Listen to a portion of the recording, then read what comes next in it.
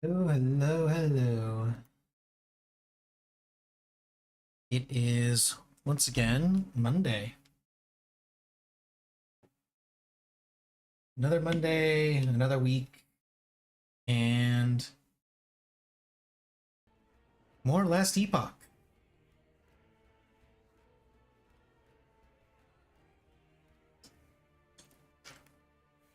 That's right, more Last Epoch. Not Dragon's Dogma 2. Not right now, anyway. And the reason for that is really quite simple. I just don't feel like playing Dragon's Dogma 2. When it comes right down to it, I don't feel like I'm playing it. I've been having a ton of fun playing Last Epoch, and that is what holds my attention at this moment. So that is what I am going to continue playing. Been having a ton of fun with it, really enjoying myself, and I see no reason not to just continue enjoying myself with it. Let's pop over here, make sure this is looking good. It is perfect. Okay.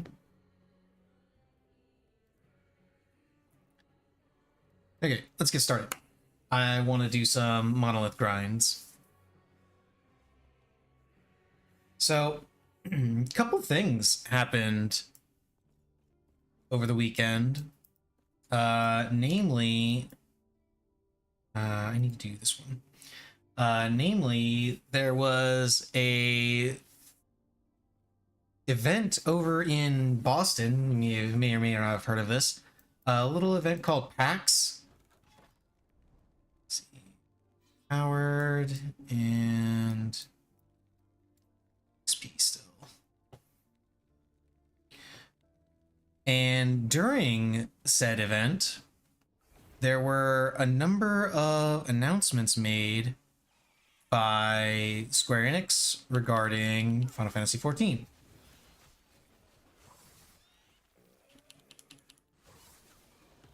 Namely, the release date for Dawn Trail. It's a very important thing. Or at least, it was a very important thing for me. I'm sure there are plenty of people that didn't really care about that particular announcement. I certainly did, because my plan when Dawn Trail enters early access is I'm going to start up the stream and then keep streaming until I'm done with the story at the very least. So it's like my full plan is going to be a 24-hour stream. I don't know if I'm going to succeed at that. I'm certainly going to give it a shot.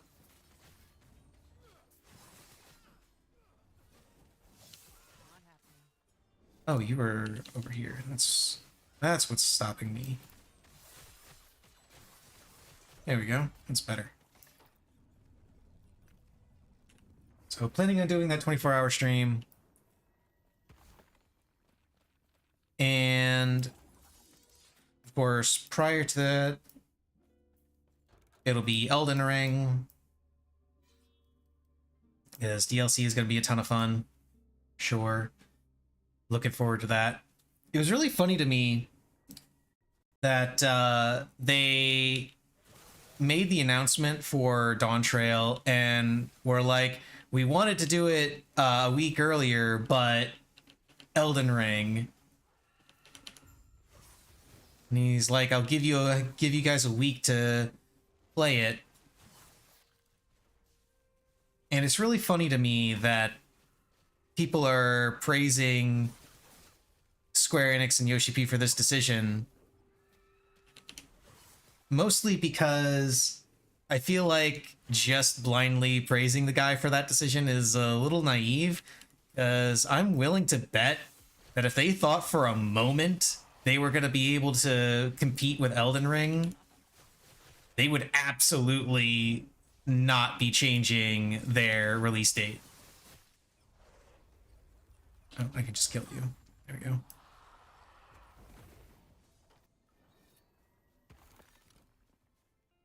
Why is that? Because at the end of the day, Square Enix is a business and they only care about what they care about is making more money. And the situation I can guarantee you they definitely do not want is someone failing to log into Dawn Trail and thinking to themselves, you know what? I can't play this right now. I'm going to go play Elden Ring instead. And while that is while that can happen on release as well, even with this new release date, you definitely don't want that to be in the forefront of their mind day one of early access.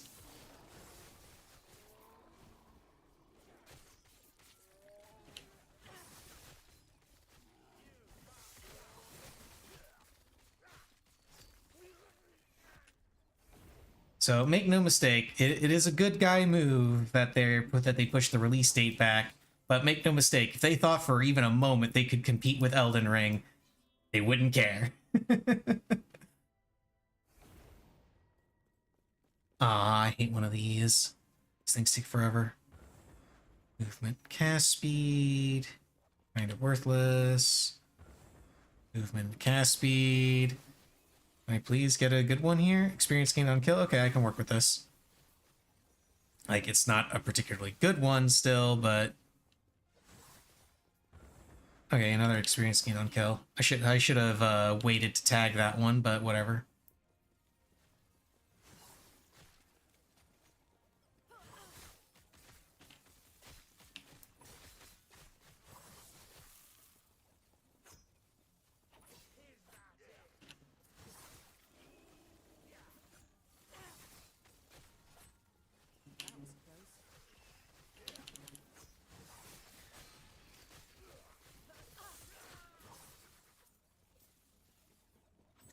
Oh shit, I overthrew that a little bit. Oh well, not a big deal. So items that I'm hoping to get from here. I'm running this. I'm running this particular monolith because this is where I can get a really cool chest piece. I can get a really cool chest piece from the boss in here. That'd be really nice to have.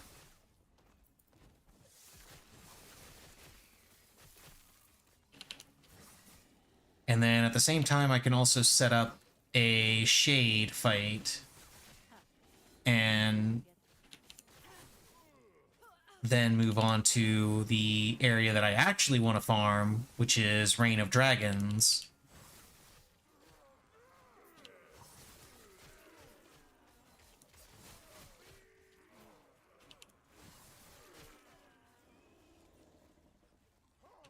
But before I can really do Reign of Dragons, there is a chest piece that I can get from. I don't know if I can only get it from the boss of this monolith.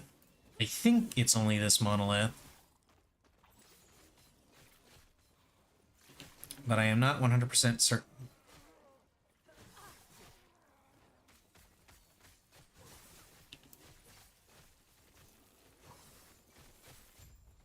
Okay, finally. Done.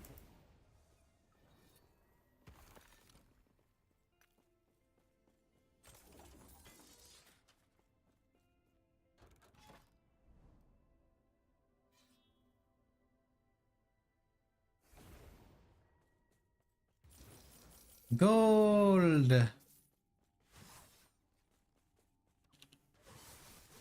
I'm debating on if I just want to get another really good dagger or if I want to try and go with two of the unique daggers that I got.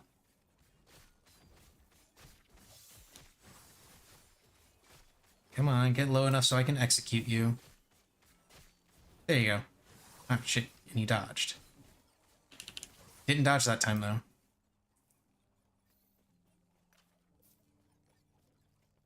And what did you drop? Volatile zombies? No.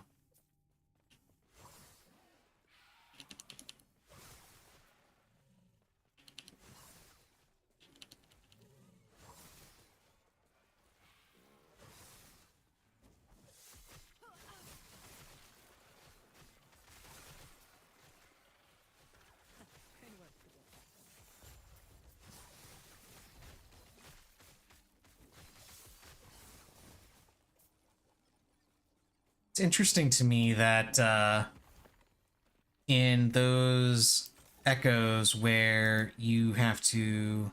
Ooh, this might be useful.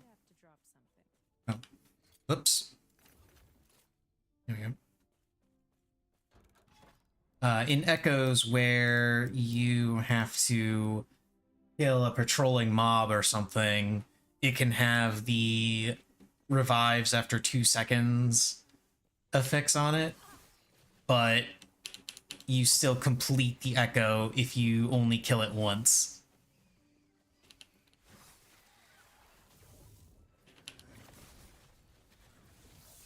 Damn it, that's not what I wanted you to do.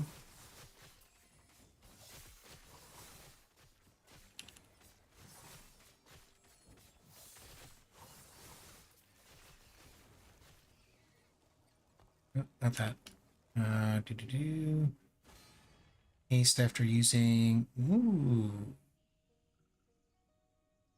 Those could be interesting. Bleed on hit with shurikens. Lame.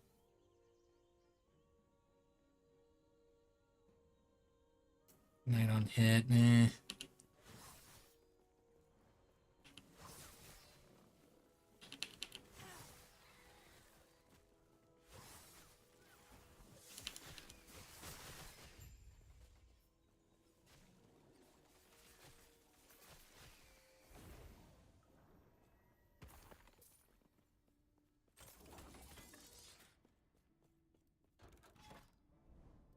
Let's go idols. What kind of idols can you give me?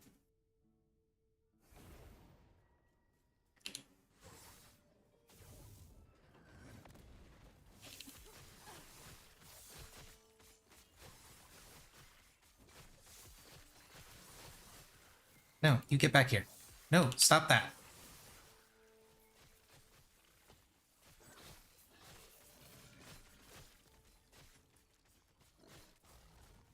Or decay threshold, no. Beetle bro! Beetle bro is best bro.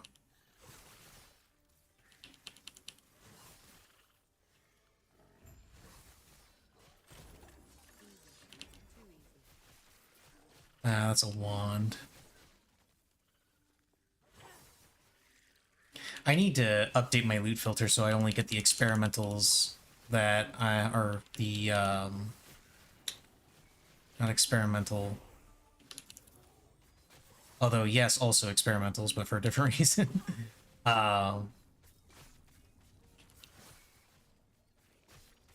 Shit, what's the... I cannot think of the name. I keep wanting to call them Epic, but they're not.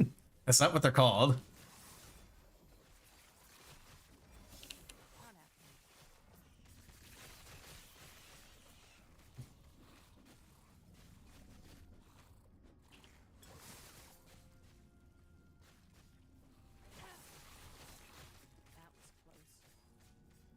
Exalted, there it is. God, I can't... Ooh, hello. It's Ghostmaker. Damn. And the shield is... Synathia's Resurrection? Meh.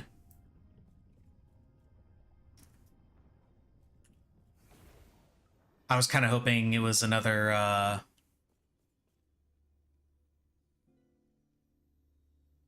Actually, I do need to take a look at my loot filter real quick. Get that, and then... Yeah, that's got armor shred.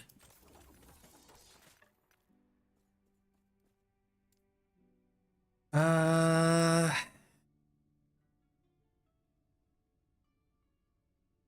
let's put points in the Shroud of Dusk, get that capped out.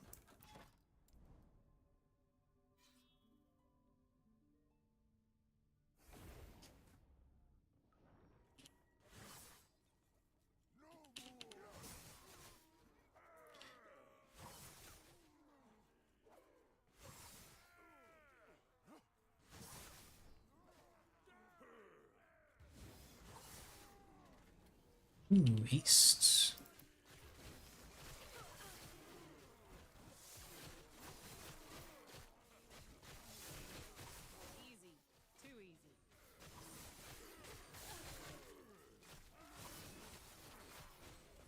Oh shit. Oh, the gold spray got me. Okay. Yeah, that sucks, because that was XP. I would have liked to have that XP.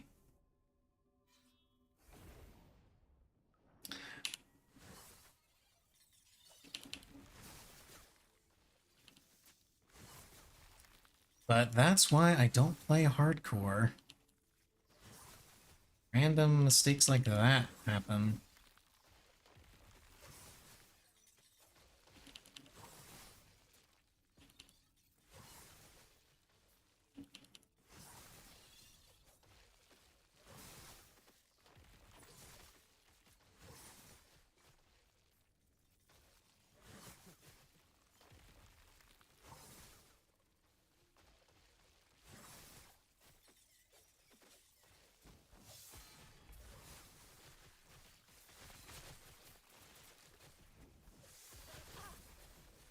Let's kill some of these things.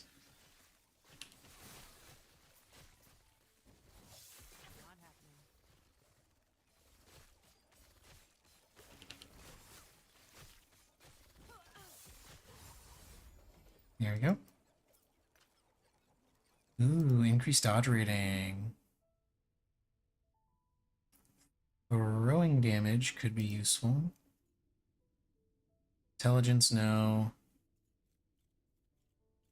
That's definitely not useful for me.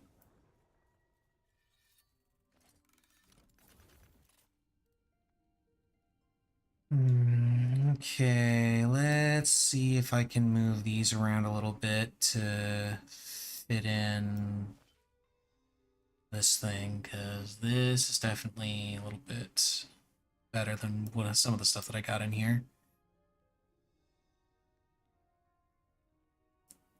I think I can afford to get rid of that, move that there, and voila. And then these gloves. Yes. We will use these gloves. Hey, Allie, what's up?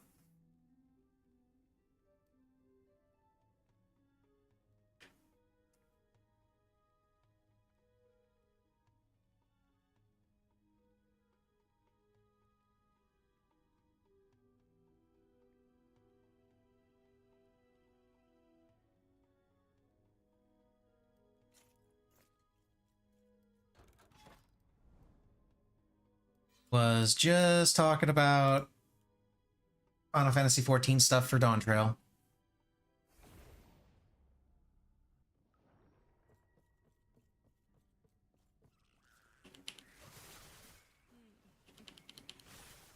Sure, I can help with that.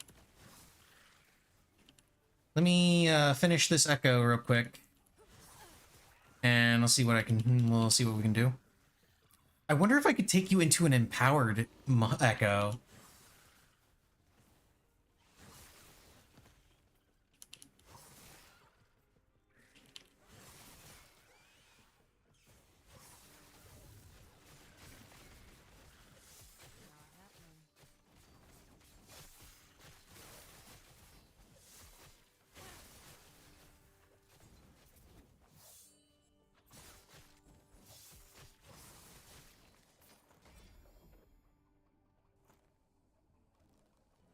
See, this is armor mitigation also applies to damage over time. Meh.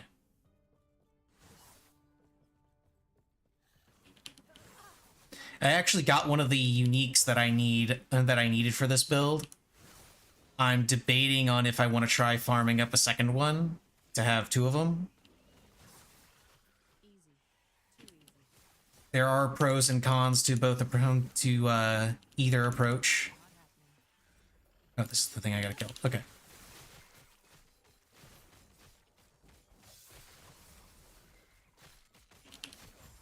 There we go. Let's see. Area with dancing strikes. That would be nice if I was using dancing strikes. Increased lightning damage would also be nice if I was using lightning damage.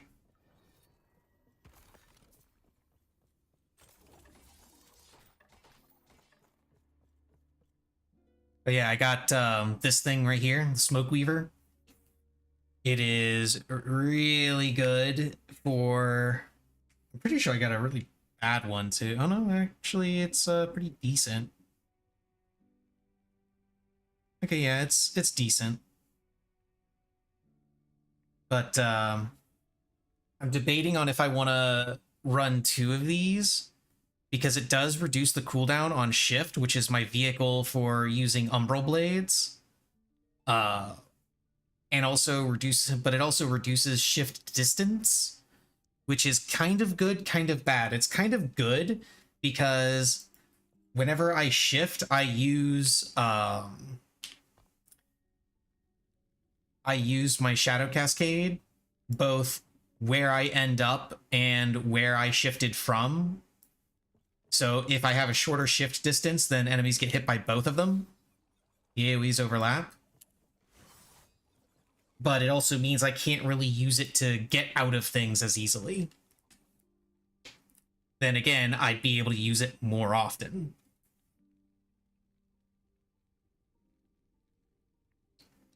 And this also executes now.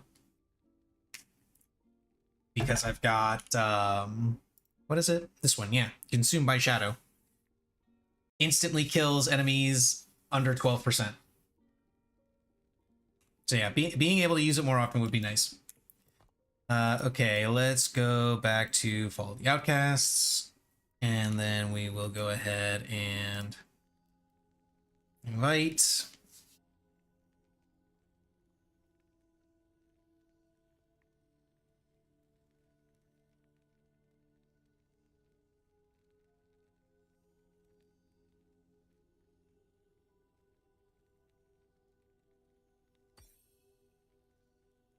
You absolutely should just do the Rogue. The Rogue is a lot of fun. And you really don't need a lot to get it going. Because again, this is the only unique that I have. Like, the two Exalted pieces, I just picked up because I got lucky.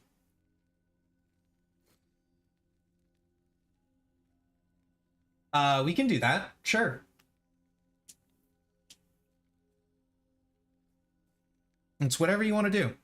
I'm just here to grind monoliths today. Because I was thinking about playing more Dragon's Dogma and then realized that I really want to play this instead. So I'm just playing this. It was gonna be either just nonstop grinding monoliths, or maybe I was gonna create a new. I was thinking about creating a new mage.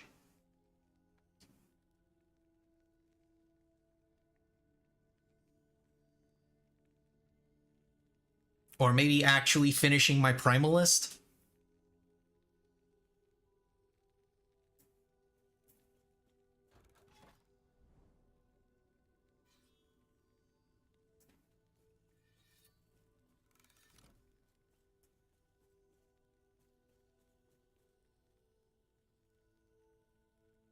Of course, if I was gonna make a new mage, I would have to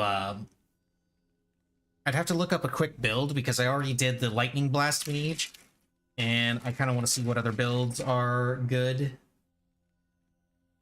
Make one of those. I have heard good things about Frostclaw Remaster. Yeah, this is the Blade Dancer one. The detonating arrow one that I sent you before is supposedly better,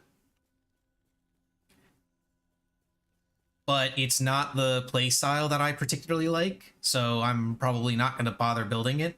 This one is more the kind of playstyle that I like, so this is the rogue I'm going to stick with. But the detonating arrow marksman is also really, really strong.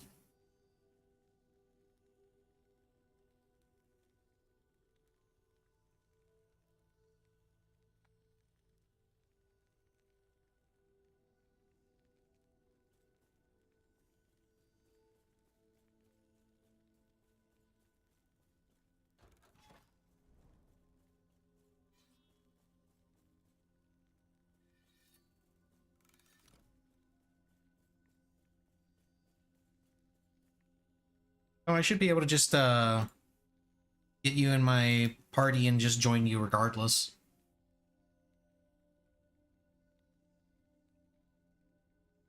And then just kind of burn through the story until the end of chapter 3.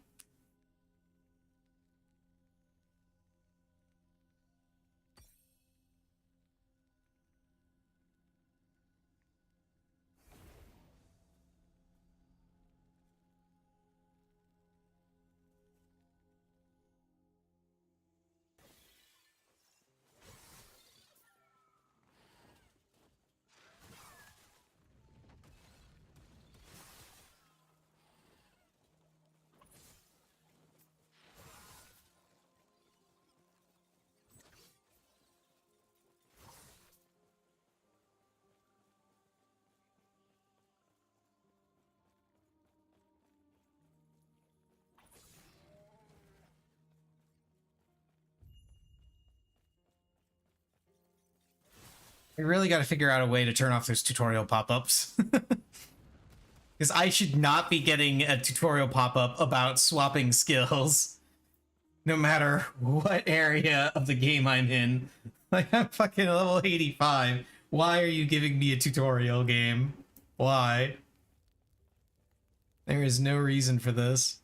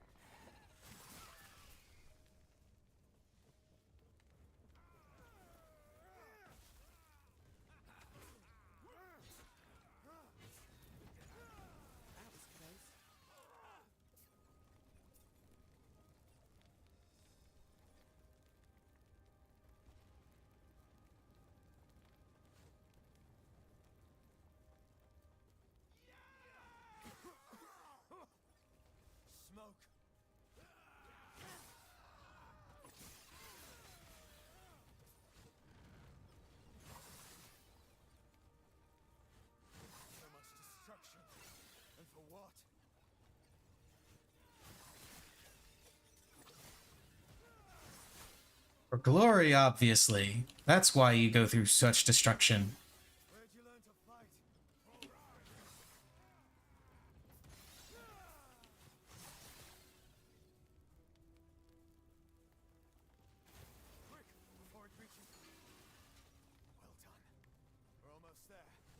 Quick before it reaches what? What were you gonna say, Grail? You cut yourself off there for a second.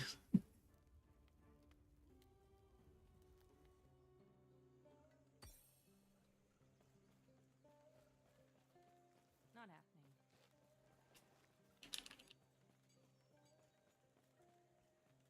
And don't forget to do your side quests. You get bonus points for that. You gotta do your side quests.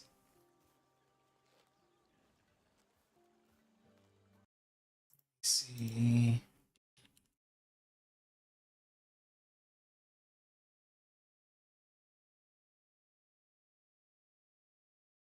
Do.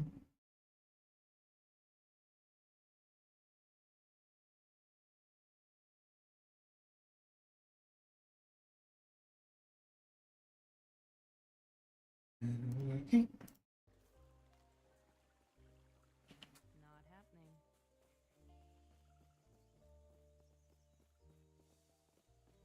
And don't worry about getting ahead of me. I'll catch up.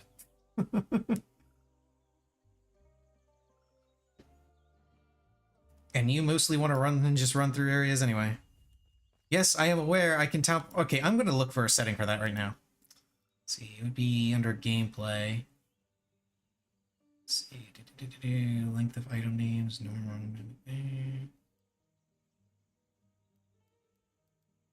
Your name.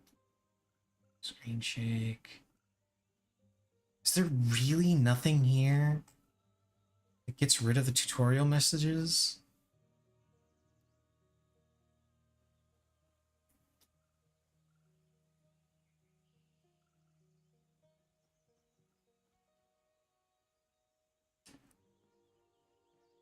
There's really not. Okay, they really need to...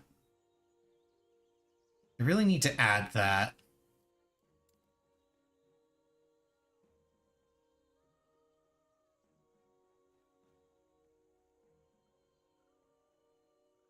Although I am amused at how they have the streamer mode here and they specifically say this will not give you better loot drops. You have to take the skills in order they show in the build guide or just whatever order and you're fine. You can take them in whatever order you're fine, but when you're leveling, you generally want to... There should be a leveling guide linked somewhere in the build order that I showed you, and it will tell you to focus on using... what the hell's the name of that skill? Puncture? You go through the game using a bow and using puncture first, and the only skills that you'll actually like be specialized in are puncture and shift.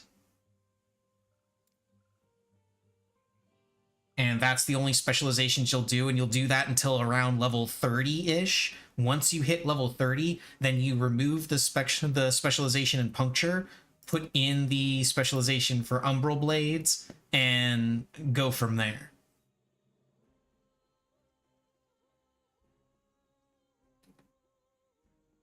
Too much work? Well, fine, then put them in whatever order you want.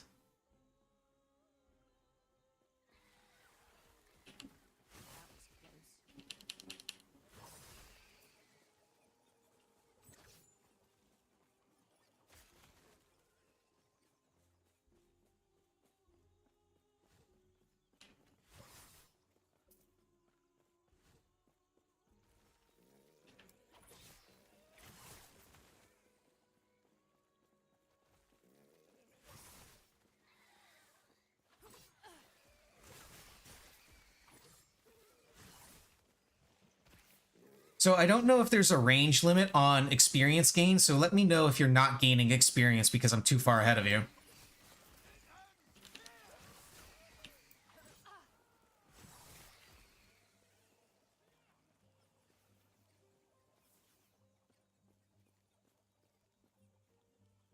Oh, hello there, Missy. Did you have a nice nap?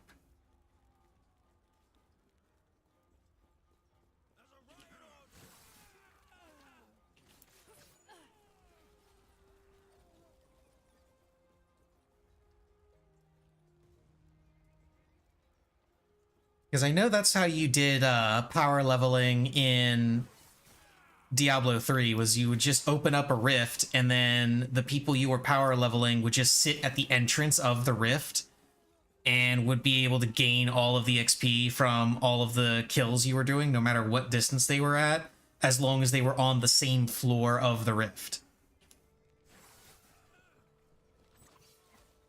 So we'll have to test that out. That's when we get to monoliths. We'll just have you stay at the entrance of the monolith where we spawn in, and I'll just go around killing everything. That way you won't be dying as much. And then don't forget to pick up the side quest that should be right here. Side quests are very important. Like, yes, I know we're going to be skipping to monoliths after the end of chapter 3, but...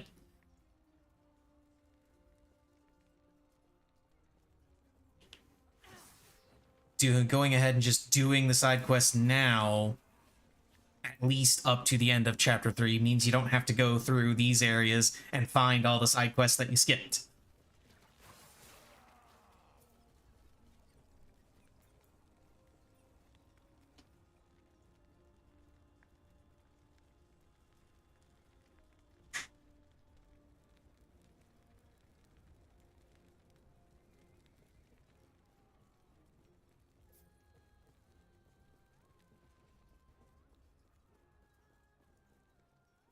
Oh, wait a minute.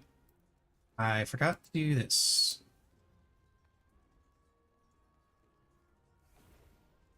There we go.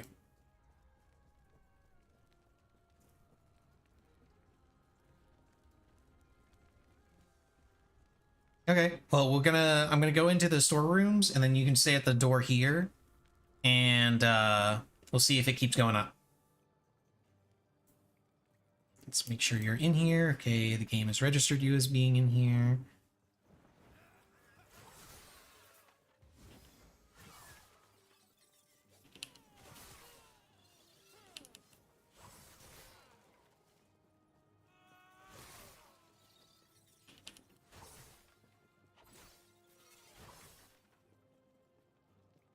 XP still going up?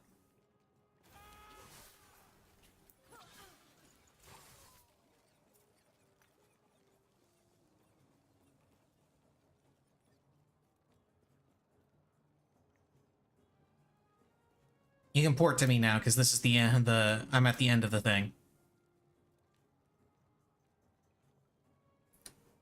Oh, it wasn't going up? Okay, so you do need to... You will need to stay within a certain range of me.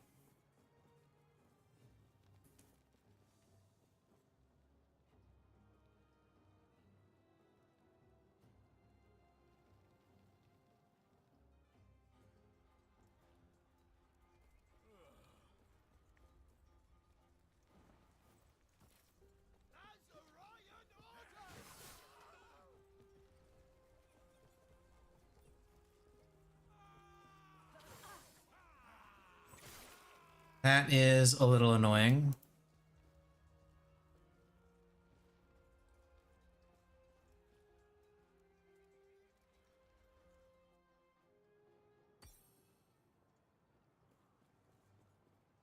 It's a little annoying, but not entirely unexpected.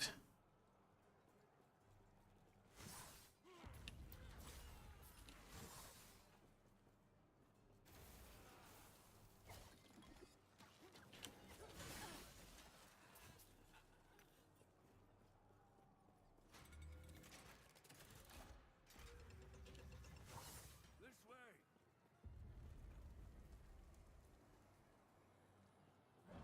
The drink.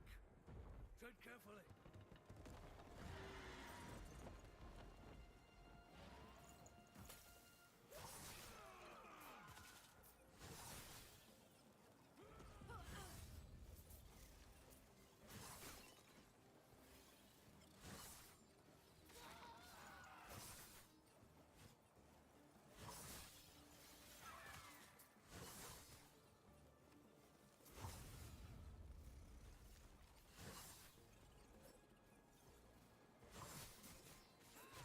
Not here.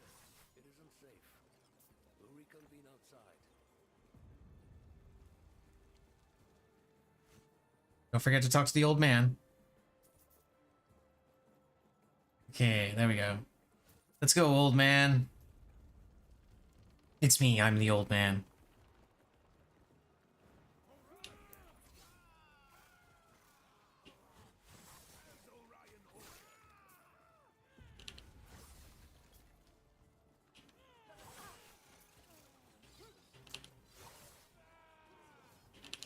It's true, I'm definitely an old man. That's why I got all this gray hair. I mean, you can't see it on stream because I have my webcam off for the day, but because I didn't feel like dragging my green screen out.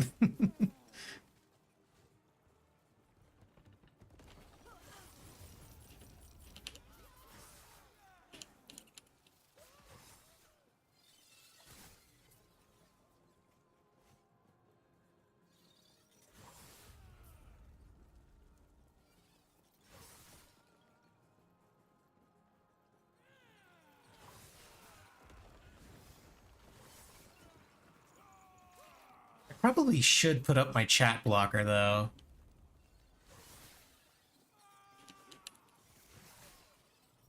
Normally I am either playing full offline or I have my webcam up that blocks the chat, but now I don't have anything.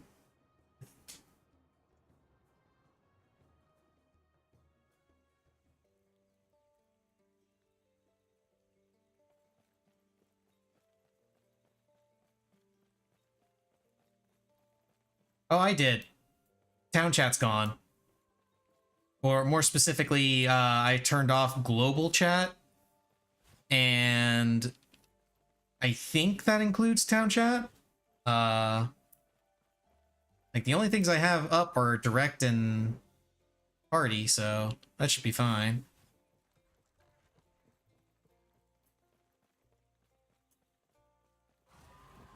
And suddenly he's gonna get captured by the bird dragon, or dragon bird, or whatever the hell it is.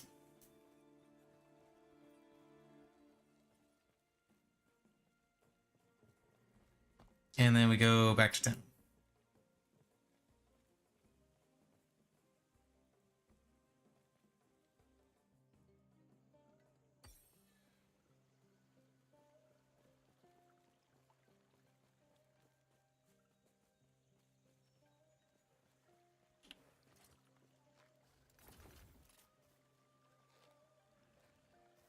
Let's see. This extra dodge rating. This is extra crit chance. This is dodge rating and physical damage. Dodge rating and necrotic resistance. Yeah, we'll go with this. Why not? Give myself some extra crit.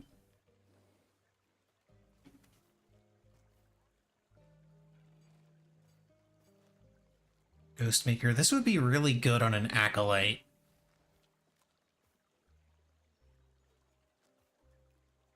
Extra throwing damage.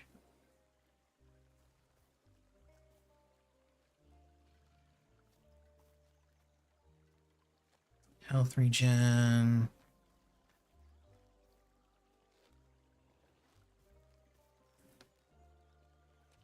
Hmm.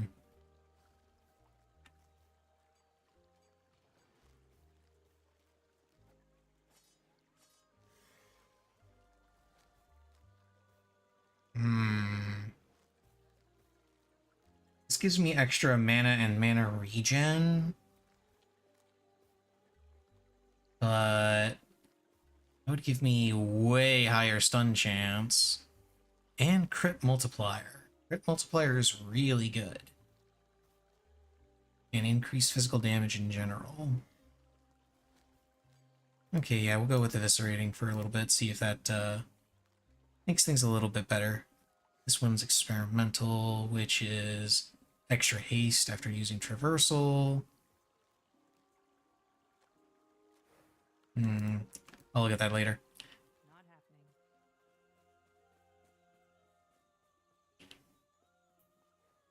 Sport to where Allie is.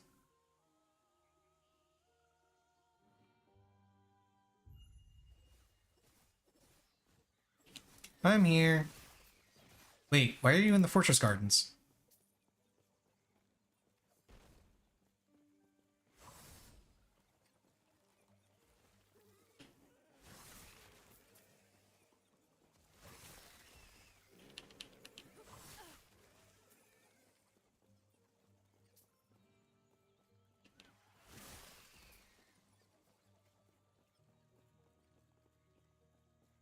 Oh. I told you to pick those up.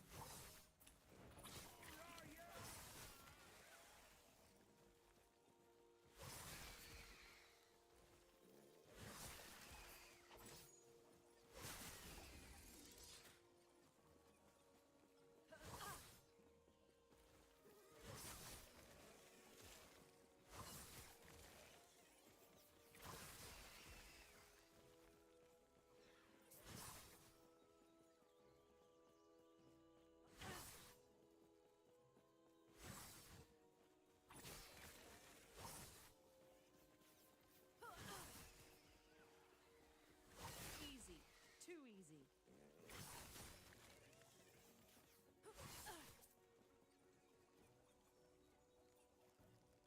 You sure there's a side quest in here? Because I don't remember there being one.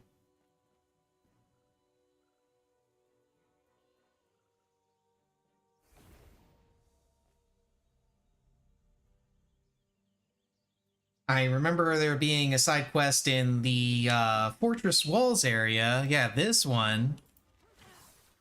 This is where I remember the side quest, where we were in the we would go to the storerooms and shit.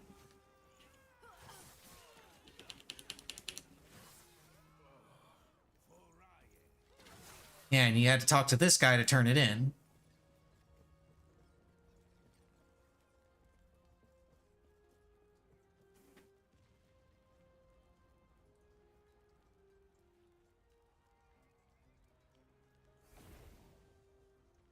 My goodness.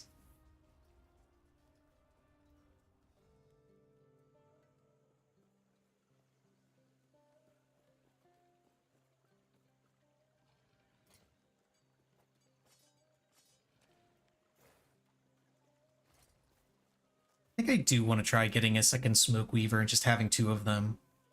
Just run double Smoke Weaver. Not happening. Then watch my shift distance be like a short jump forward. But the cooldown is like second and a half.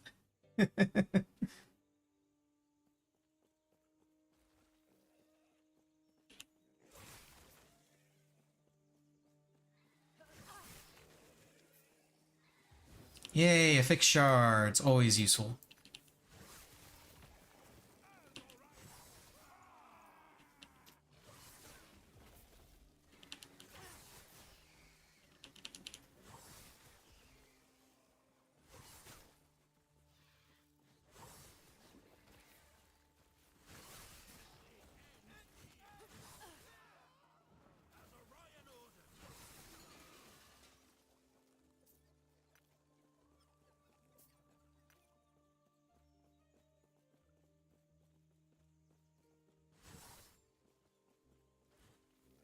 Did you tag the waypoint already?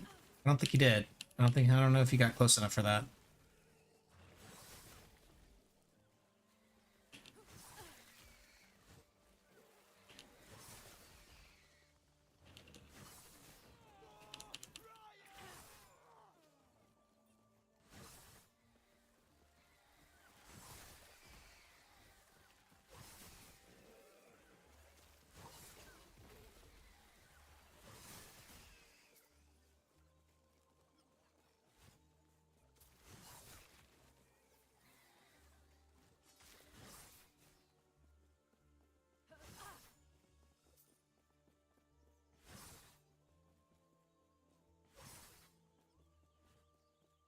Increased bow attack speed shard. It's like the one kind of shard that I don't want for rogue.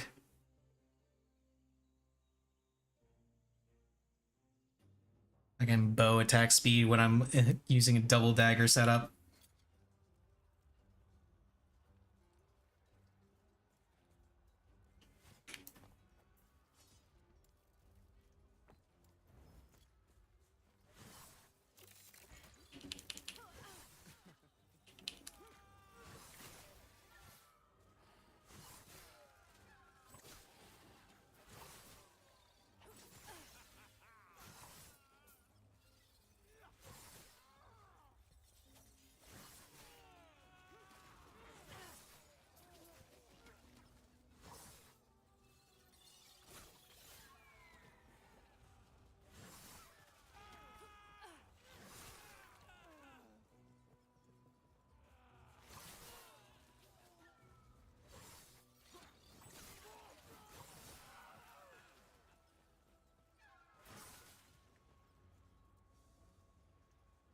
To the summit,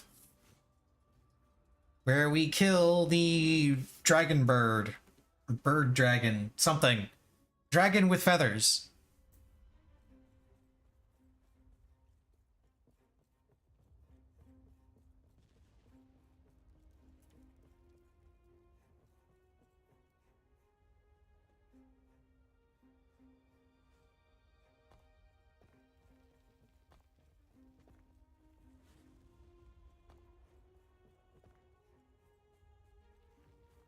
You're here for the Epoch. Reaching me was impressive, but it's mine. Core member wing. Hey, blink and you'll miss it.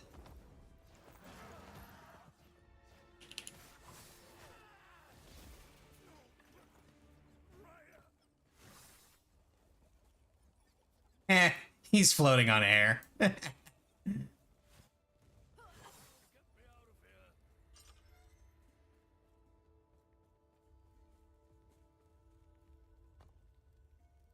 And now you get to go to the Keeper's Camp and do all that stuff, and I am going to head over to this one. That's not what I wanted to do, but whatever. I'm going to go ahead here. The Crumbling Ruins, which is where you're going to end up next.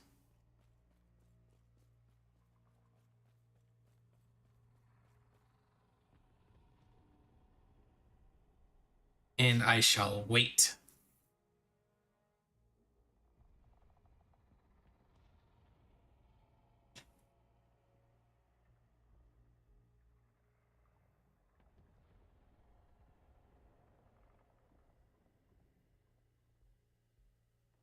Also, gotta say, I'm amused by the fact that you named your character Zoom Zoom. The Zoom Zoom Rogue.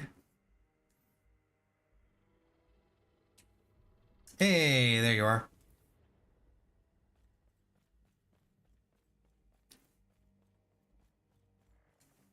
Then you can come down here, tag the waypoint. And then we can continue on.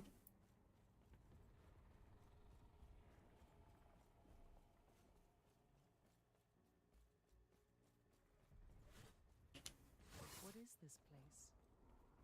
I don't seem to have gone far, but everything looks so different. Is there anyone here?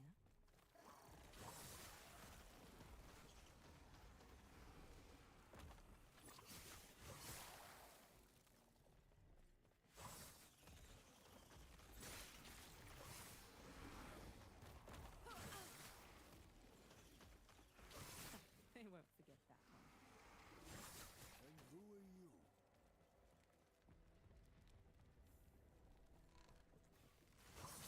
Like, what are you doing out here? You're not supposed to be out here. The Void is out here. What's the Void? Gestures vaguely. Oh, Kestrel, lame. I forgot that I have unique body armors turned on in my loot filter.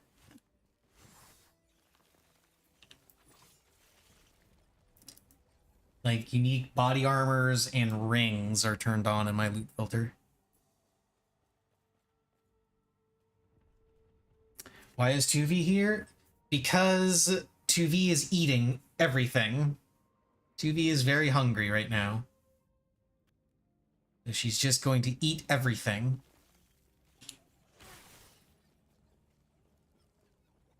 She shall consume all.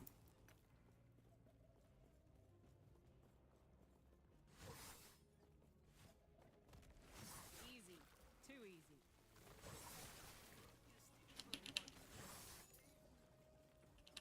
And there should be a side quest here to pick up. And now we gotta go and save a bunch of people.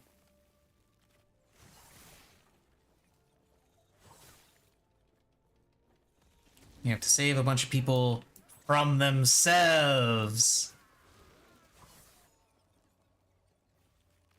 Oh no, it's the Catholic Church. For anyone that doesn't know that reference, watch Hellsing Ultimate Abridged. It is amazing.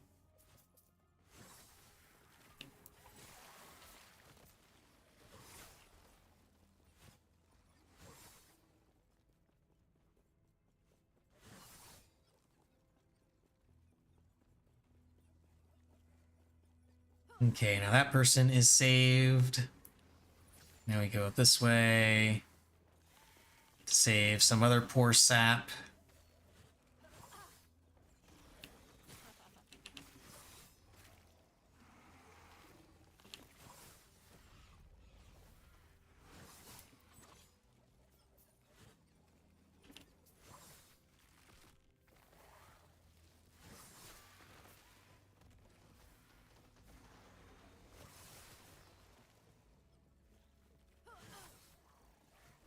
At least I think it's up this way to save some other poor sap. Yeah, it is up this way to save some other poor sap. We gotta go around. We gotta go around here.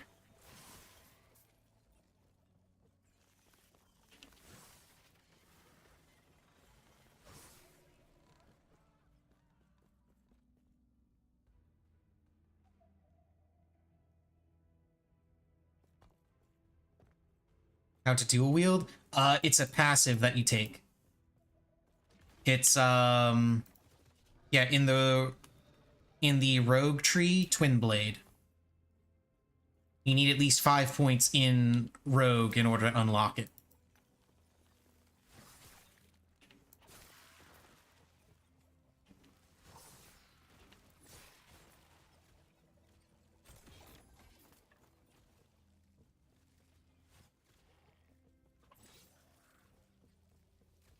And then you come over here, you talk to this poor sap, and you have saved them from themselves.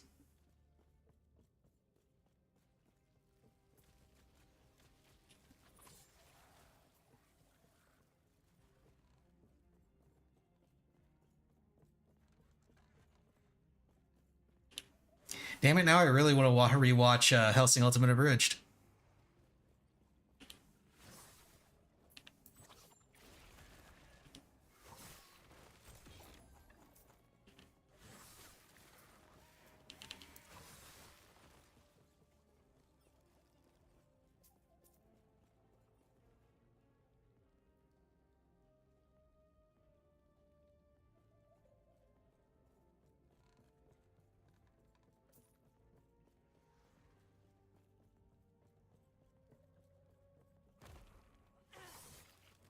It's pretty funny.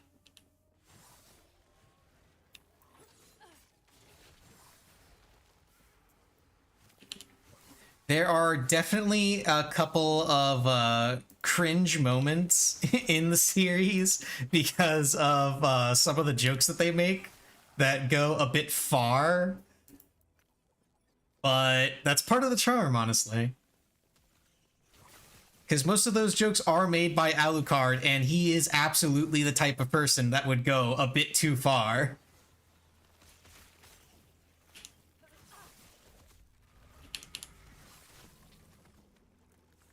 Wow.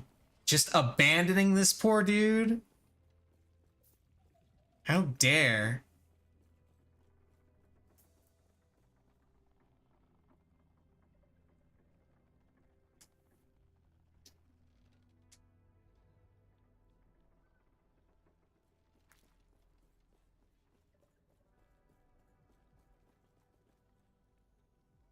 Saving the dude? Yeah. I think it was okay because I ended up saving him, but it would have been hilarious if it didn't count that and you had to redo that entire section.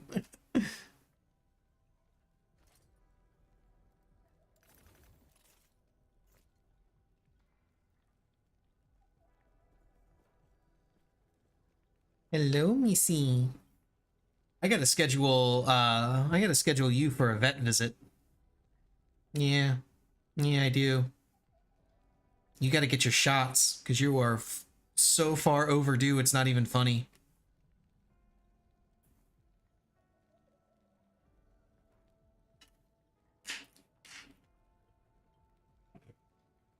And me and Missy is very much overdue for all of her shots. Which is not a huge deal because she's not around other animals and she stays inside, but is still a problem. And I need to fix that. Especially since I'm going to be going on vacation and Missy needs to stay at the vet for a while, and she's not going to be able to stay at the vet if she doesn't have all of her shots.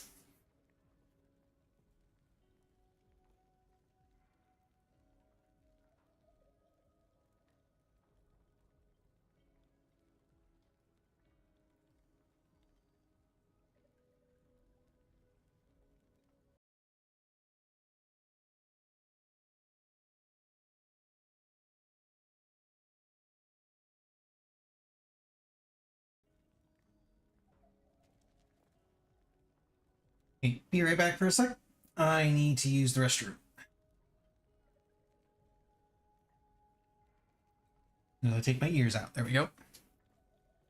No, Missy, it's not time for food. No, no, Missy, it's not. Come on. Oh, no, wait, do that. All right.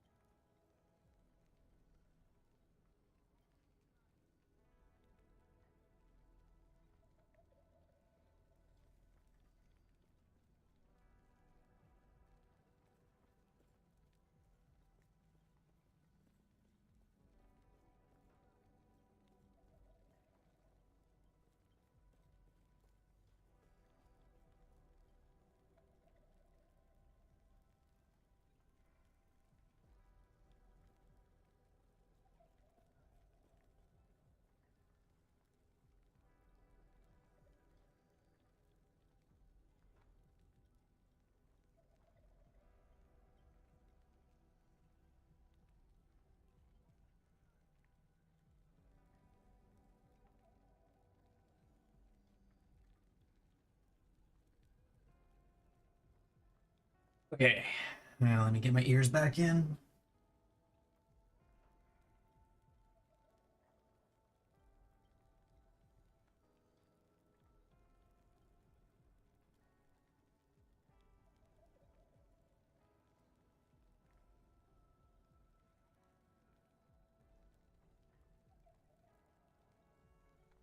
Okay.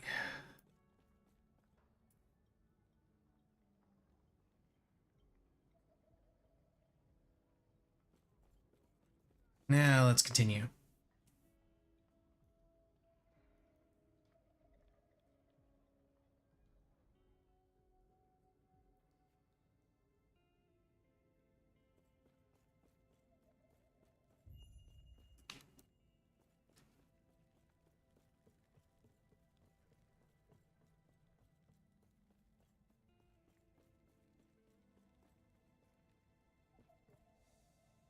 Yeah, we gotta go to Urza's library for the side quest there. As soon as Allie's game decides to finish loading in. There she is.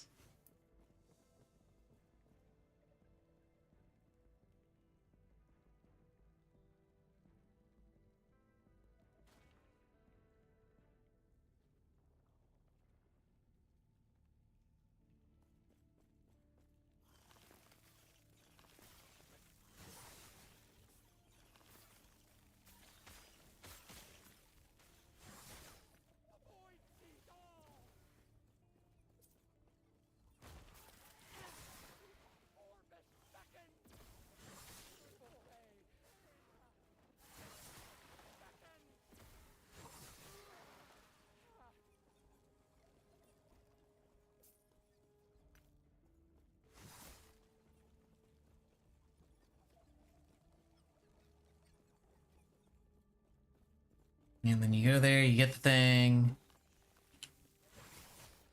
And then we can leave. But it's not showing you? Should be a note or whatever right here.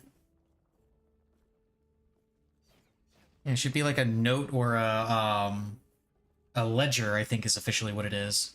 Right there.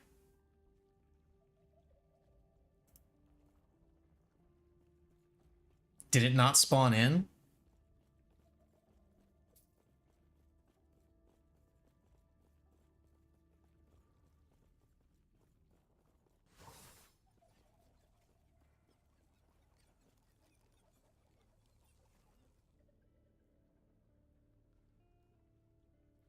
Try going back to town and then reloading.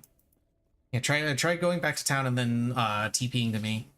See if that makes it spawn. Like, either way, that's funny. I'm just here to do a side quest. Nope. No side quest for you. No soup for you.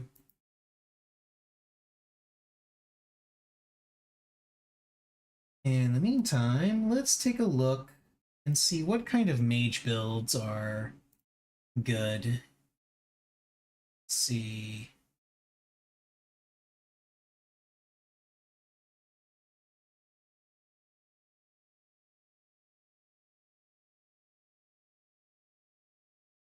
Looks like Rune Master is just the way to go for mage.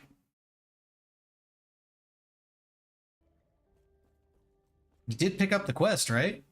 You have to reset this instance. Lame.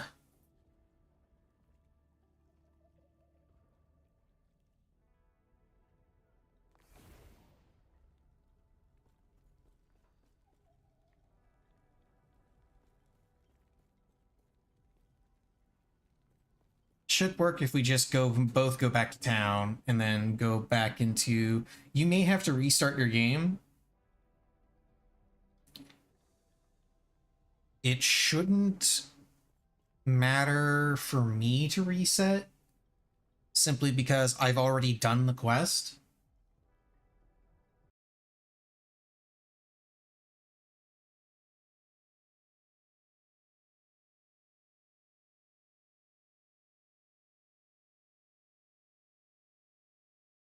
So if you reset, it should be fine.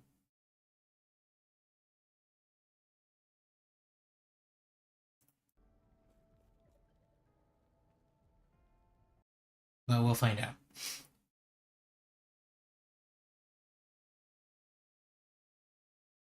Let's see. Yeah, it looks like Rune Master is just the mastery to go in general, because like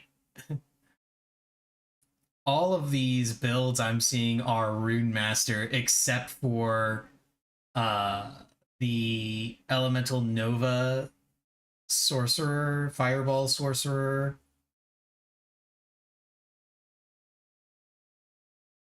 Yeah, there's a couple of sorcerer builds, but like all of the top tier ones are just Rune Master.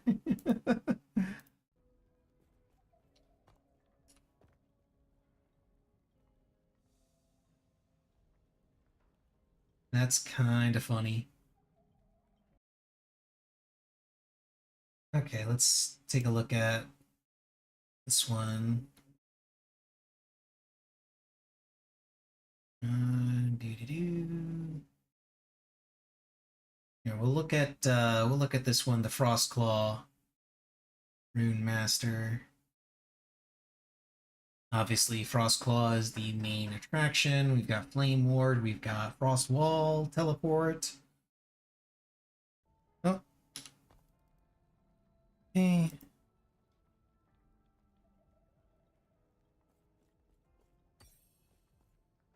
Okay, now let's head to the last archive and see if it will actually work this time.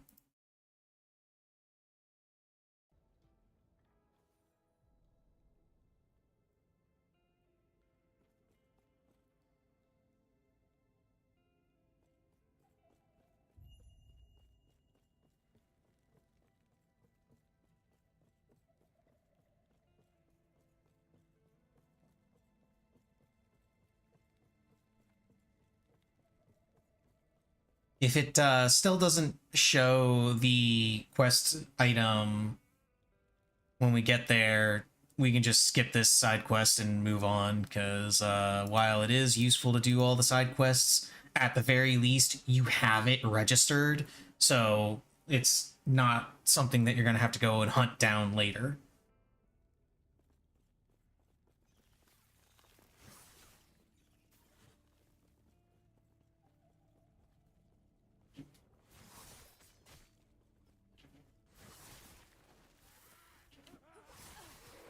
There we go. There it is. I see it now. Good. Good, good, good, good, good.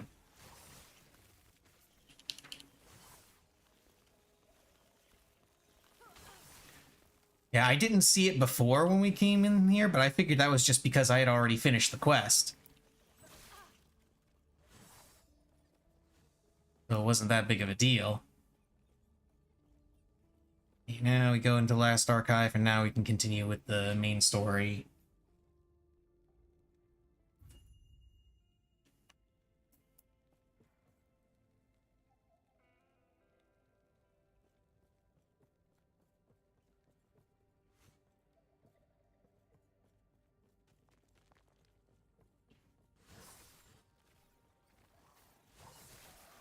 Missy, I hear you back there meowing. What you meowing about? Probably just being sad about not having her food.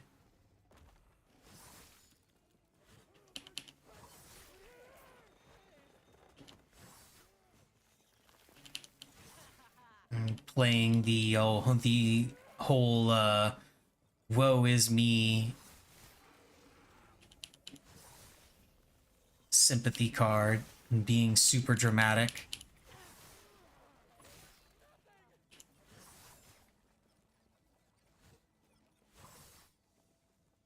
She's a cat with food. Of course she's going to be super dramatic. Or more specifically, a cat that wants food.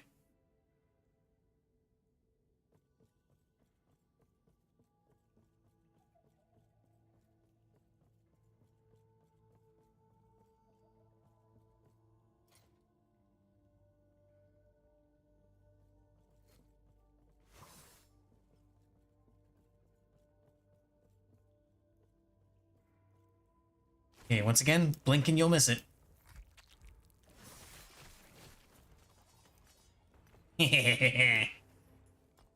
Oh, not that.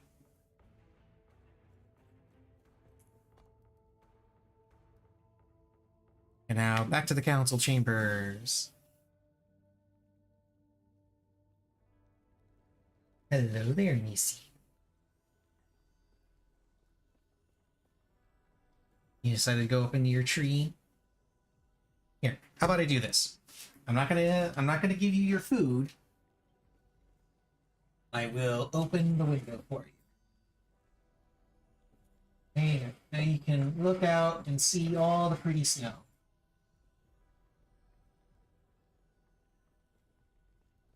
There you go, Missy. Normally I keep that window closed as a means of like controlling how much light is coming in. But no webcam, so that's not really a big deal. Might as well just go ahead and have it open for Missy. I will wait in the next spot you're going to go to in the story for you to get your side quests and all that stuff sorted out. Because I'm pretty sure the precipice is where you're supposed to go next.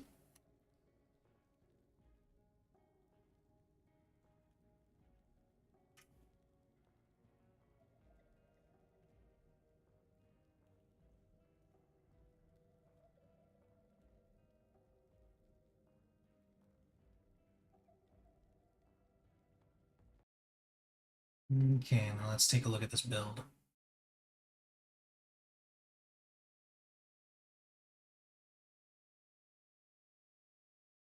Okay, so of course you need the Twisted Heart of Kairos. Because every caster build uses that for obvious reasons.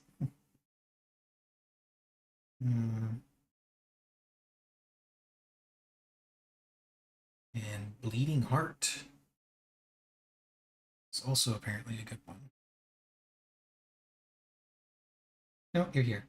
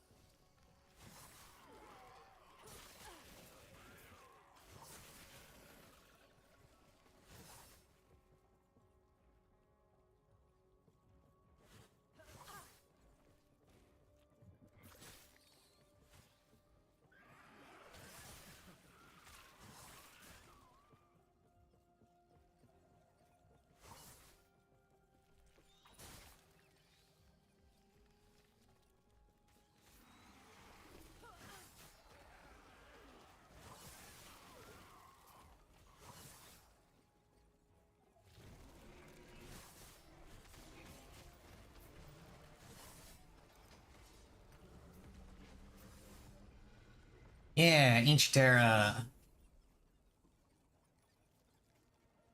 And the secret portal.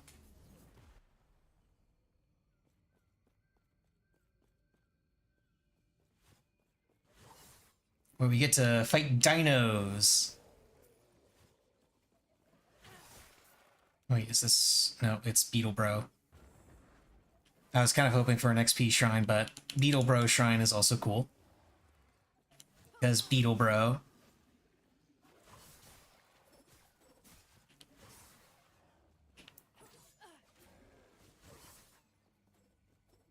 And tag the waypoint, and then we go back through the portal.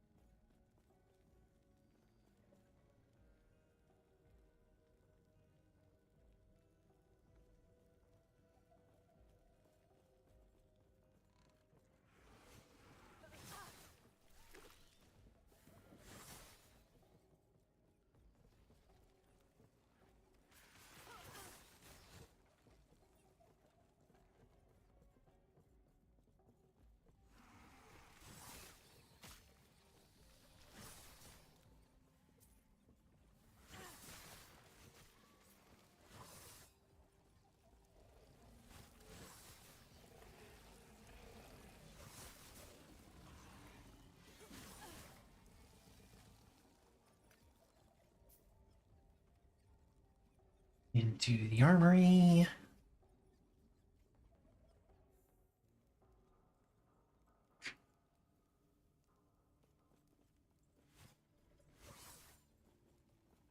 And now we just get to fight things.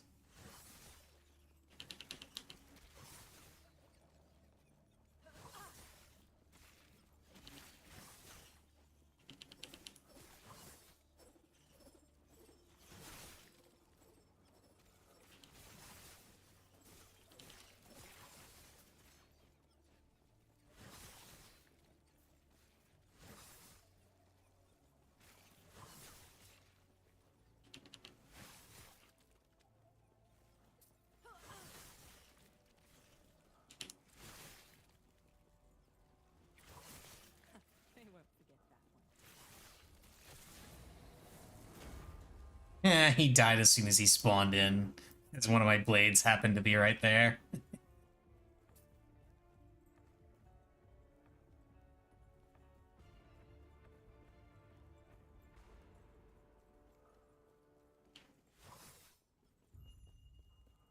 Crafting. Yes, I know all about crafting. And this guy has a side quest for you.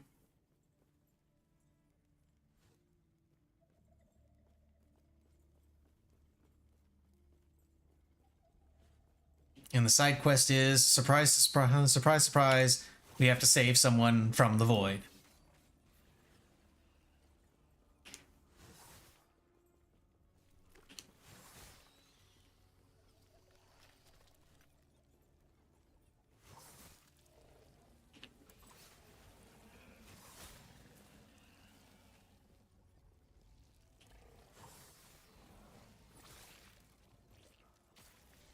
I know, right?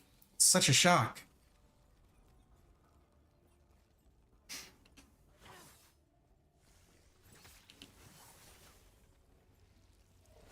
Well, see, normally 2v is very sweet. This is what happens when 2v is in a mood.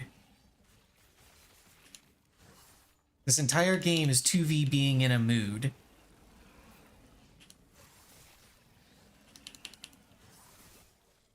And here's the guy that you gotta save.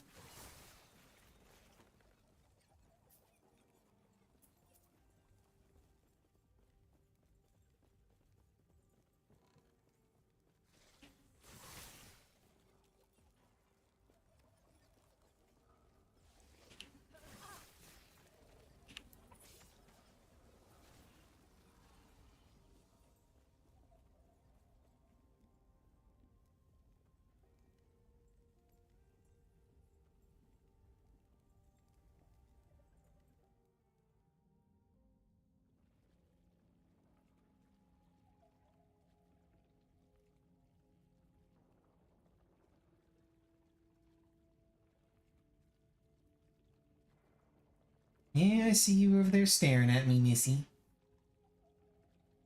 Or more specifically, she's staring at my phone because my phone sits on a stand that I usually have it sitting, and that's also where she usually jumps down from her tree to my desk. It's a little bit harder for her to make that jump now because I've had to push one of my monitors closer to that side of my desk in order to have my webcam sitting between my monitors the way it is. And so now she has to go jump a little bit closer to the corner of the desk, which is again where my phone usually sits. So she hasn't been jumping down to my desk from her tree as often as a result. But every time I see her sitting on the tree, I keep imagining that she's just looking at it and thinking about jumping down and just knocking my phone to the ground. But what's done is done. Thinking about it, but never actually doing it. It's like I can see the wheels turning in her cat brain. Oh yeah, she's 100% judging. She's a cat. Judging is what she does.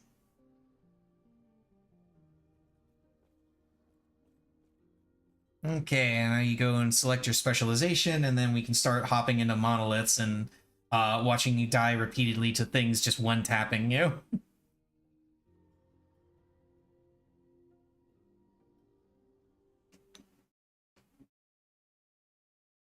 It's gonna be a great time.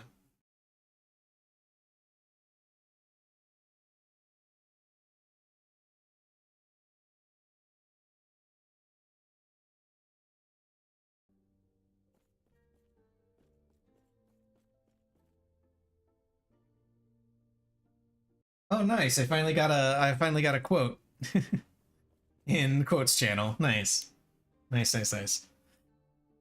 Or it might be like my second one. I'm not sure.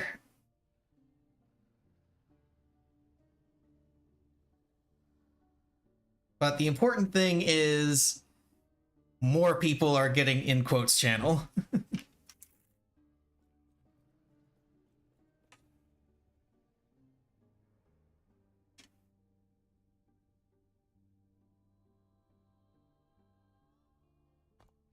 Okay. Now let's head over to the Monolith of Fate. I wonder if I could take you into empowered monoliths. Because I didn't have empowered monoliths last time we did this.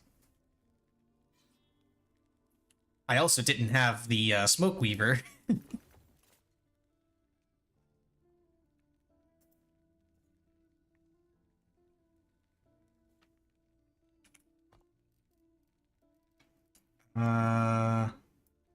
For the types of helmet that I had,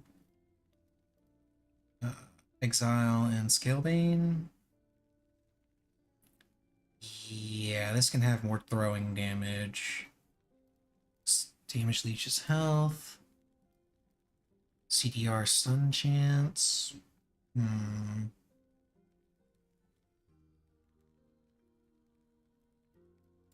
I'll have to look at those a little bit more later.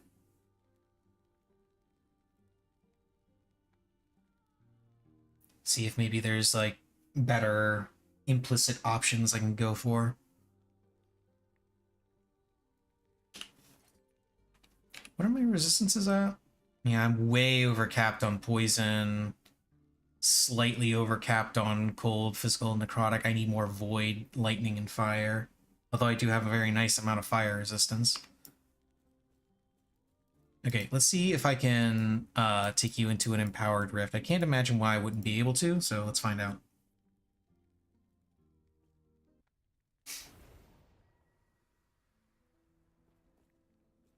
All right, cool.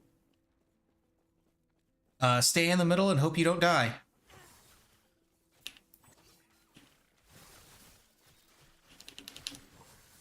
Like that.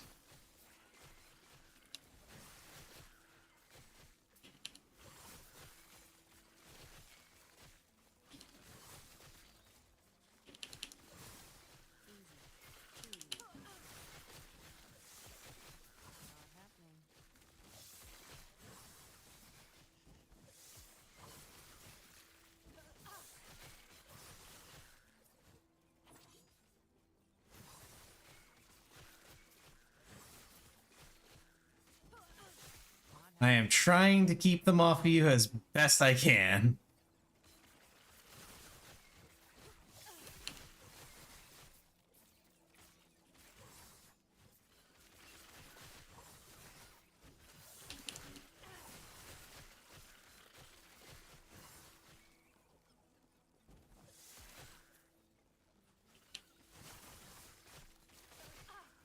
Oh, rip. Are you at least gaining a bunch of levels? Or a bunch of XP?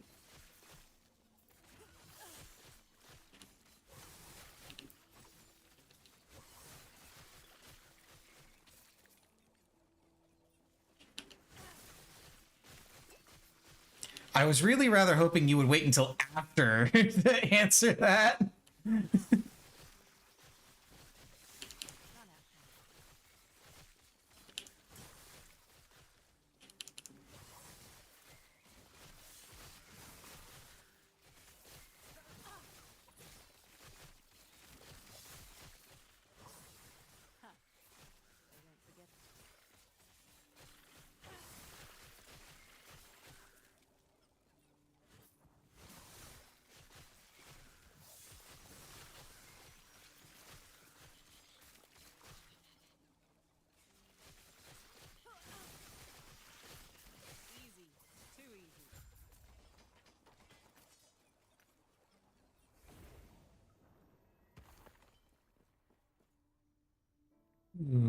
a shred.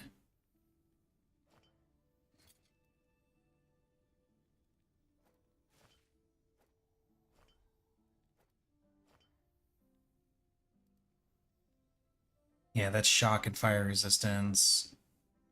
Dodge rating. This one is crit chance. Crit chance. It gives up a good chunk of fire resistance, but good option for now.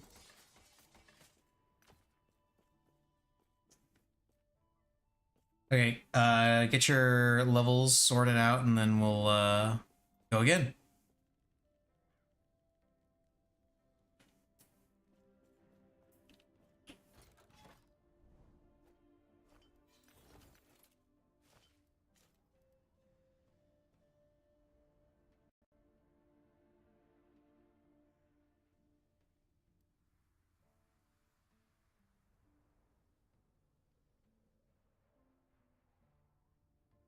Need to take another look at the implicits on some of these items.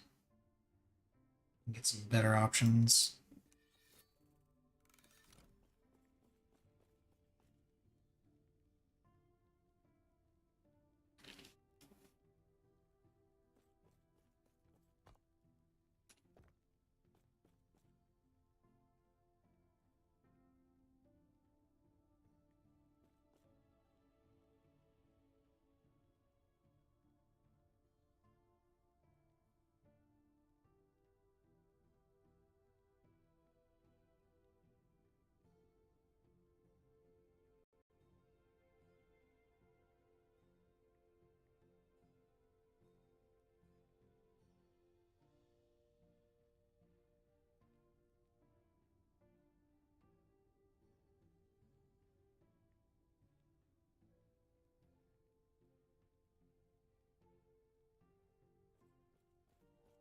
Ready to go? All right.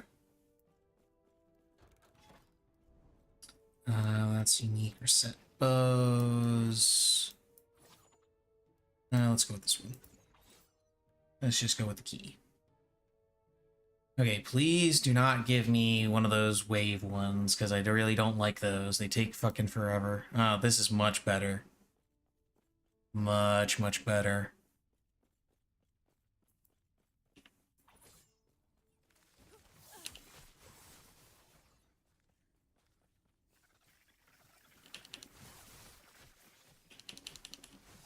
I shall try to kill things more quickly. But there's not much I can do if a random cockroach decides to kill you in particular.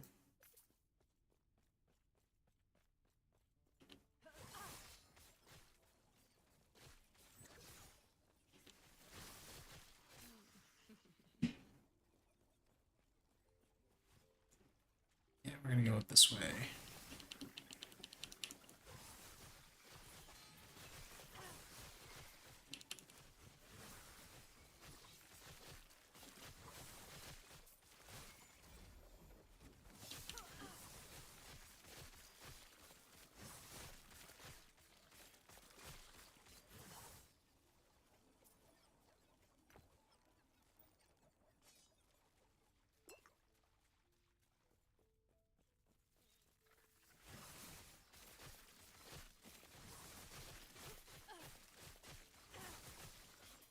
Easy. Too easy. I'm wondering how far away you can be and still gain experience. Trying to test that out a little bit.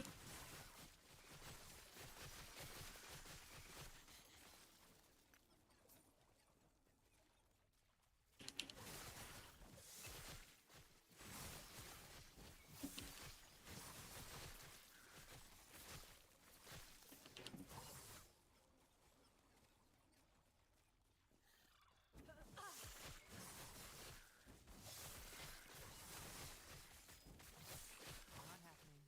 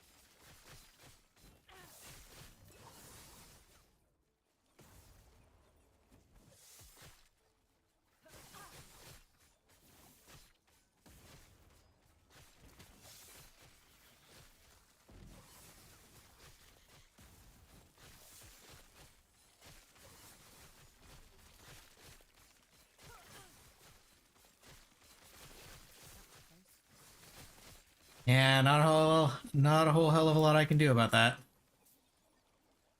I mean, if you can at least get up to around level 30, then you should be able to kind of blitz through the story yourself. Because this build does really well even without the extra items.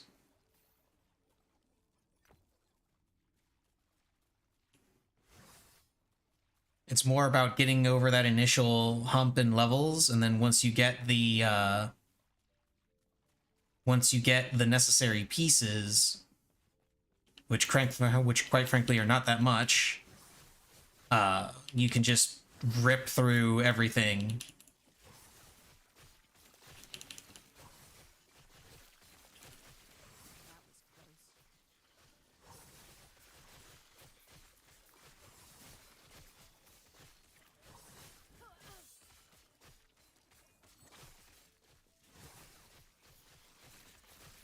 Yeah, I know, I'm keeping track of your levels.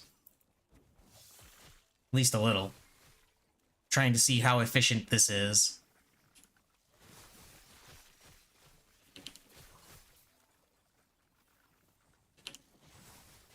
Yeah, 2 levels in here, which is really slow compared to running through the campaign.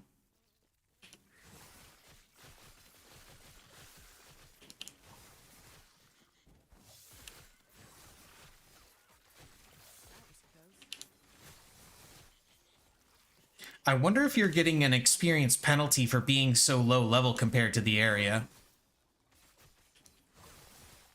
I don't know if they have a system like that in place, but they might.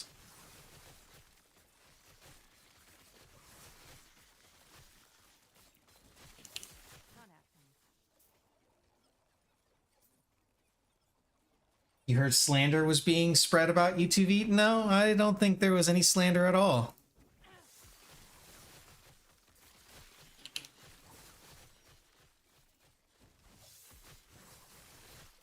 I think it was a fairly accurate description.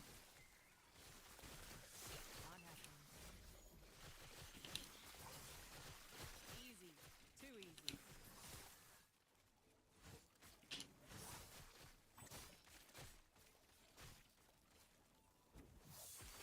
Not happening. And 2 seconds, boom. Oh hey, the target of the Echo just decided to come to us. Nice.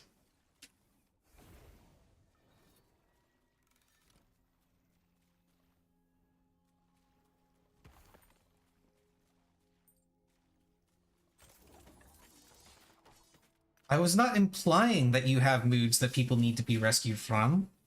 I was flat out saying it. There's a difference.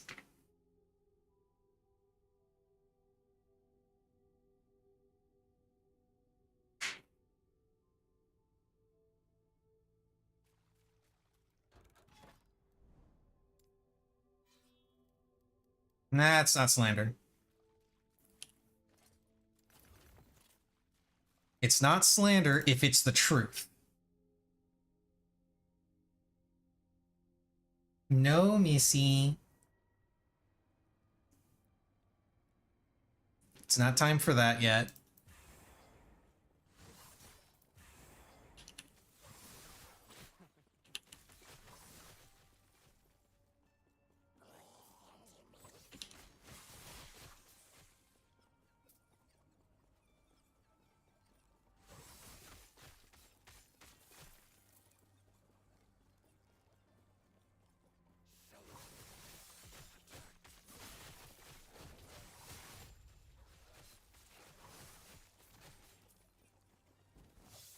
Not happening.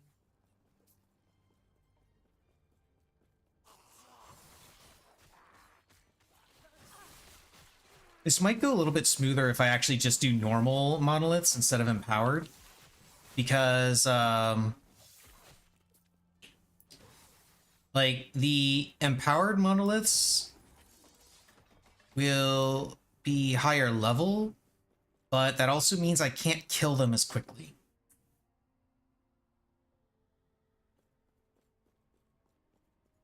No one needs to be rescued from you. You're so cuddly. Okay, so apparently you've never heard of this, but there is a method of murder known as smothering. And it's essentially what happens when you get cuddled to death.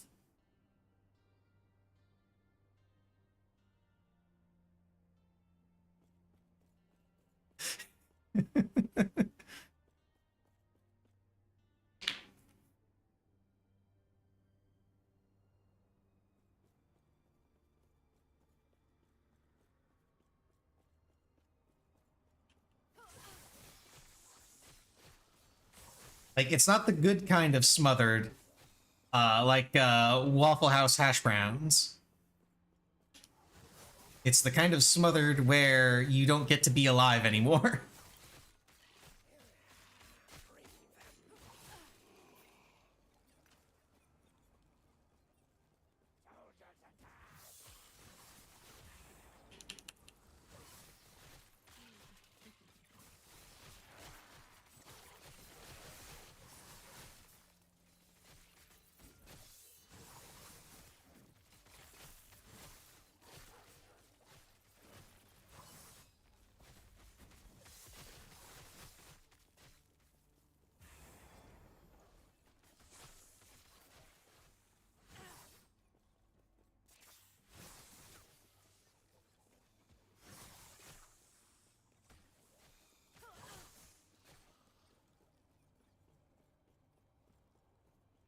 I'll have to try doing a non-empowered monolith, see if that goes any better.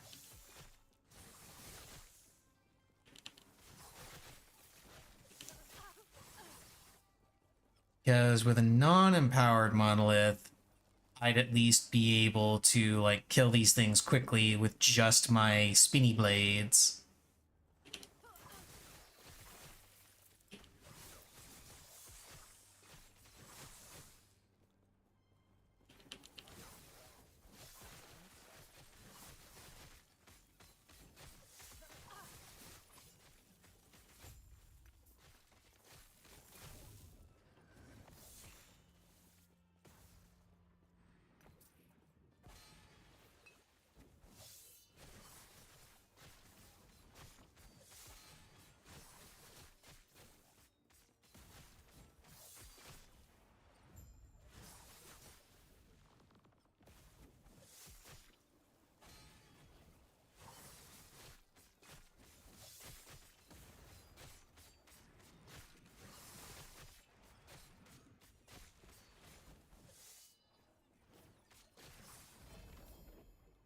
Ooh, research room.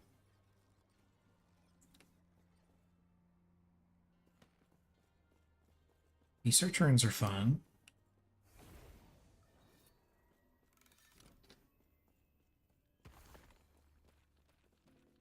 There's no proof that you have smothered or attempted to smother anyone? Dead men tell no tales. Is my official response to that.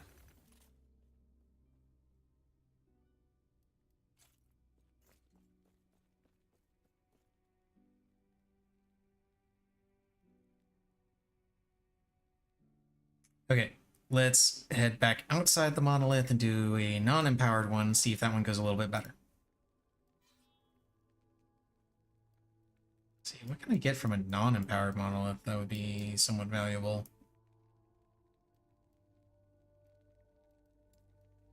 Innocent until proven guilty. Only in some cultures. In other cultures, you'd be guilty until proven innocent.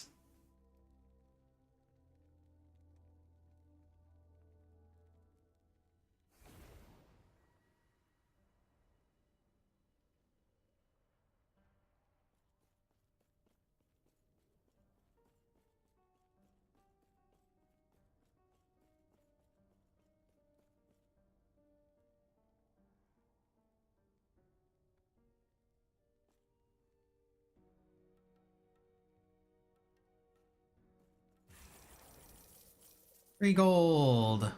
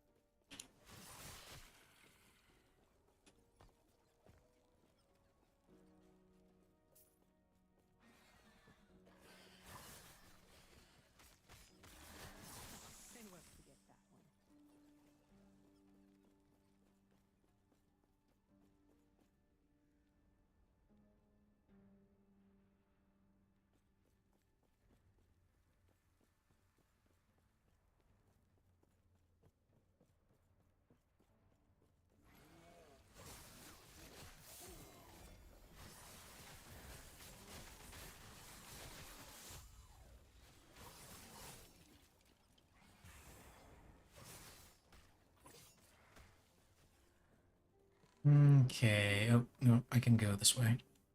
I can go this way.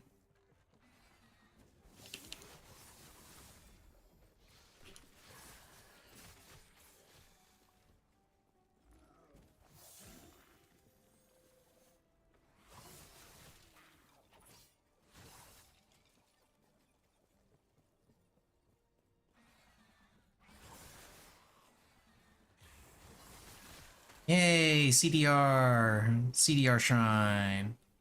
So I can shift even more.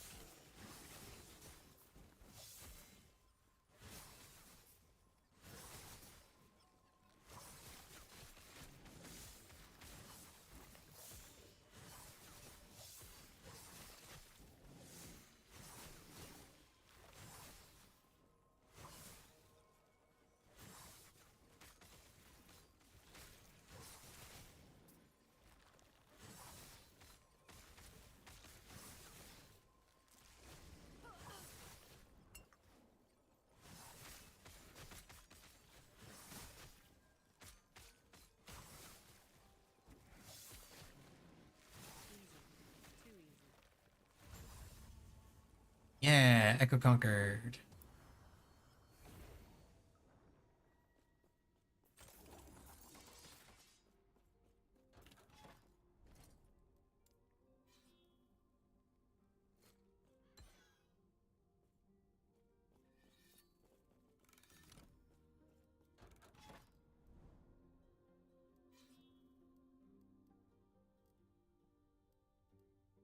Damn, I did a lot of stuff in this web before finishing it, didn't I? We'll go this way. To the Harvested Titan. No, Missy, it's not food time yet. She keeps getting all excited every time I even so much as twitch in a way that suggests I might be getting out of my chair.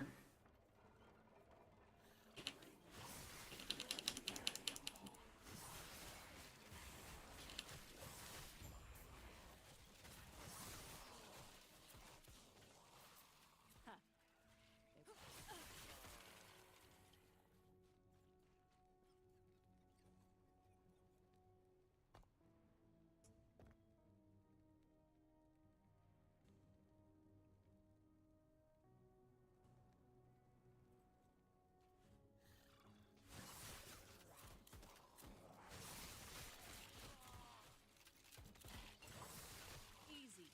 Too easy.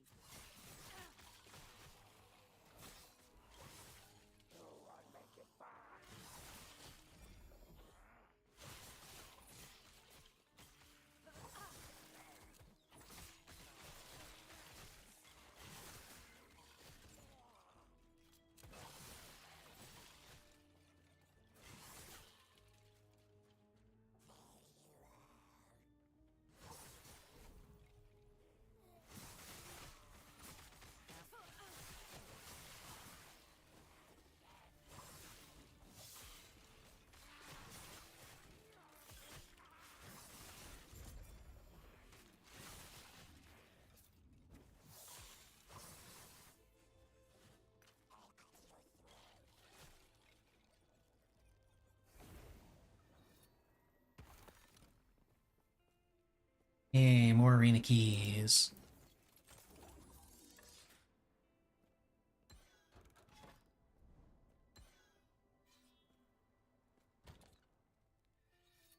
That can go, that can go. Nah. Yeah, that has to be sold, that has to be sold.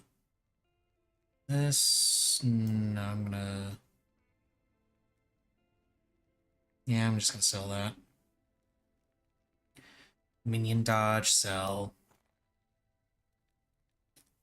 CDR I can make use of. These I can just... Yeah, these ones I can all go ahead and just demolish. This I have to sell. These I have to sell. Cold and void resistance. The void resistance is nice, but I don't think I need any more cold resistance, do I? No, I do not. I'm actually overcapped on cold resistance. Increase dodge, ward on kill. Ward on kill could be interesting. I would lose out on that crit multiplier. Why no face cam? I didn't feel like having it set up today. That's all. I just didn't feel like doing it.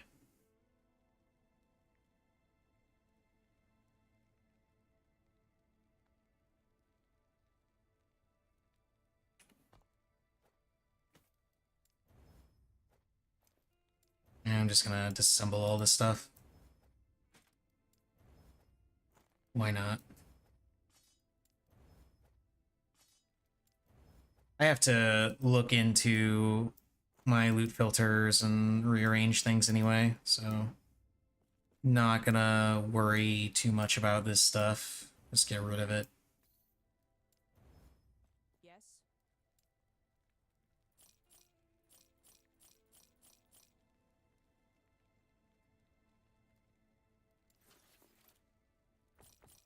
And then buy a couple of extra Shattering Runes, because why not?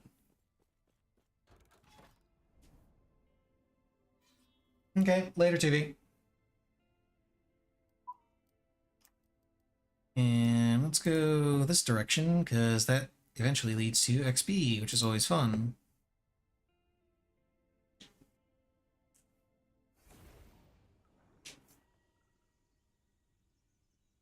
Patrolling Imperial Watchers. Lame.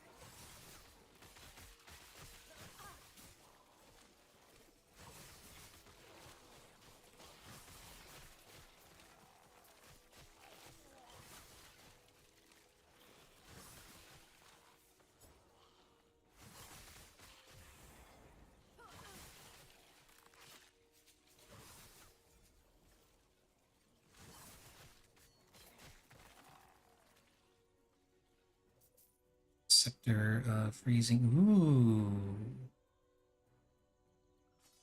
Chance. Crit chance is always fun.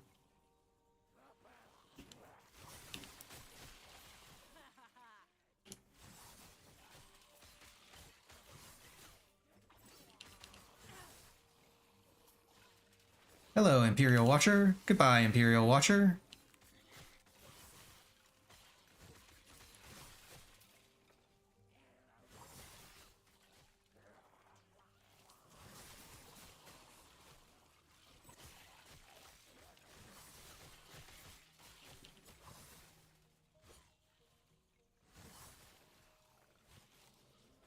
We gotta go this way.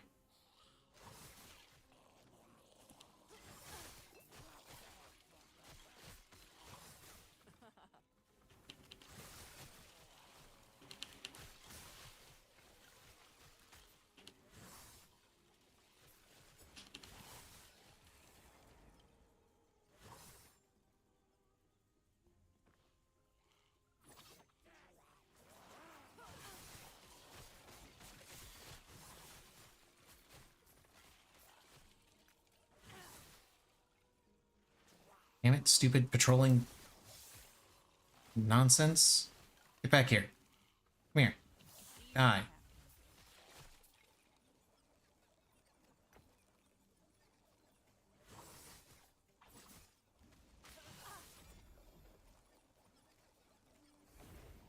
Okay, let's get out of that.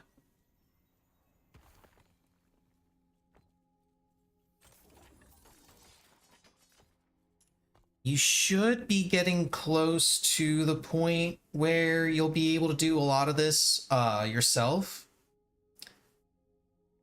with or without gear. So we'll be able to start doing your monoliths, because it's important that you start to be able to get some progress on that and be able to choose specific rewards.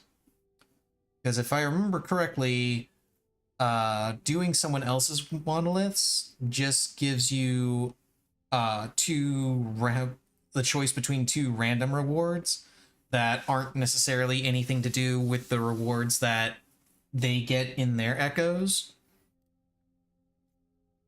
Specifically, the setup that you need to be able to make this work is you need to, let's see, where is it? Okay, yeah. You need Lasting Presence and Dancing Shadows on shift. And then in Umbral Blades, you need Umbral Remnant, Lethal Darkness, and Cacophony of Steel.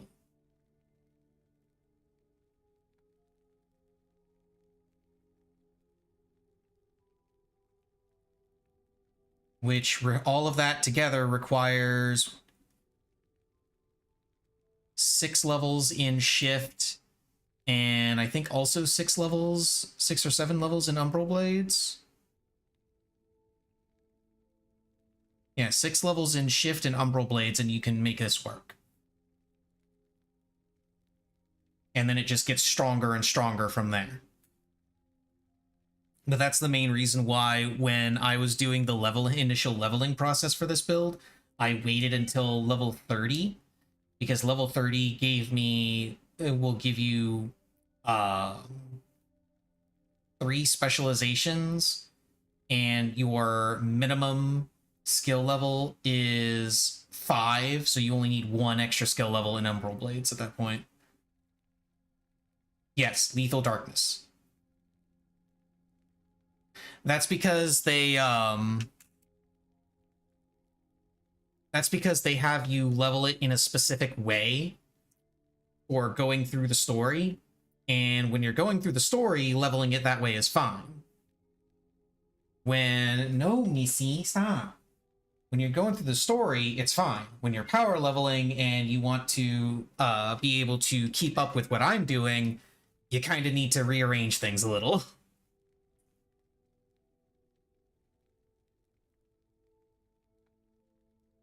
I believe the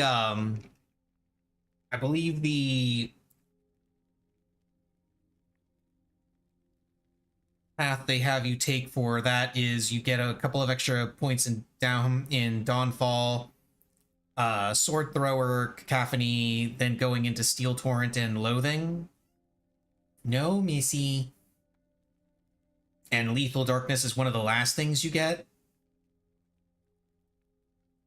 in this particular end of the tree, at least. I think that's how they have it set up.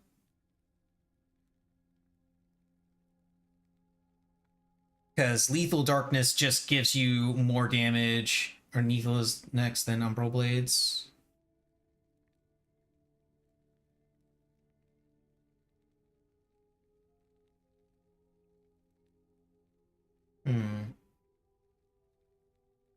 Yeah, because I know this entire section of the tree is what you want in general. Umbral Remnant, yeah. Because Umbral Remnant and Lethal Darkness are 2 of the big things that drive this, because it basically means that when you shift, when you've got Lasting Presence and Dancing Shadows, when you shift, you'll leave behind a shadow, and that shadow will immediately use Shadow Cascade and expire. And when it expires, it will also immediately leave behind an Umbral Blade. And since you've got Lethal Darkness and Cacophony, it's just a spinny blade that inflicts a stack of Shadow Dagger and 3 stacks of Shadow Dagger crits.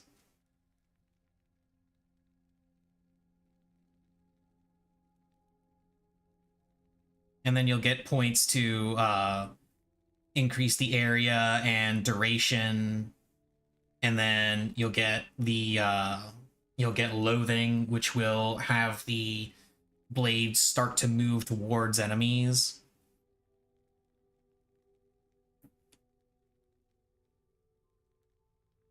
Okay. Shouldn't be too much longer then. Because once you have those set up, then you kind of meet the bare minimum for this build. And you can start, zipping through things.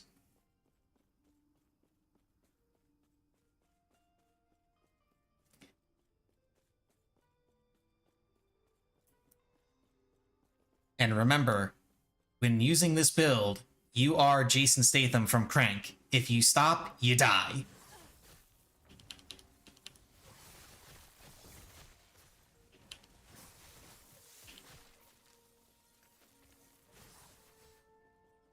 Like, normally what I'm doing here with killing stopping to kill each pack of enemies, you do not do this.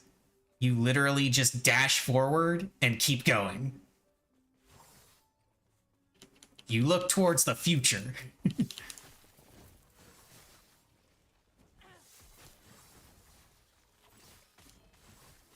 Ooh, something dropped. Ooh, a Glyph of Despair. Yum.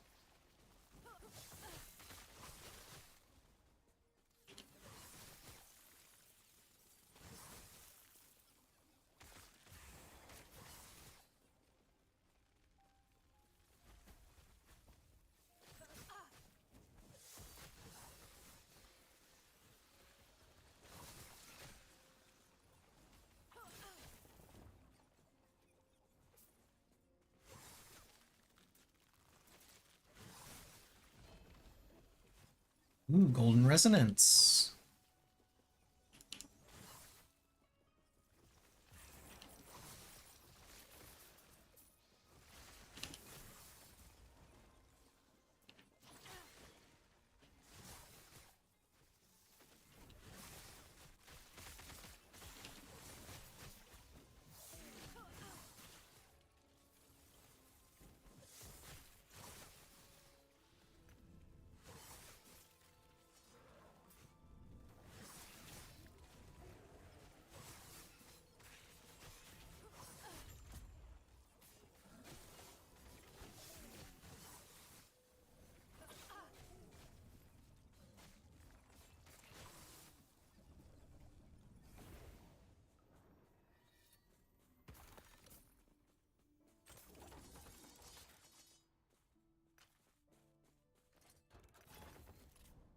On these boots.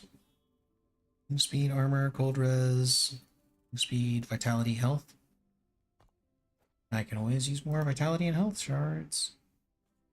Fire damage, frailty on melee hit. I can always use that. Critical strike chance. I'm never going to use scepters, but I can always use more critical strike chance.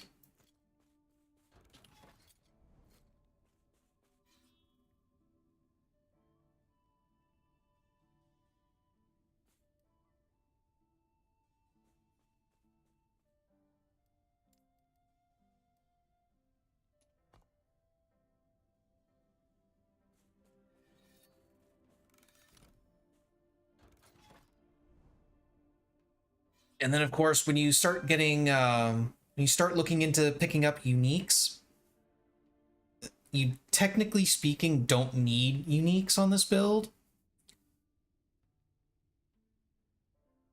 because it works just fine without them. But the specific uniques that you would want to seek out for this would be oh, what the hell is it? Siphon of Anguish ring, which you can get from which you can farm from a specific boss. There's a chest piece called Wings of something. I forget his name. It starts with an A. Actually, let me go ahead and look that up real quick. Wings of Argentus. Argentus. However you're supposed to pronounce it. Yeah, Siphon of Anguish, Wings of Argentus, and the Smoke Weaver. Of those three, I would say Smoke Weaver is the only one you actually really want.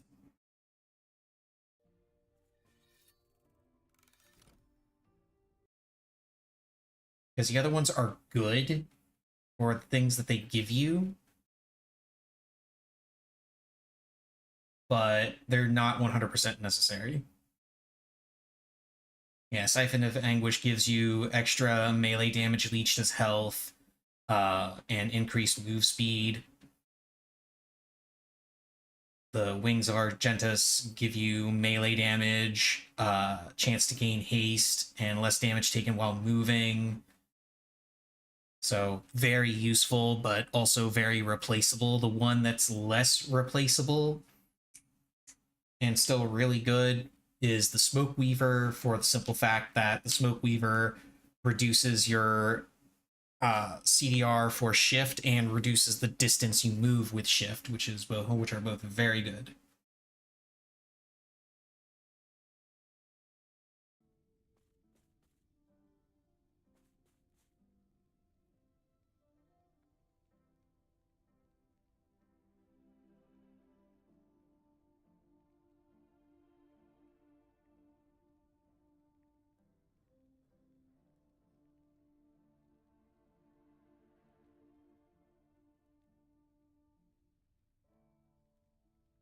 Yeah, no problem. I'm going to use the restroom while you're doing that. And then we'll... Should I go ahead and feed? No, I should not go ahead and feed Missy. It's definitely not time. I was about to say, should I go ahead and feed the brat, but... It's not time for food. No, Missy, no. No, doesn't matter how much you meow. No, Missy. Oh my goodness.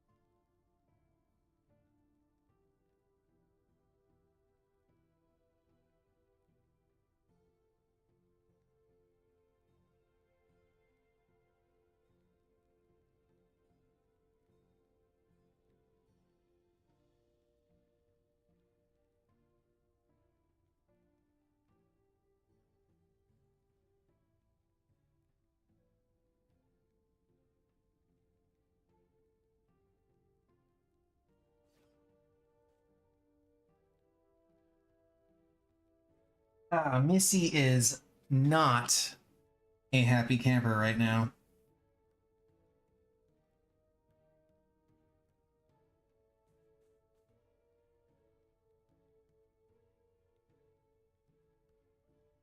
It's okay though. Give it about 45, 50 minutes or so, and then she'll be very happy. She will be very content.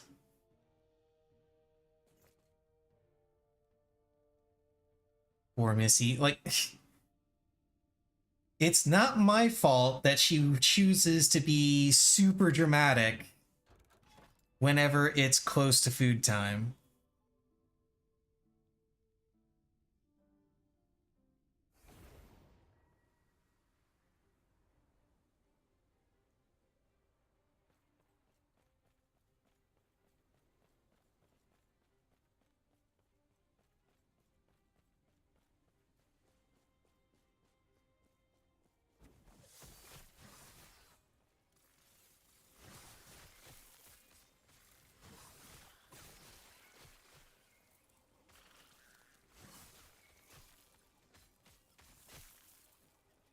You stopped moving, didn't you?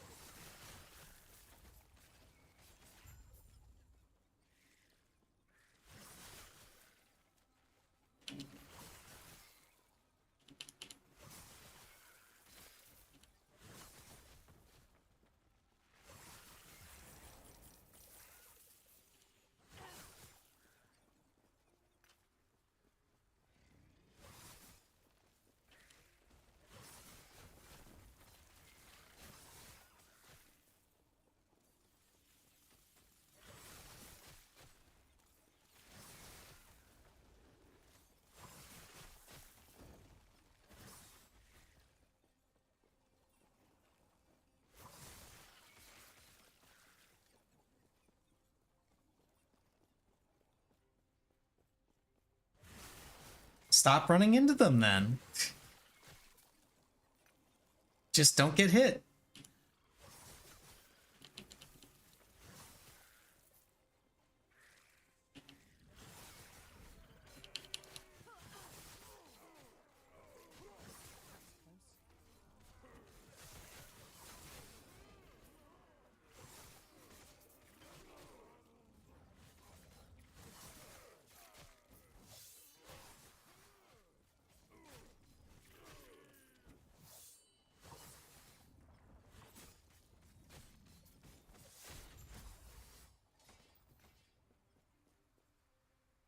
No, it's two-handed mace. It's not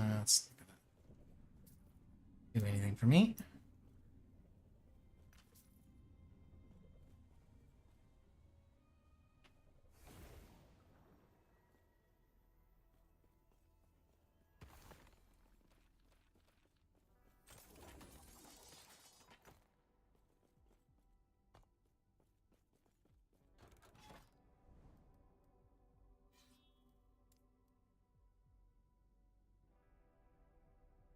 It's more runes. More runes.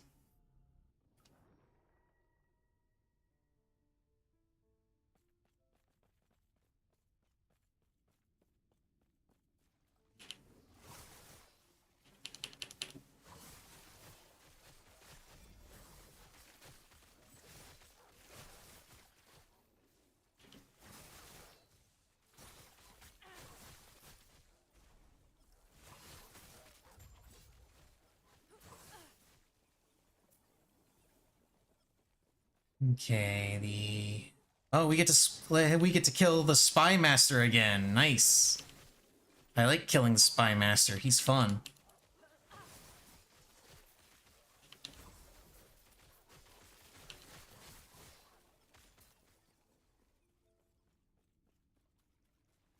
Allie, why are you up there by yourself?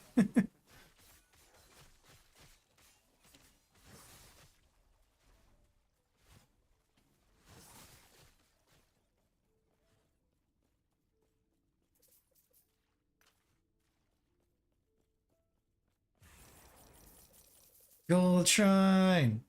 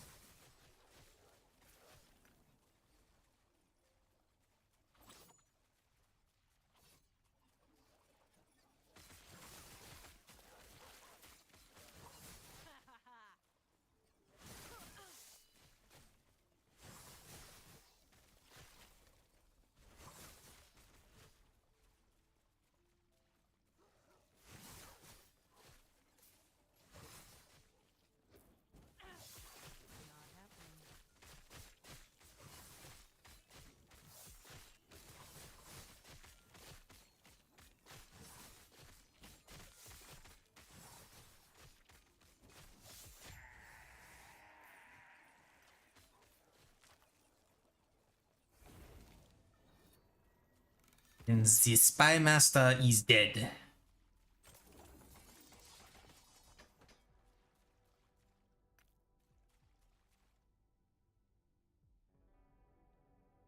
I actually kind of like that one, because that mirrors this one that I've got, but also gives me more damage.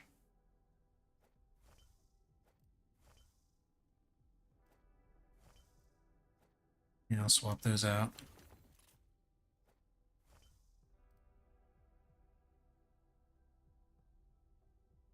Yeah, better critical strike multiplier. I'll do a wielding and increase damage. Because my crit is... Yeah, my crit's 25%, which is fine. And Shadow Dagger auto crits, so... Yes.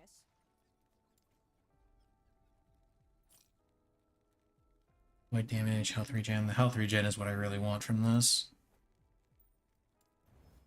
Yes, health regen. And damage over time, good. Those are both useful.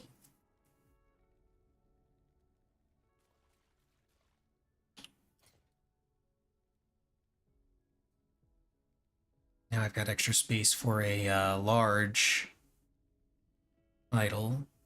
I can sit right there.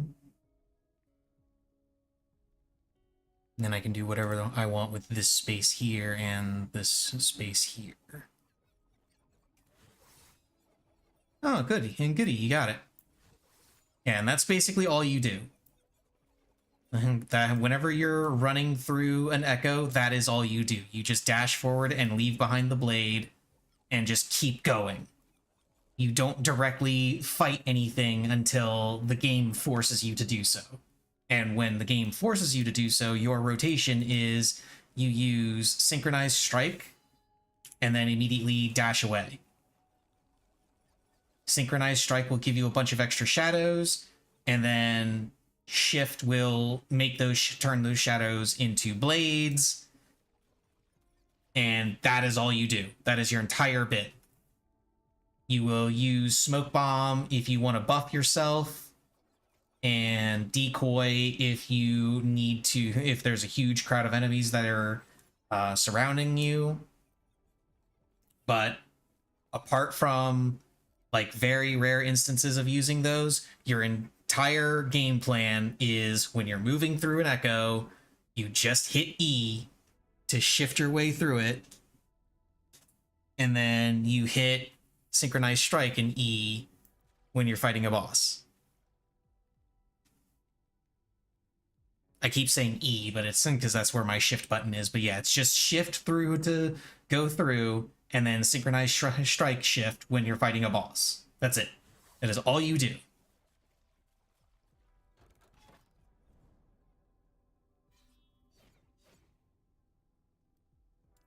So let's go here.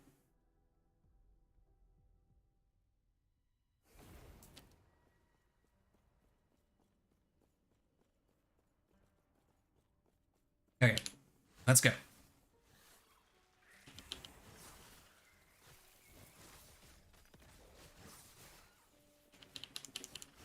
It'll take some time to get used to it.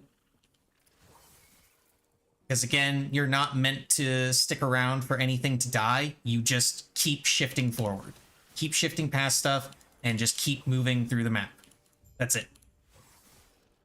And once the objective appears, you start moving towards the objective. Doing the same thing. You're avoiding monster packs, you're just leaving blades behind. And now that you're supposed to stick around a place, you just use synchronized strike on the big enemies and just kind of circle around and constantly shift. And this will give you some extra cooldown so you can shift more often. Okay, that's it. Done. Move on to the next. Yeah, you don't have that yet, but you will. Until you have it, you're just going to shift and occasionally throw out extra Umbral Blades manually, which will not be as good. But once once you do get, oh, you literally just got it. Yeah, there you go. Now you have to be careful with that early on because synchronized strike will eat your entire mana pool.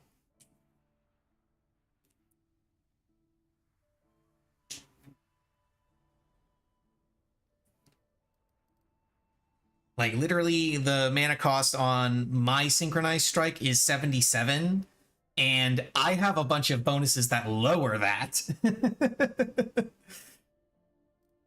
And the way you keep that going is later on in the shift tree, you'll pick up Swift Recovery, which will give you extra mana every time you use shift.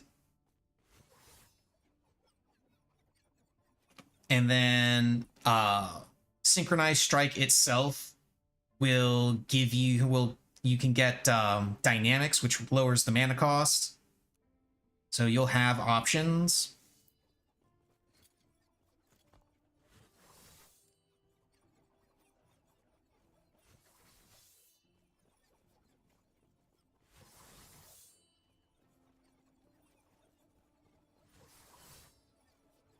Yep.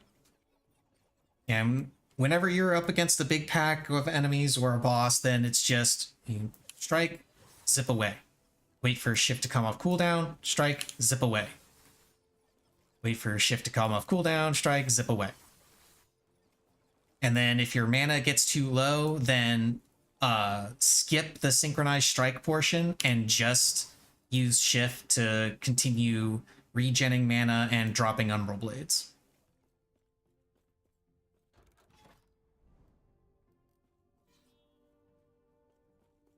So, onward.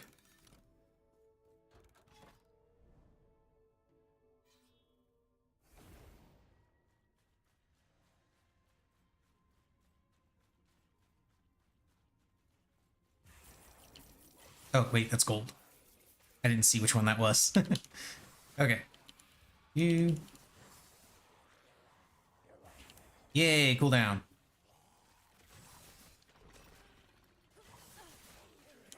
And as I've said many, many times, remember, you are Jason Statham from Crank. If you stop, you die.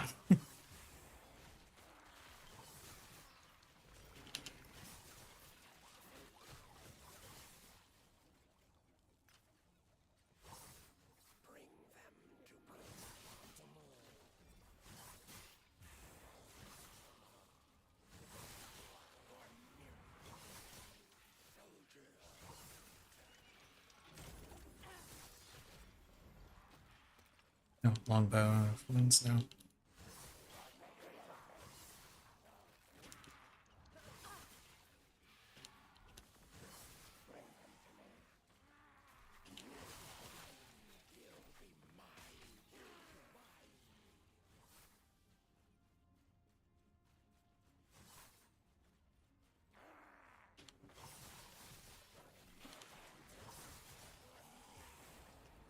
Ooh, gold scorpions. They didn't drop anything useful for me. But then I'm not really expecting anything at this level to drop something useful for me. Unless it's a unique. Something with some fixed shards that I can use.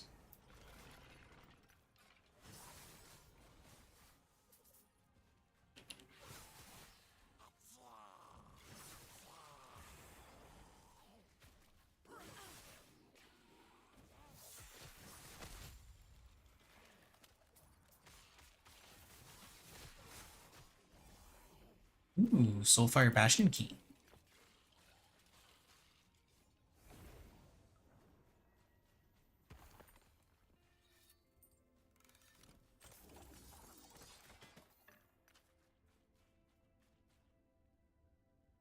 Okay, so now that you've got the basic shit down, let's start doing some of your monoliths so that you can progress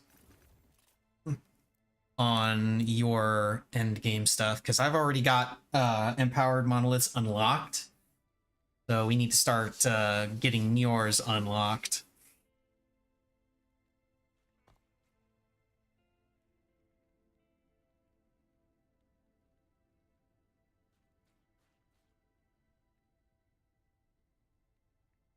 And remember my list of priority rewards. XP is your friend.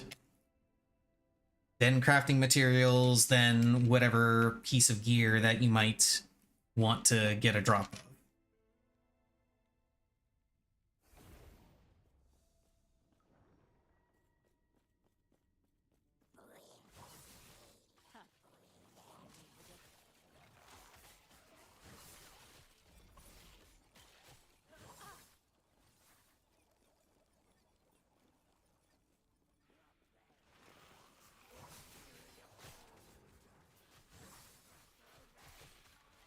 Easy. Too easy.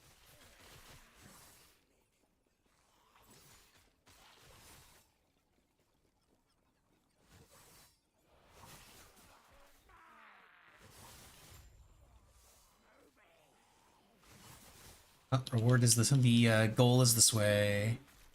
Maybe? I don't think we have to go around.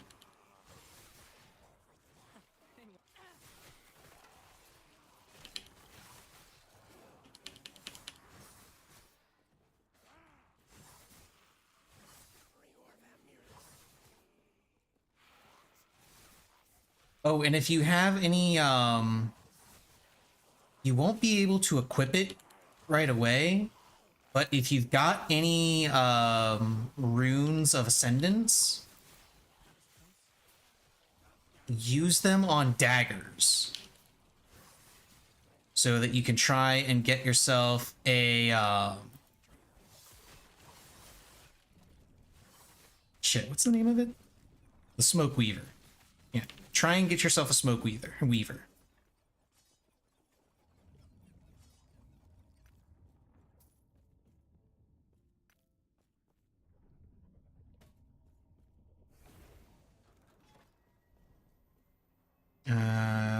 Give me runes.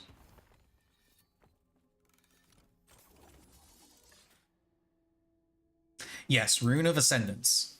This Rune of Ascendance will take any item that you give it and turn it into a unique version of that item.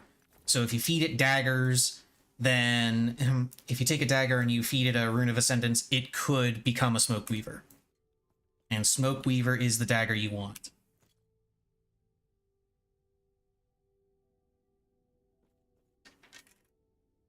Because that will lower the cooldown. Don't have it? Okay, not surprising. But getting that will lower the cooldown on shift and also shorten the distance that you shift. It's really good. It also gives you chance to blind on hit, and but that part of it you don't really give a shit about. The parts that you give a shit about are like literally everything else, where it's increased physical damage, increased dodge rates, all that fun happy stuff.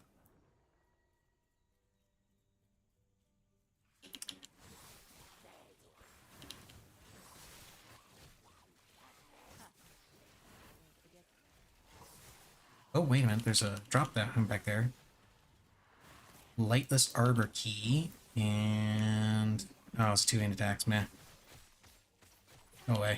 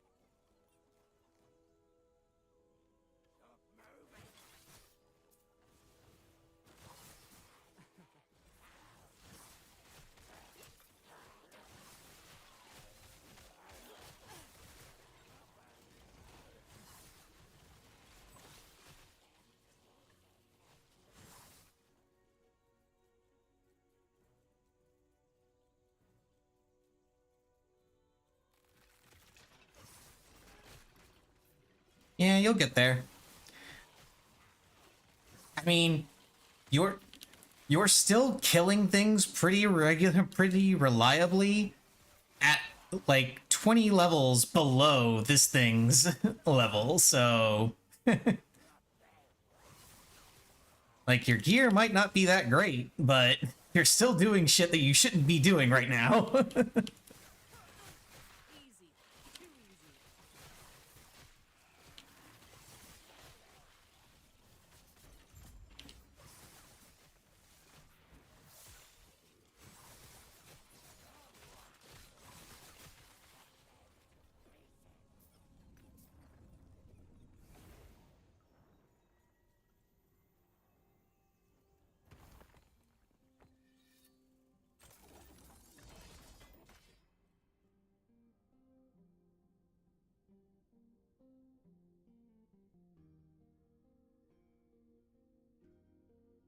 This would be pretty good for a decoy setup.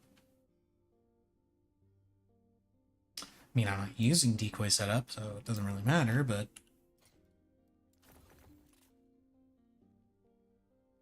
Ooh, Primalist helmet? That's unfortunate. Chatter!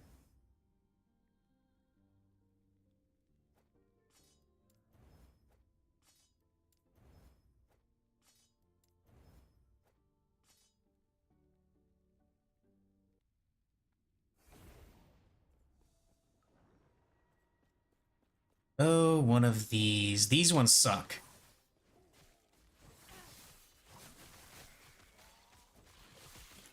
And the reason they suck is because they always take fucking forever.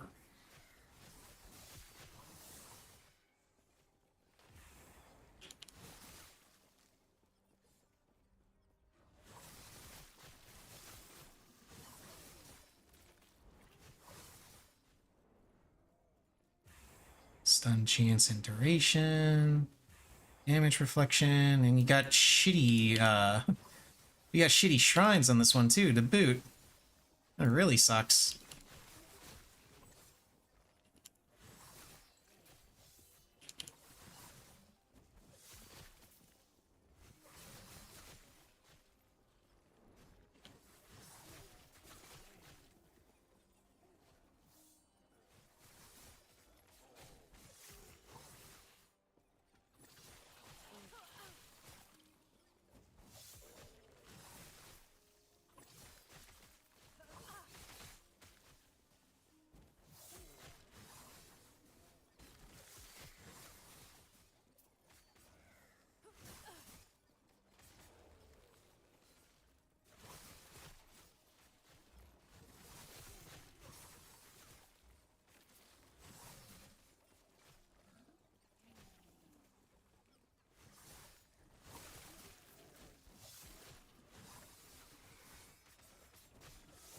Not happening.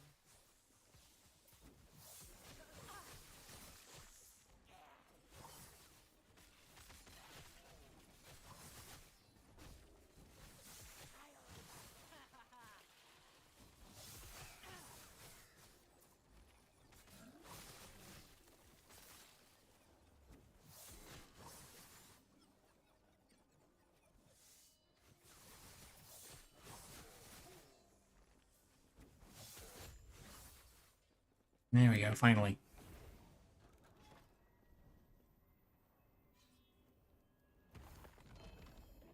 Rune of Ascendance! Do I have a dagger on me? I do have a dagger on me. Okay, let's see if I can get another Smoke Weaver.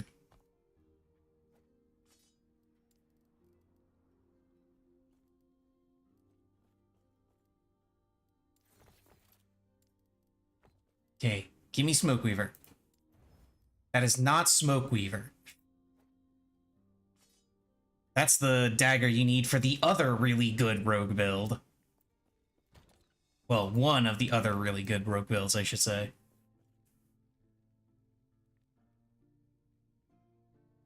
Which, you know, I guess maybe I'll go ahead and hang on to just in case I feel like building one of those.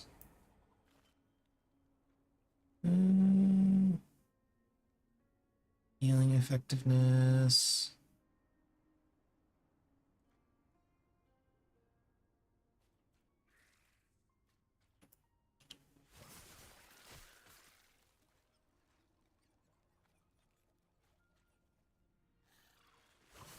Nothing there I'm particularly interested in.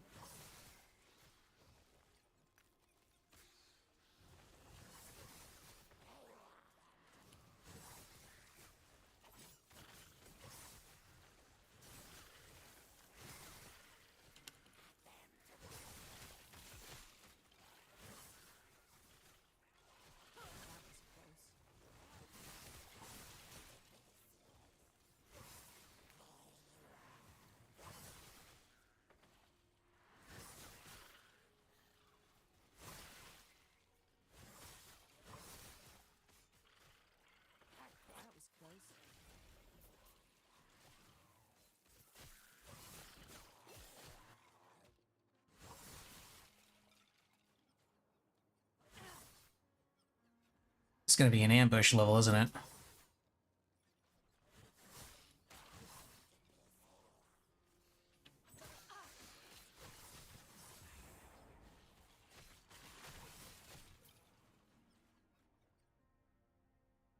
I'll take this one.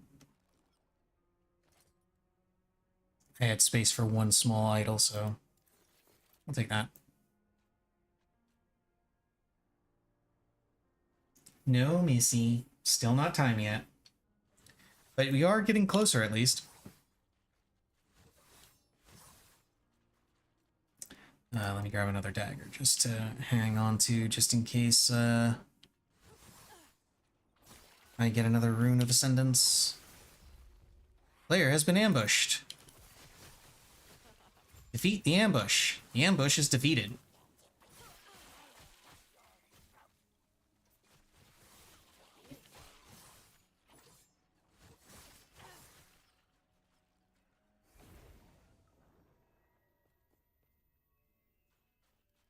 I will take piles of gold as my reward, thank you.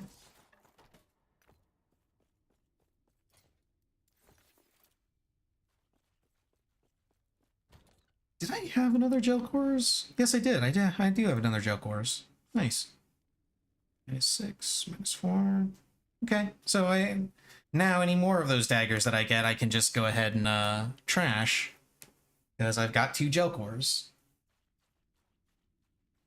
This, by the way, for that detonating arrow build that I sent you, this is the dagger you need to make it work.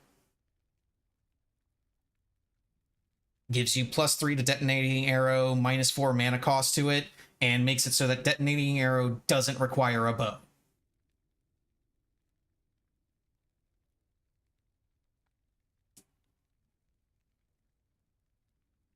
Yeah, essentially the way that build works is you throw traps everywhere. The traps explode with your detonating arrow, and because this thing gives you lowered mana cost for it, it essentially costs nothing. It's kind of crazy, and it just explodes for a buttload of damage. But you need that dagger in order to make it work. I chose not to go with that build purely because it doesn't fit my preferred playstyle for a rogue character. Because I always prefer like the dual wield dagger type rogue as opposed to the bow or traps, using a bow or traps or anything like that. And like, this build just kind of encapsulates my preferred rogue playstyle perfectly, where you just go up, you get a one big stab in, and then you dart out of combat.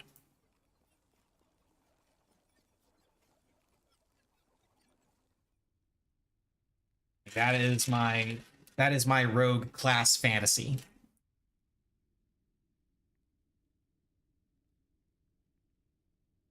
Just moving in and out of combat. Sneak attacking and backstabbing. That sort of thing. Whereas that build is you're throwing traps everywhere and watching them explode. Which, you know, if that is more your rogue fantasy, then by all means, go for it. It is a really strong build.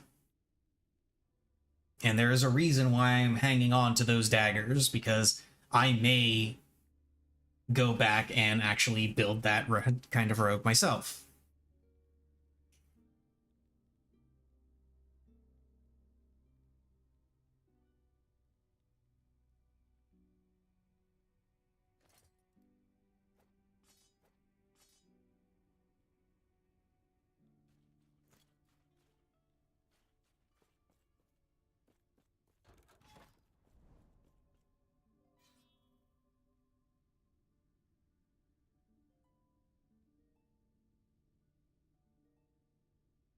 Also, keep track of your the timeline stability and whether or not you can do the special quests to conquer the timeline. Once you conquer the timeline, we need to go to the next one.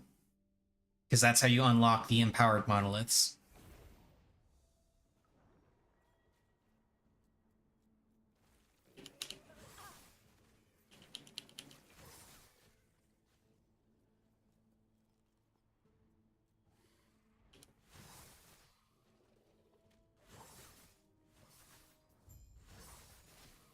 Oh, we gotta go back south.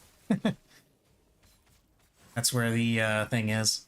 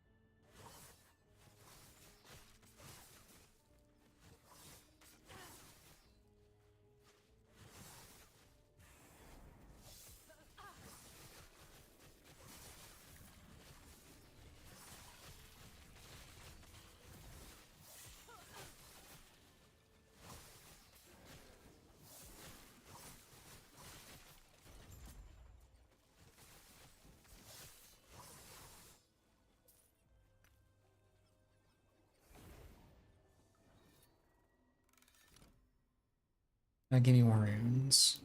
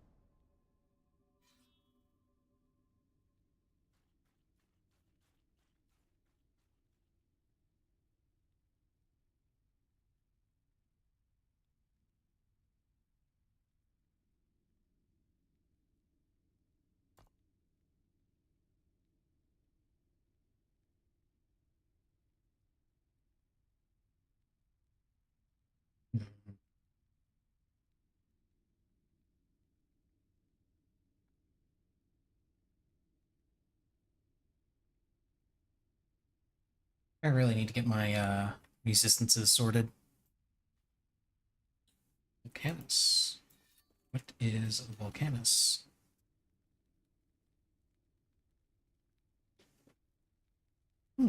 Neat.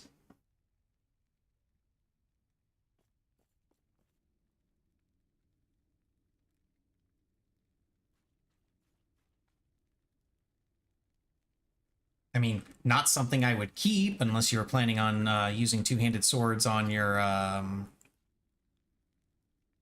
Sentinel, I think it is? Yes, Sentinel. But I think you're using a shield charge thing, so I'm pretty sure you need a shield for that.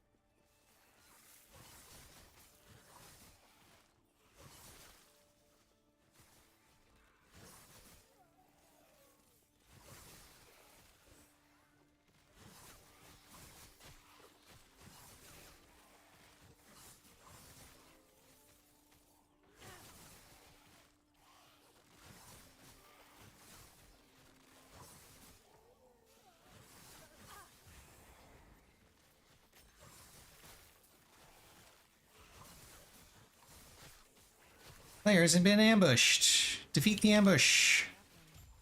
The ambush has been defeated. Oh wait, there's a key down here for me. Fire Bastion, nice.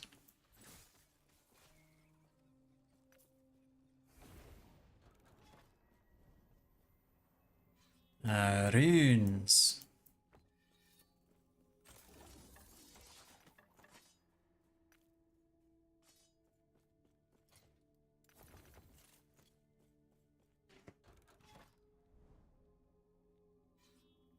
Okay, while you're sorting through loot, I'm going to go ahead and feed the brat. It is close enough to her feeding time that I can go ahead and give her her food. Yes, Missy, yes, you're getting your food now. My goodness. Yes, yes, yes, you're getting your food, you're getting your food.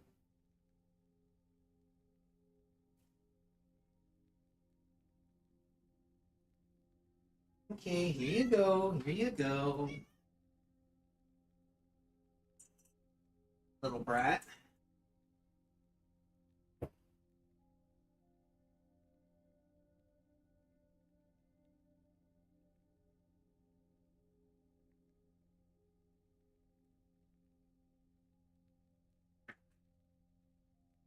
There we go.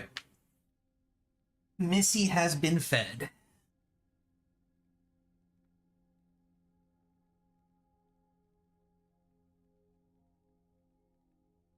Get my ears back in. And we can continue grinding your monoliths. And then once you've got enough stability in the timeline to do the quests, we do the quests and then move on to the next monolith and do the same thing. And we keep doing that until we get to the last 3. We finish off the last 3, and then you get empowered monoliths. Yeah. That's where the fun really begins.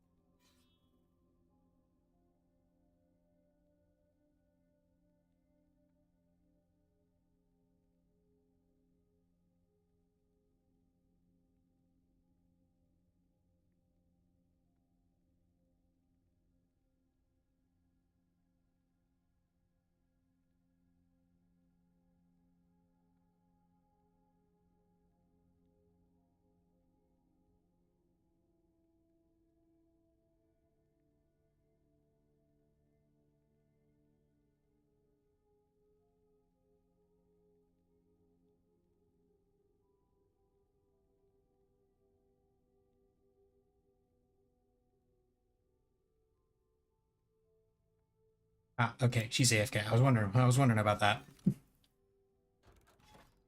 Oh, in that case, let's take another look at this Frostclaw Rune Mancer. Or Rune Master, not Rune Mancer. Do do do do do.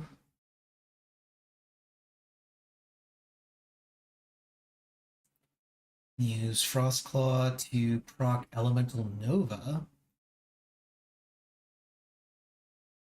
Oh, Elemental Nova and Ice Barrage. Okay.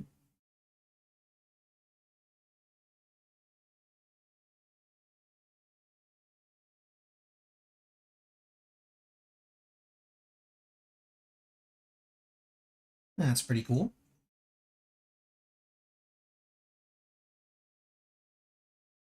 Start off by casting Flame Ward, use Frostwall on tanky enemies, spam Frostclaw to deal damage,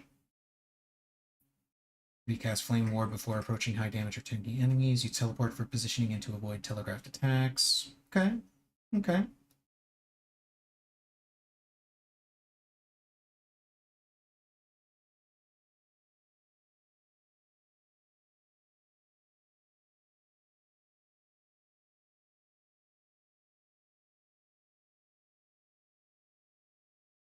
All right, this looks pretty cool.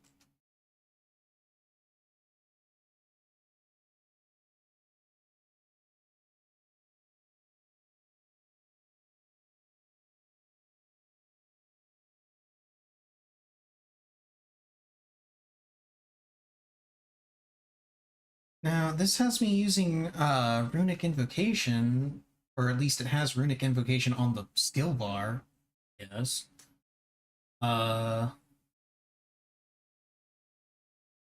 that doesn't tell me what Runic Invocation actually does. Hmm. Oh, we're going back in.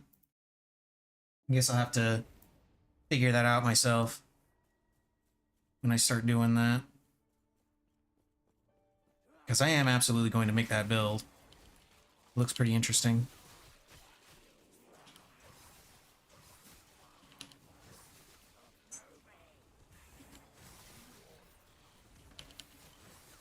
Oh, Rip Alley.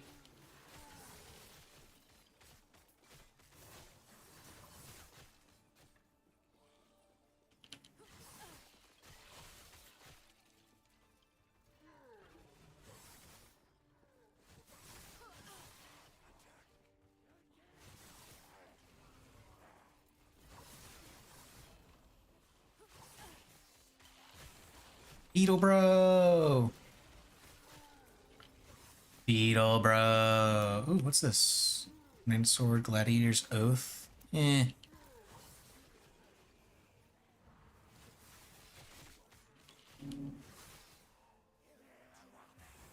Sweet, cooldown. Always a good one. We're probably gonna have to deal with an ambush on this one. Instead of actually doing the gate. Hey, look at that! We got an ambush. It's like I know what sorts of things happen.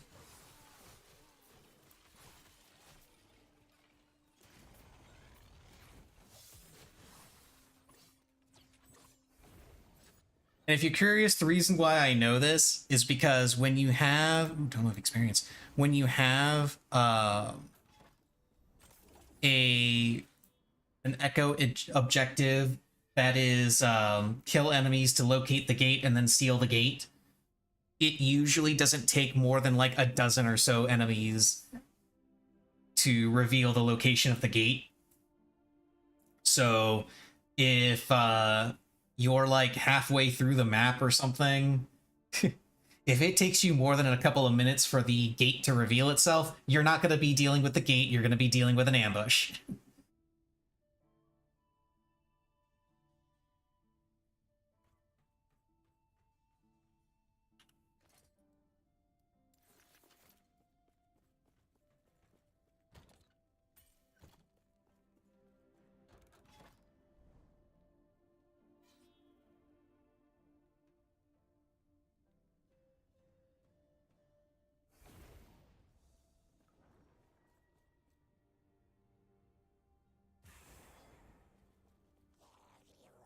I have been playing far too much of this game for my own good, honestly.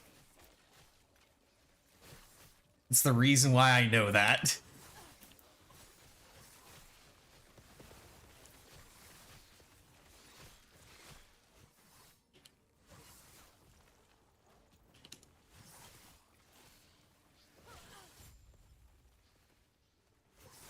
See, case in point, we just got the reveal for the Ashgate almost immediately.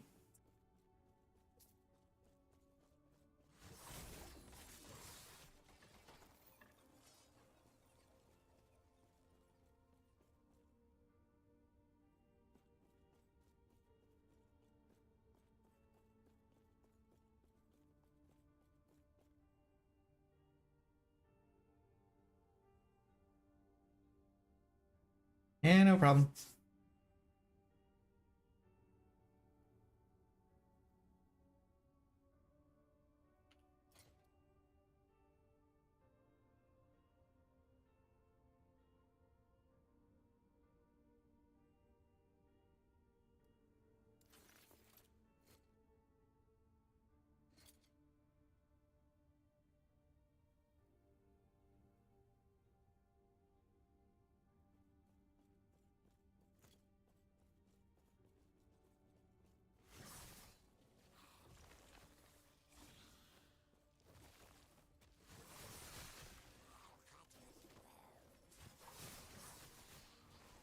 Oh, we gotta go up this way, I forgot.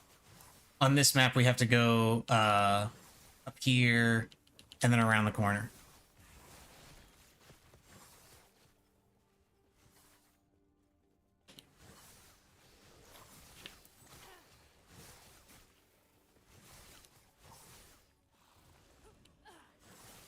And there's the gates. Gold shrine. Always handy.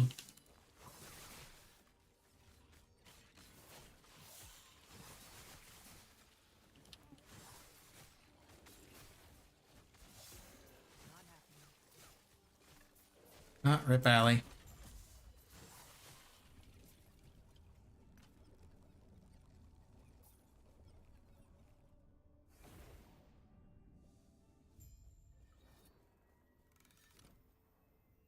Let's go for some idols. See if I get any idols. Universe, Gemini.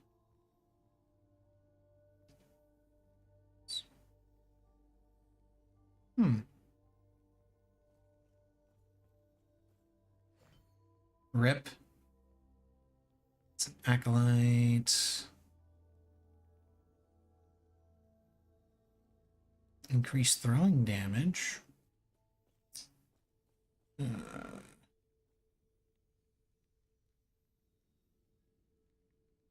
Ooh, this is actually really interesting.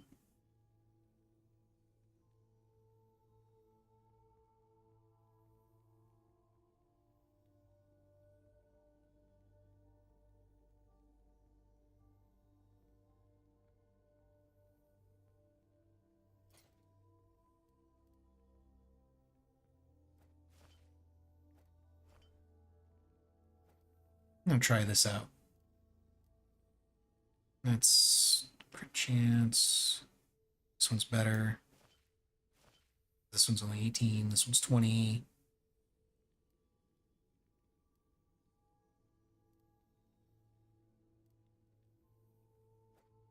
I would rather have the extra dodge rating on that.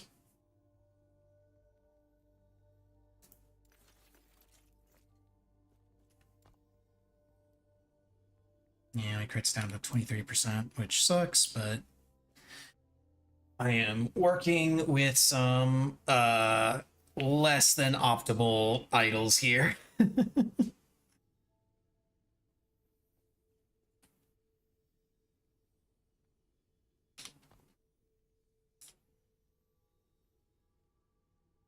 And yeah, you are dying every time you get the experience idol, but you're still getting tons of experience. I mean, you're already up to level 40.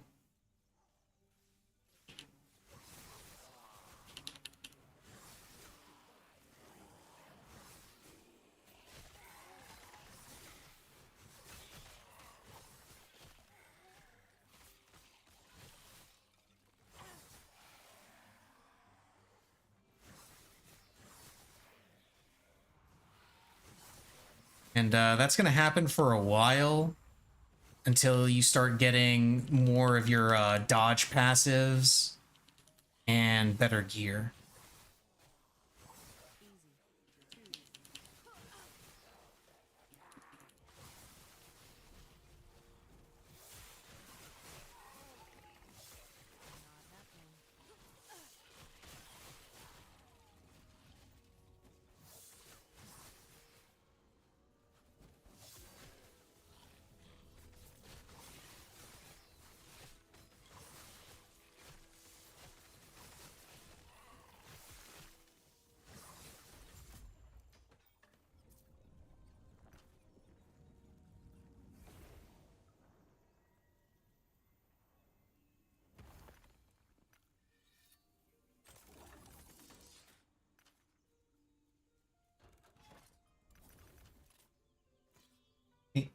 Here, be real quick. I'm going to use the restroom and also going to refill my water.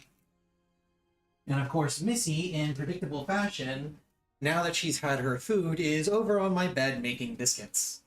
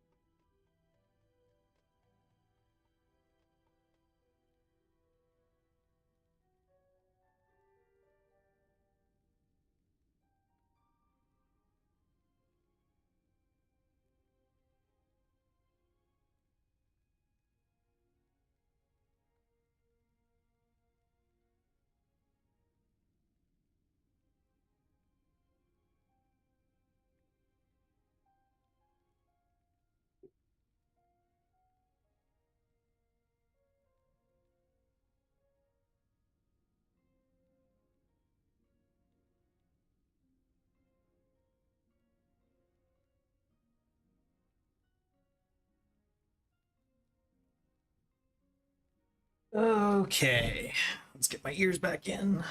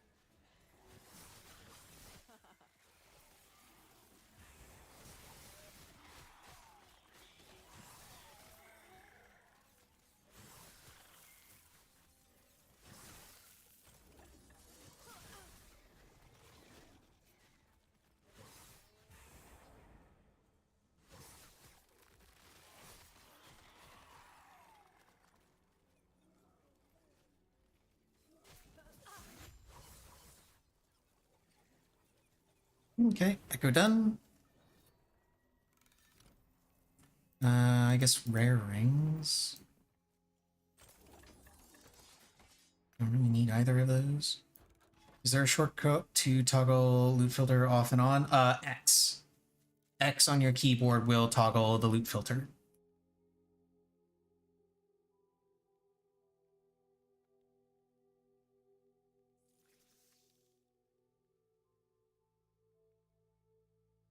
Oh, hello, Missy. You didn't want to curl up on the bed? You want to curl up in your chair instead? I choose to believe it's because she wants to be closer to me.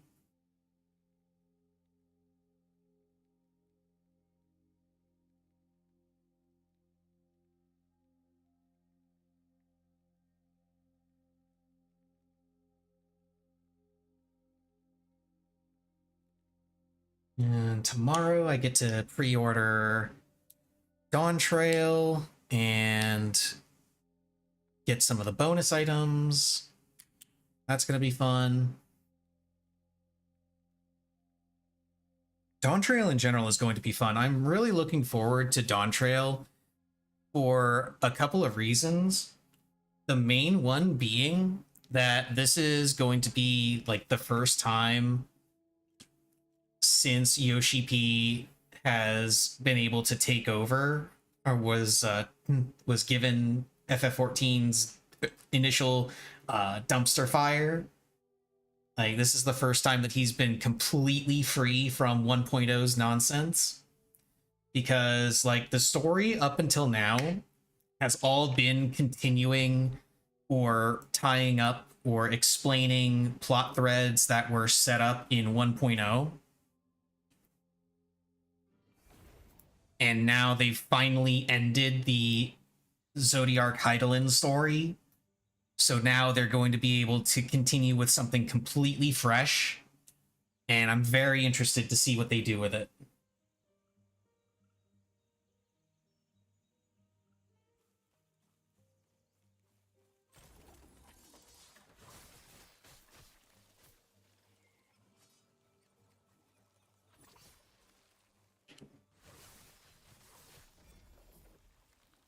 Lightless Arbor Key.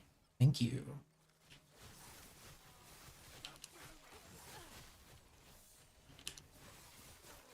Easy. Too easy. That was close.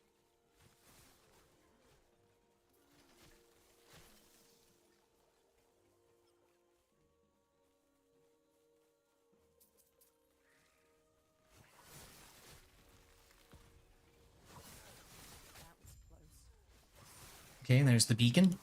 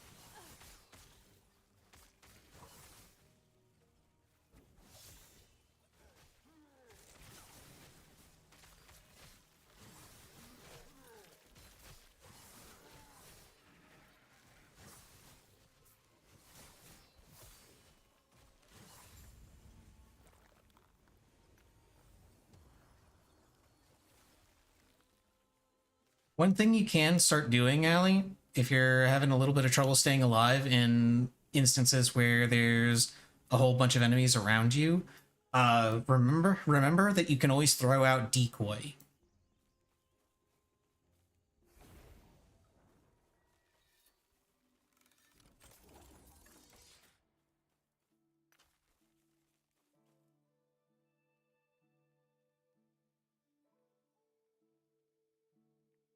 It doesn't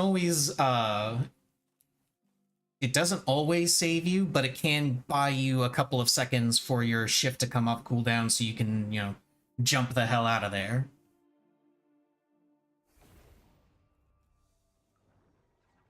Ooh, Rune Prison right next to us at the start.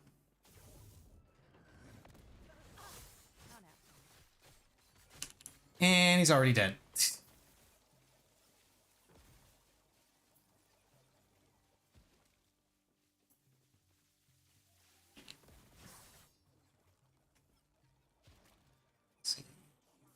Dodge reading and endurance for threshold, meh.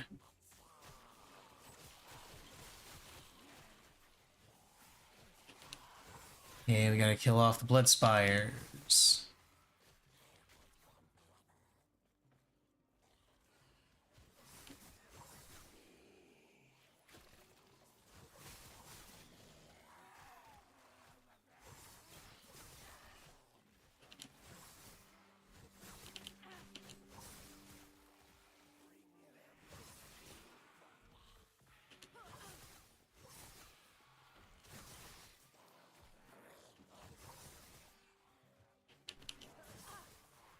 Blood spire number 1.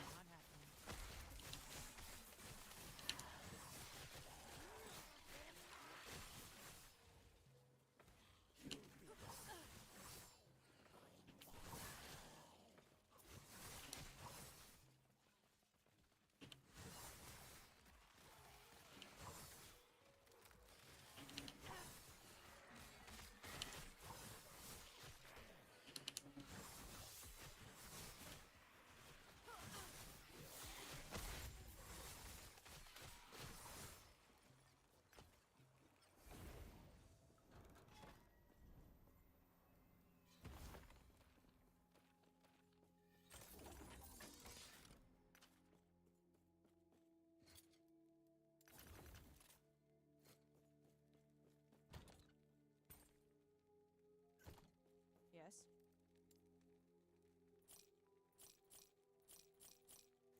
Take care.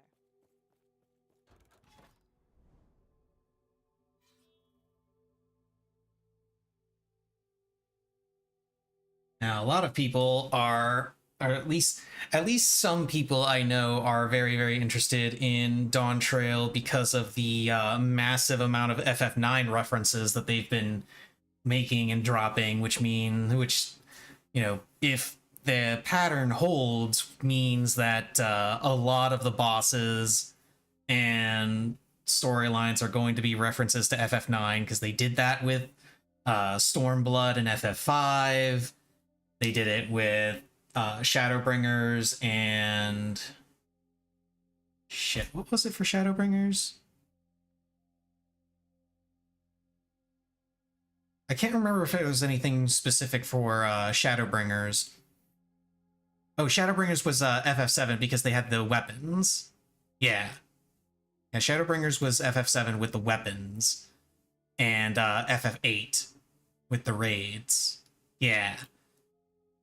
Yeah, Shadowbringers was FF8 and FF7 to a degree. Then Endwalker was FF4. So now it's FF9's turn.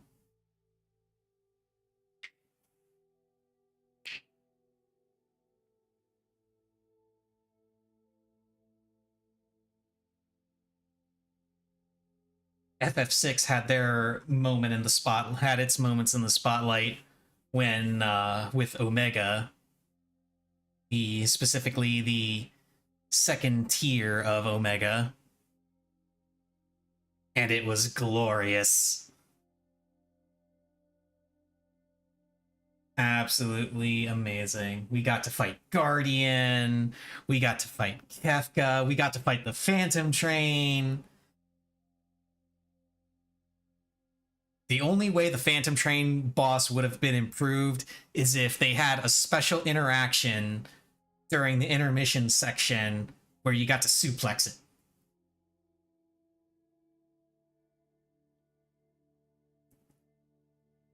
If they had a special interaction where you got to suplex the Phantom Train, it would have been the most perfect thing.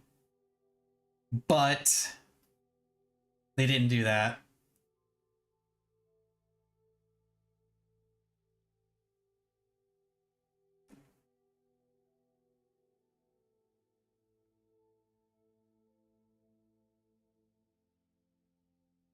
Yeah, no train suplex, unfortunately.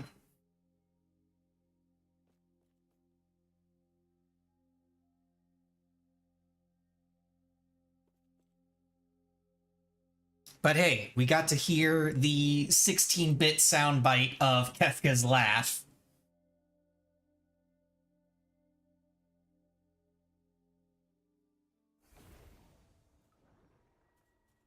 So I will take it.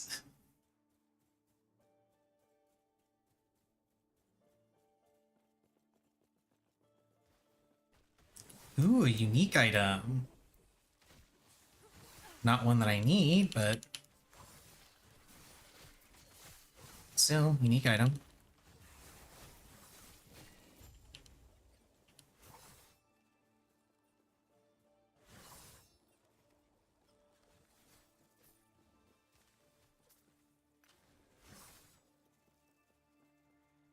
Oh, Beetle Squad. That's what that shrine was. Okay, I wasn't sure. This Beetle Squad. One of my favorite shrines.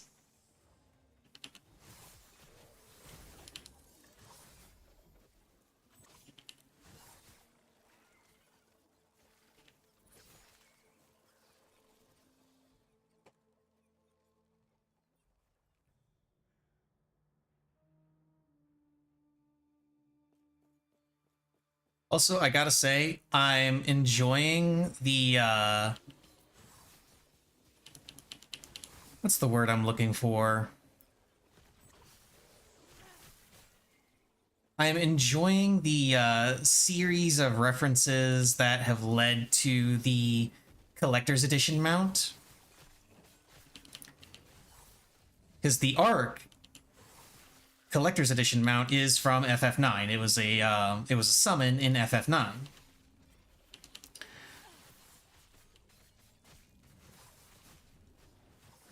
And the model, the skeleton that they're using for that mount is the same one that they used for Cruise Chaser.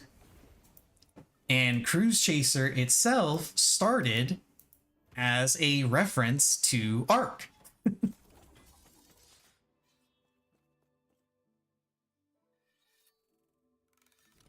Hey Ashley, how you doing?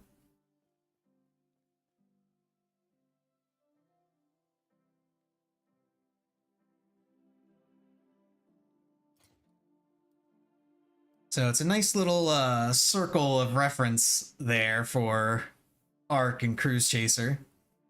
Let's see, throwing an acid flask consumes potion in order to throw an additional flask.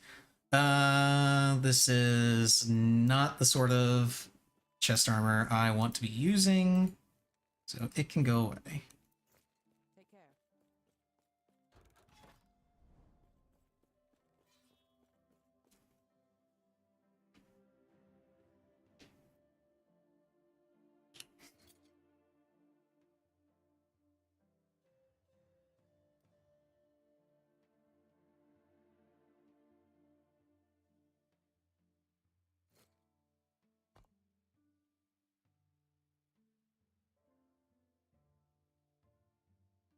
And it's gonna suck when I finally have to replace that chest piece I got and then respec my Shadow Cascade because this game doesn't track points, track bonus points correctly.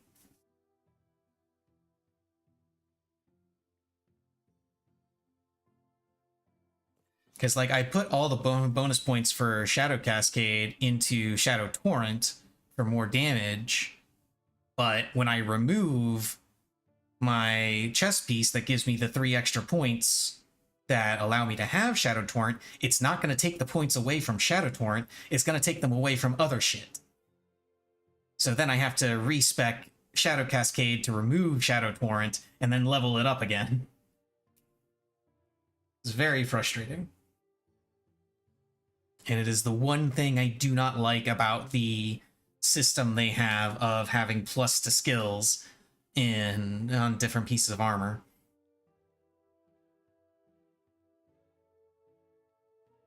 No thanks, I'm good. Good on you for being an artist, but not interested in any kind of extra artwork for the channel.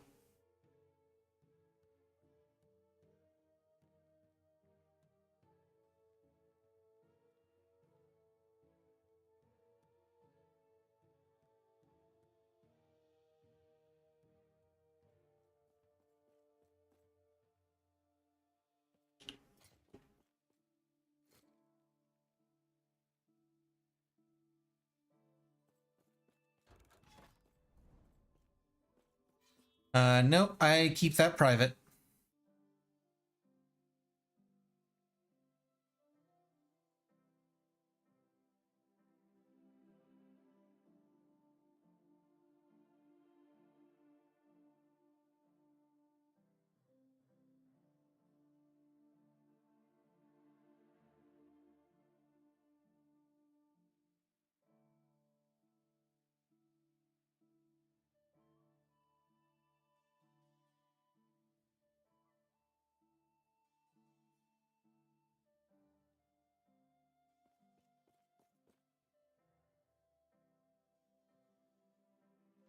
Yeah, this is actually going to be one of the first times, well, actually, just the first time with the Dawn Trail expansion that I'm not going to actually get the physical collector's edition. Because I got it for every expansion that I was around for the launch of Stormblood, Shadowbringers, and Endwalker. But not doing that this time around simply because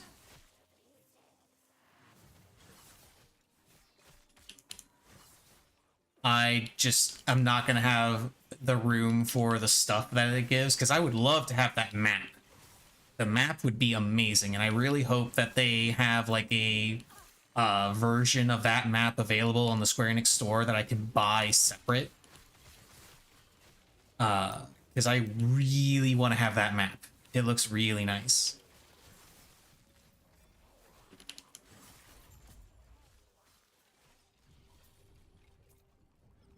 Like, the statue and all that is also really cool, but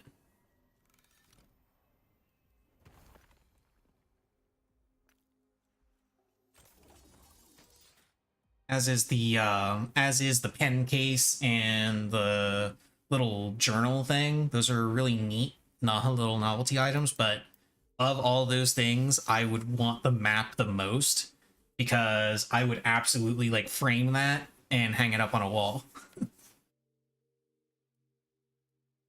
But as it stands, I'm probably gonna have to just wait until either Square Enix puts that up as a separate item or someone on Etsy starts selling it. Which sucks, but yeah. I just can't have a whole bunch of extra shit in my apartment because I live in a small studio. So, and I have like I have exactly 2 places where I can put stuff like that, and those places are full. So, not a whole hell of a lot I can do. Oh, we gotta go down this way. Oh, we're doing this part. Alrighty. So, these quests are always fixed. You're always going to be doing the same things every time you get these. The maps are always the same. The objectives are always the same.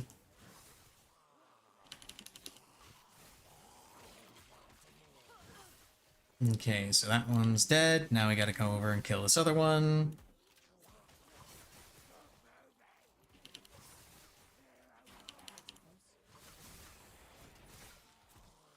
Now that one's dead.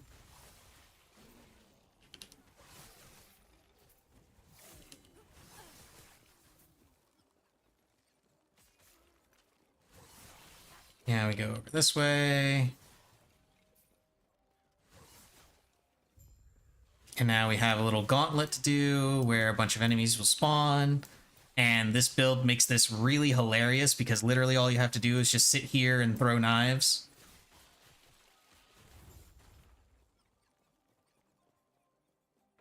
And you come in here and you kill this one bone pile. And you're done.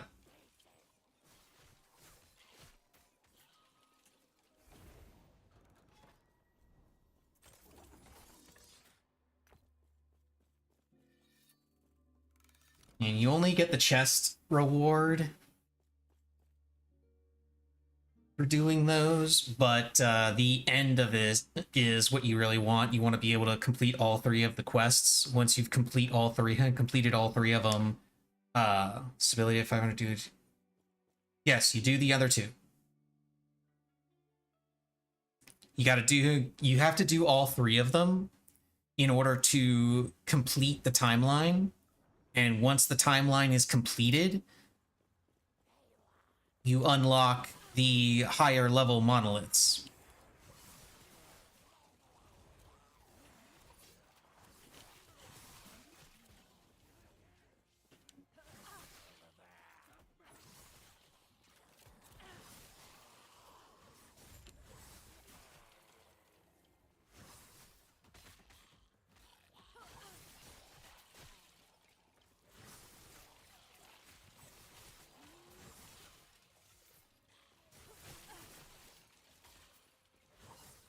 That was close.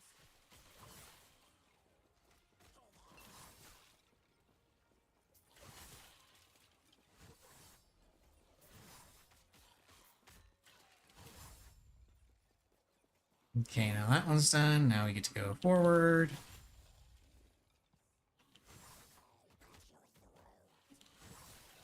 And we get to kill all these dudes.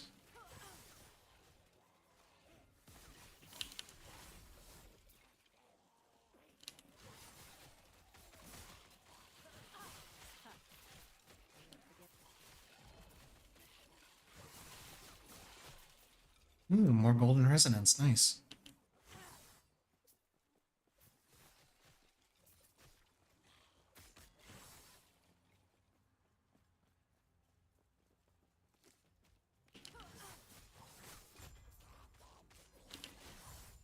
Okay, and we're done.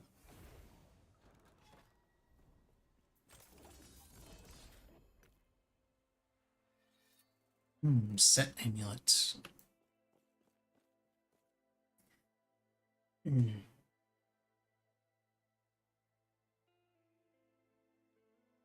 now you get to deal with the final boss of the timeline at the Altar of Flesh.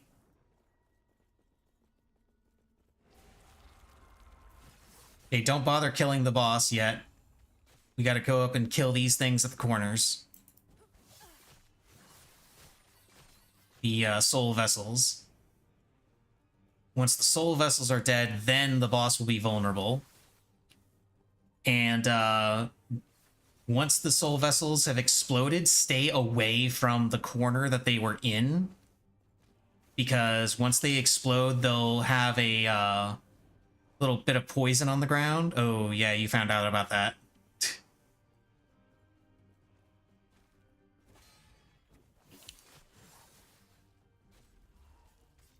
I mean, I was starting to say it, and then you found out the hard way.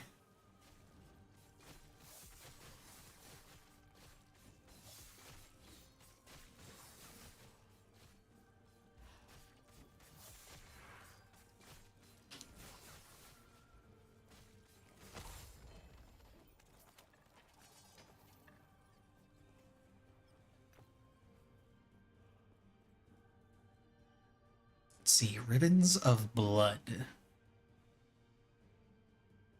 That's minion stuff.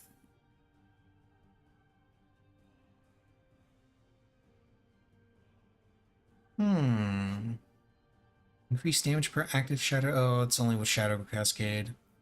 Eh. Okay, and then when you talk to the spirits, it doesn't really matter what you answer. It all leads to it being completed, and then you get to choose a blessing.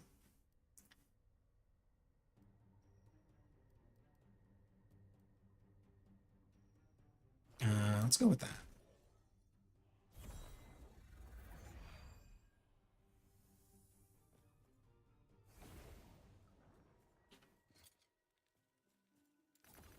Yes, the blessing is permanent.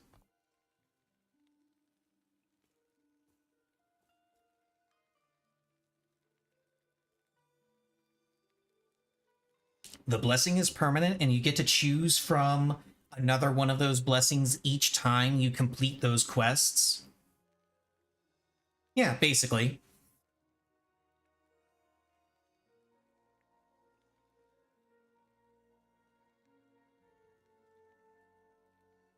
And each one of the timelines can give you a blessing like that, and they all have different blessings to choose from. So anytime you want to like look for a specific blessing or pick up a different one, or try to get a blessing that is better than the one that you have, because like the items, just like the items, your blessings have a range of values that you can get. So like if you get the experience for increased experience, that has a range of 7 to 10%. So if you want to get a higher roll on that, you can keep doing the 3 quests for the blessing and try to get a higher roll.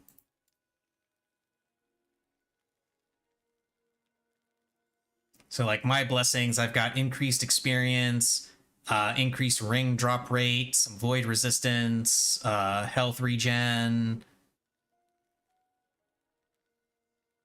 chance to apply frailty, endurance, dagger drop rate, all kinds of cool stuff that I get from each of the different timelines.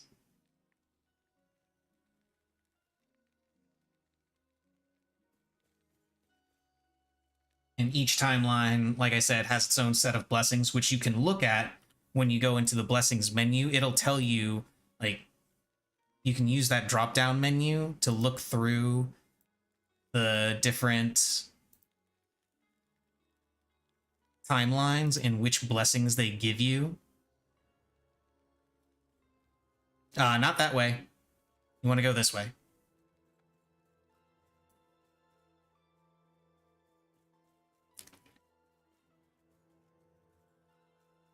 You want to go up the right side because the right side has the higher level timelines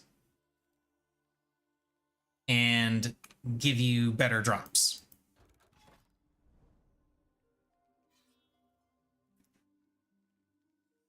At least for the normal monoliths. Once you get empowered monoliths, it's less about, you know, which side you go to and more specifically what you want to farm, because each timeline will have bonuses to specific loot drops. So if you want to farm something like, for instance, if I wanted to farm one-handed weapons, I would go for Reign of Dragons, because that one has an increased drop rate for one-handed weapons.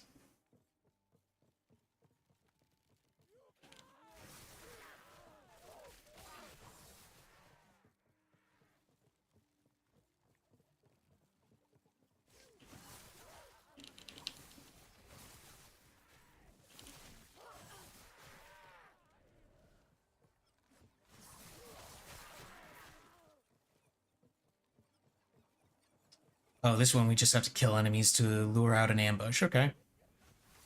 Murder it is.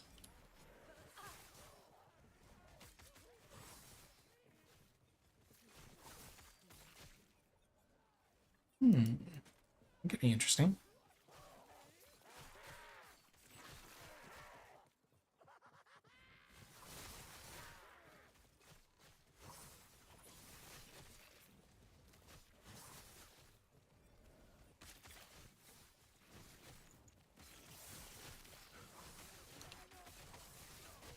A player has been ambushed. Oh no.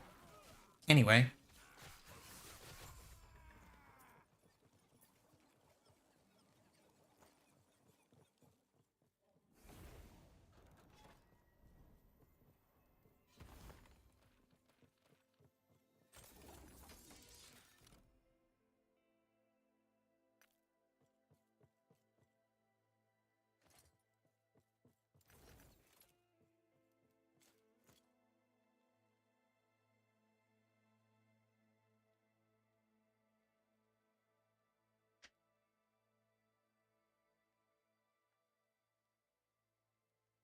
And again, remember, if you find any runes of Ascendance, throw it on a dagger to try and get the Shadow Weaver.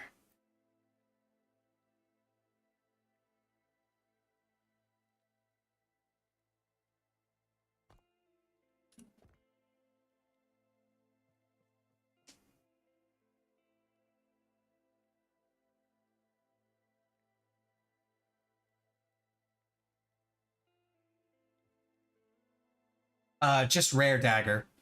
Just any rare dagger can give you the Shadow Weaver. Or Smoke Weaver, rather. Shadow Weaver, Smoke Weaver, whatever. It's a dagger. It's a dagger. It gives you a bunch of cool bonuses. Like, it's what you want. Like, the other uniques you can farm from specific bosses, but that one is just a random drop from anywhere. So that's the one that you use your Runes of Ascendance on.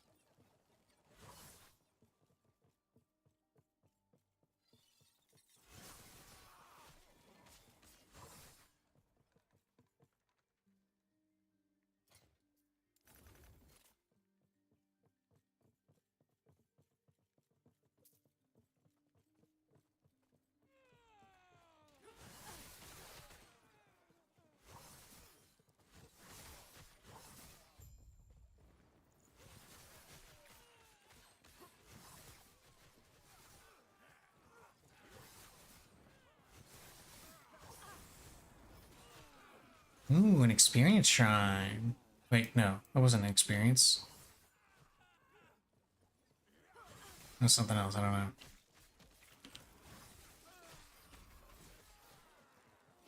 Scepter.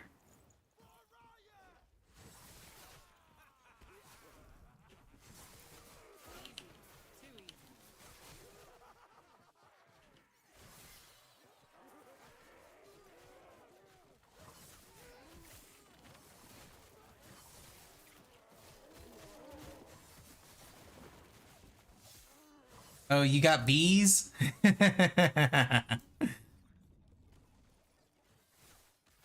Not the bees!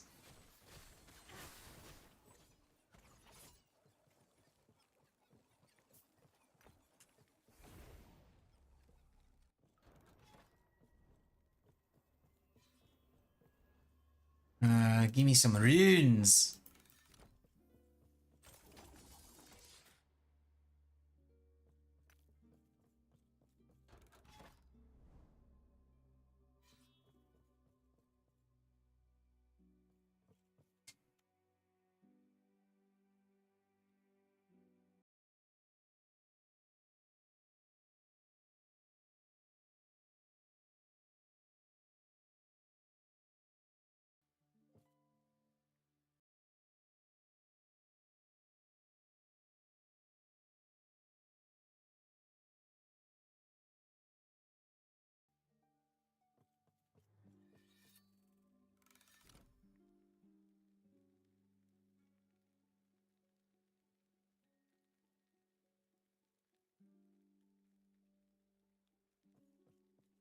And the build works really nicely once you start getting all the pieces together, doesn't it?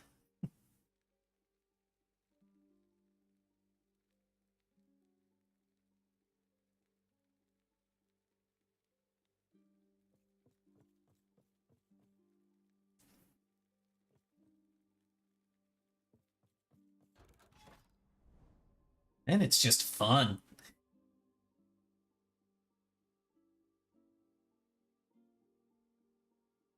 But still pretty squishy once you, until you start getting your resistances worked out.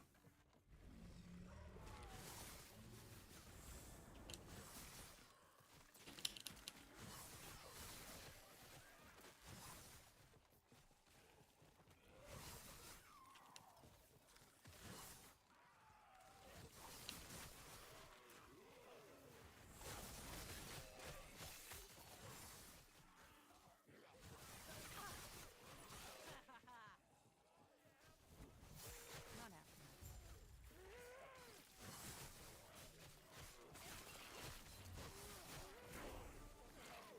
Yay, I finally got to level up.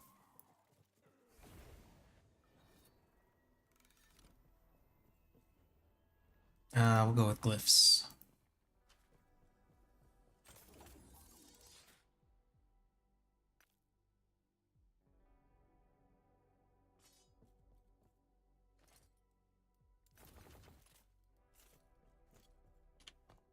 Wait, I thought that.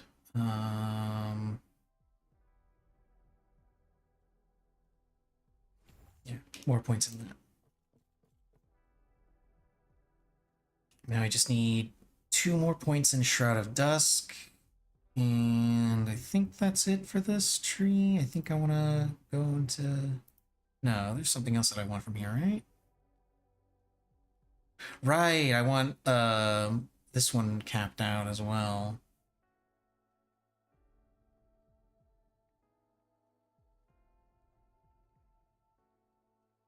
And then I can come back in here and get points in my rogue tree.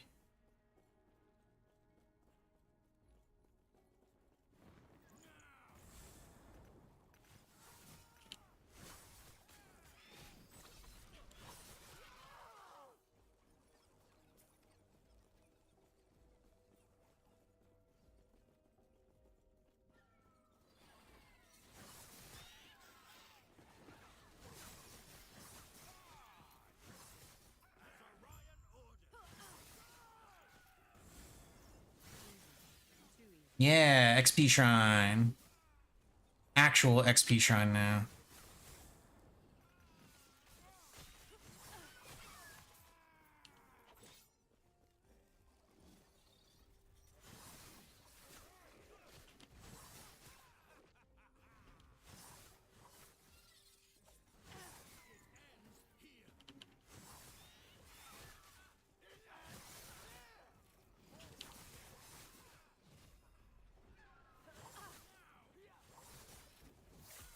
Not happening.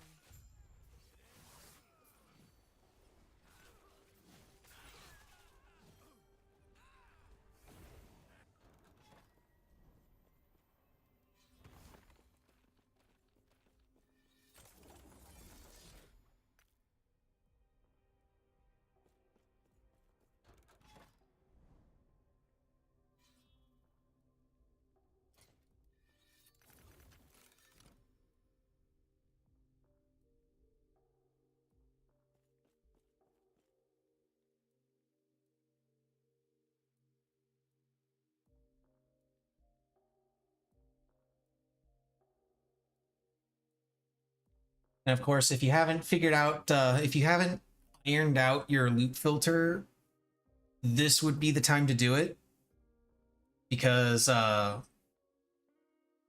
you're going to get your best uh, gear and experience per hour, per minute, per whatever unit of time measurement you prefer, uh, by just jumping in, blitzing to the objective, and then immediately leaving once the objective is done. And you only pick up stuff, then you want to have your loot filter set up so that it's only going to show the stuff that you absolutely want, and you only ever touch that stuff. The only stuff that you touch that isn't handled by the loot filter is, of course, crafting materials, because those are always important. But the basic idea is you want to spend as little time inside echoes as possible and as little time outside echoes as possible, if that makes any sense.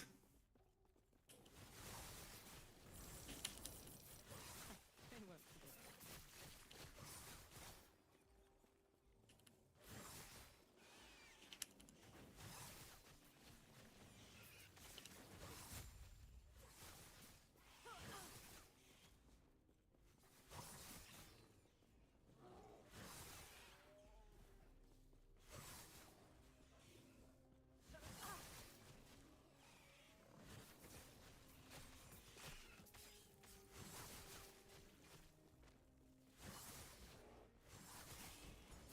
Not happening.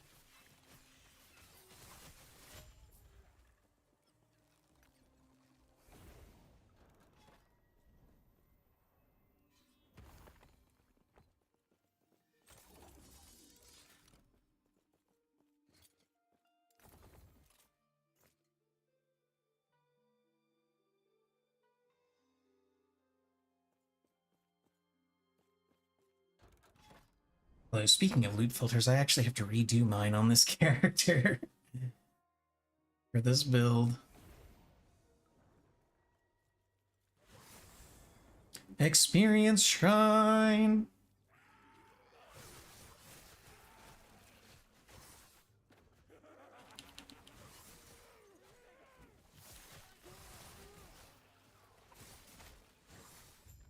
Oh, what dropped?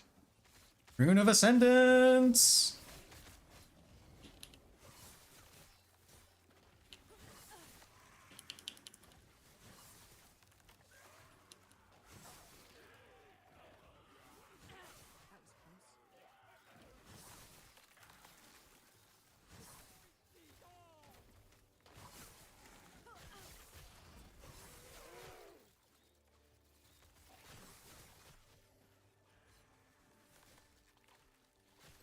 That was close.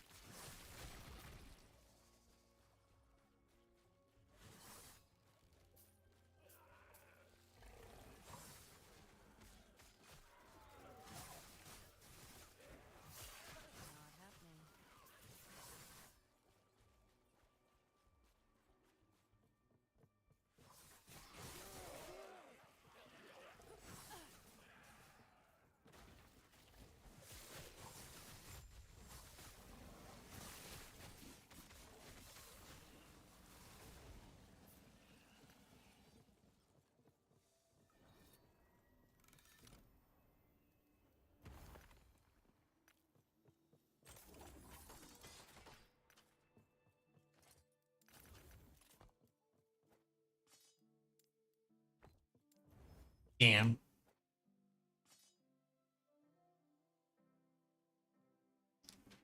%40 chance to cast Lightning Blast on crit with Frost Claw. Hmm.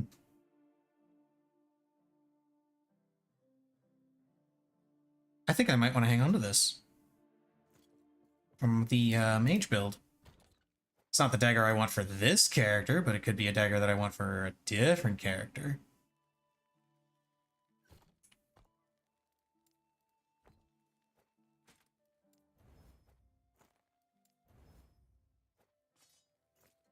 Yes.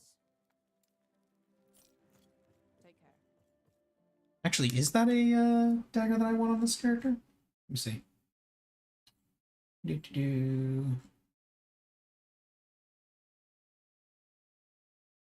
Hmm.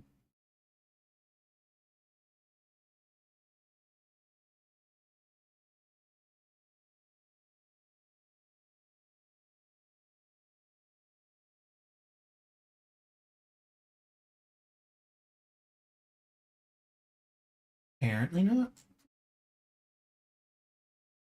Apparently I don't want to use that dagger at all.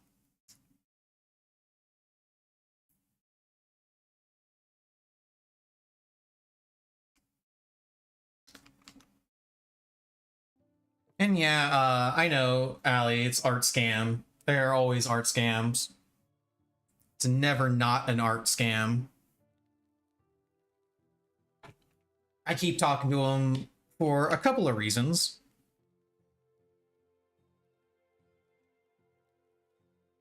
Number one, it wastes their time. Number two, it counts as chat engagement.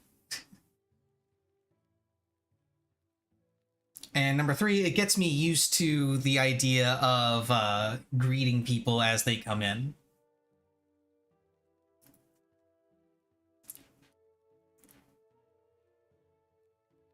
I use them twice over. They are practice, and it wastes their time.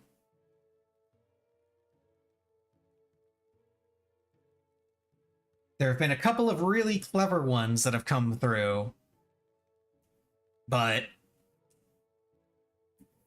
I always just tell them that I'm not interested when they finally get around to the art scam portion of what they're here for, and then they leave.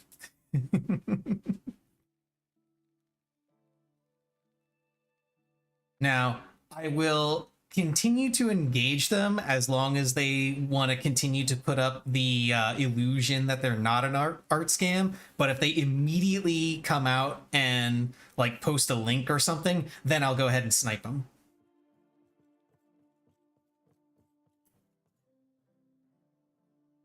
But if they want to pretend to be an actual viewer, then I will treat them as such. Oh, god damn it. Not another one of these.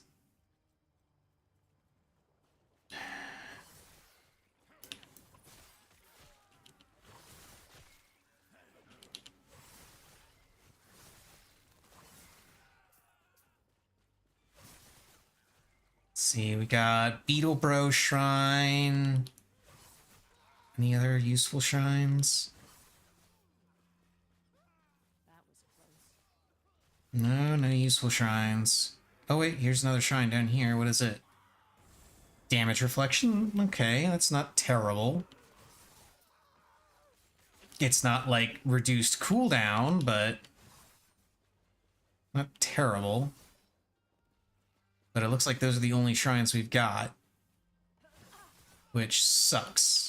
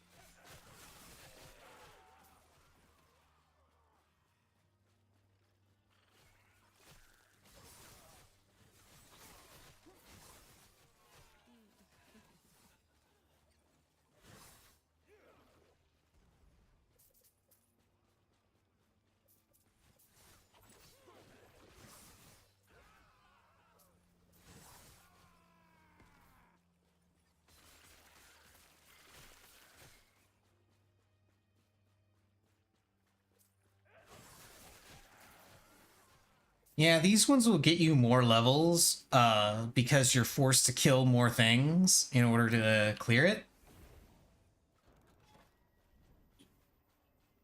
Which is fine, it's just they take forever. Because you have to wait for enemies to spawn.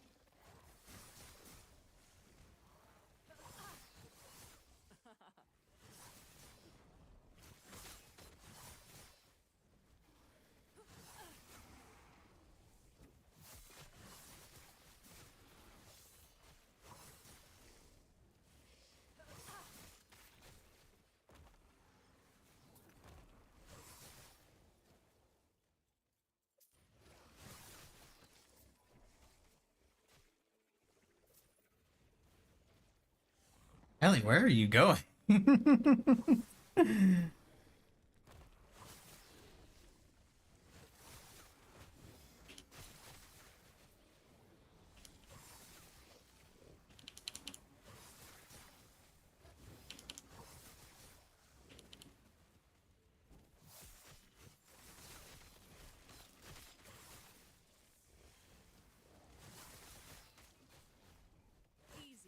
Too easy.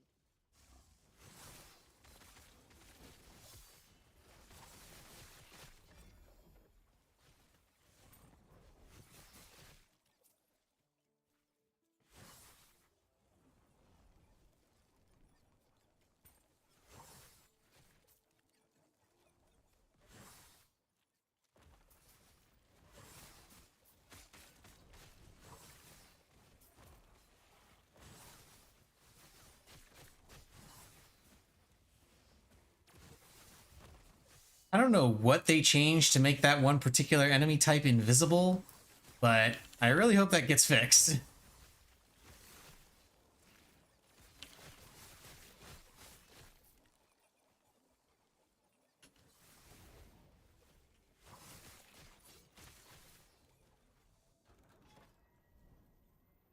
Ooh, unique item. Ooh, nope, damn. Rainbow Edge.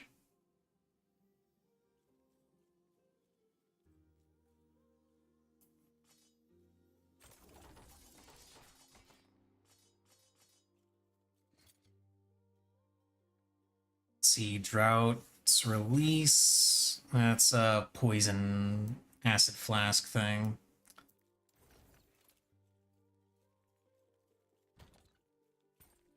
Couple of keys.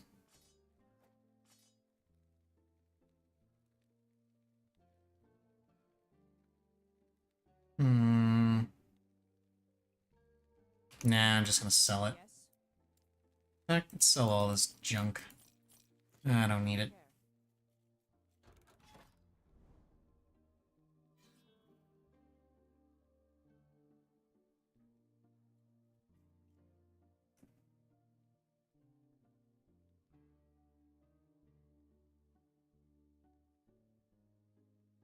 Damn it, I just remembered. I gotta log on to FF14 later today and do my weekly nonsense. I'll do that after stream.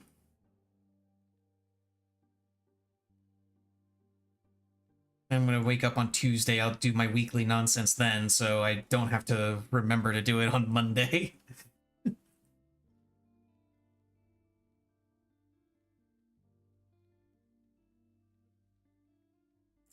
And that also reminds me, Tuesday I gotta ask to see if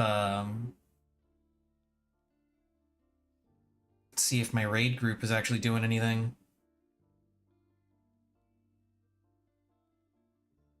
Because we haven't been doing anything for the past couple weeks because a bunch of them are on vacation. Not exactly sure of the details, but I think it's something about going to a they mentioned something about going to a wedding.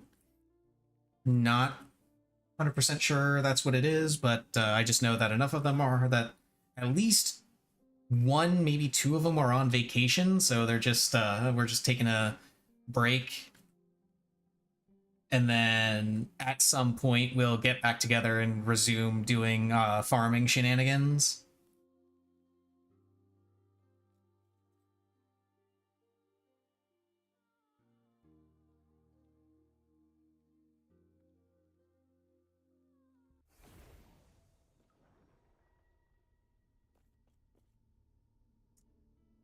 Yes, shenanigans.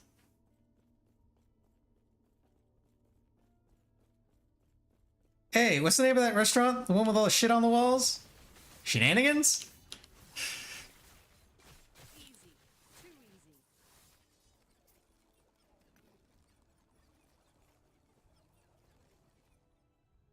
Yep, haste. That is something I am interested in.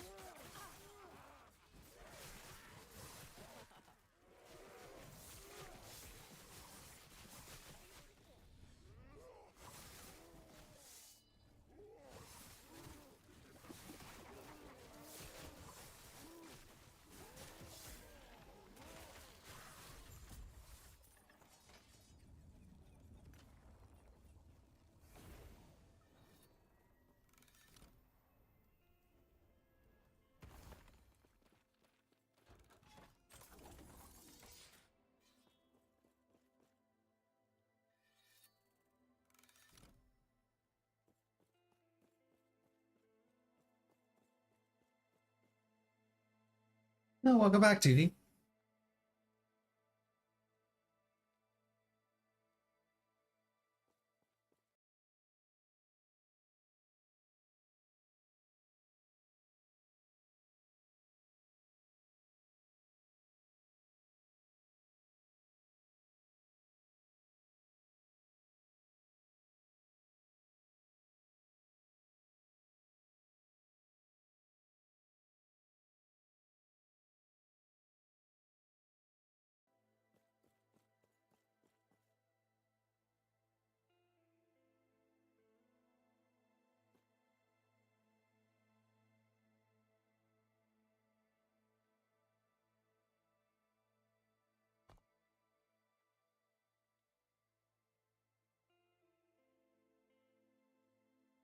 Black Sun. I'm trying to remember. Right, Black Sun. This is the one where we get to fight Raya. Oh, god damn it. Alright, let's check the... Ooh, crit chance. 100% crit chance. Okay. Not a shitty shrine effect. Stun duration. Good.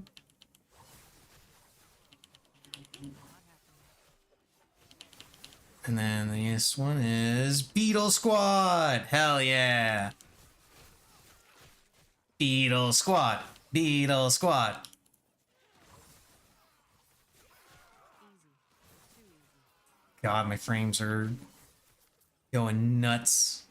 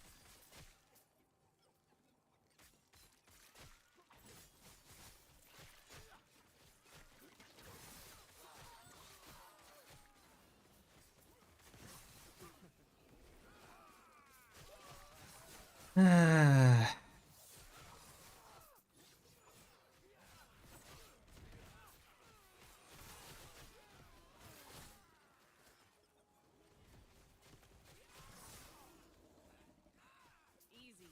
Too easy.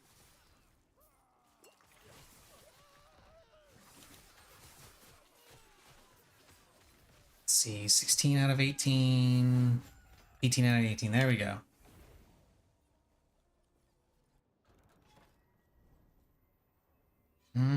We'll go with glyphs.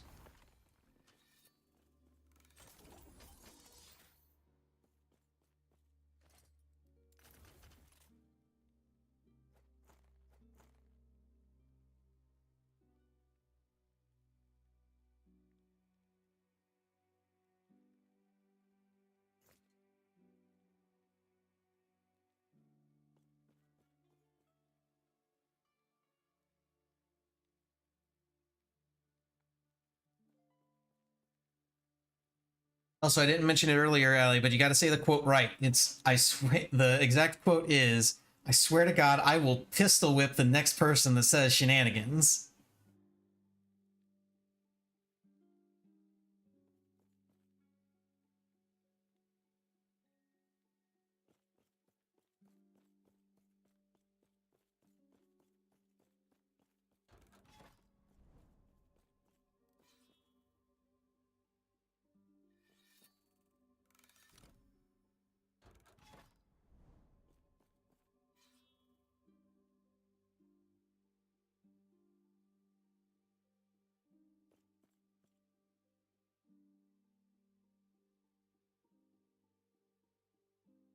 And of course, that puts me in mind of that joke from what the fuck is it? Psych,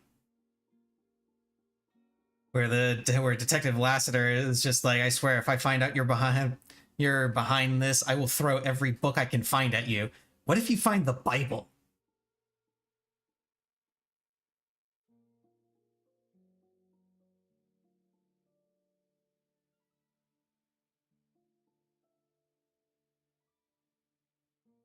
Yeah, Psych. It was a fun little show uh, where a guy that just has a photographic memory and some really nice detective insight pretends to be a psychic.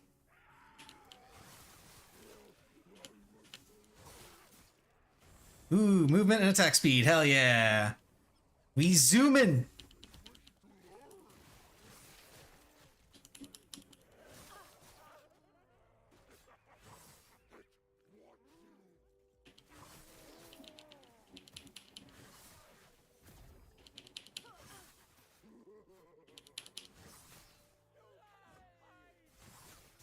I mean, zooming more than we usually are, because we're usually pretty zooming, but now we're zooming even more. Now we have a beetle bro.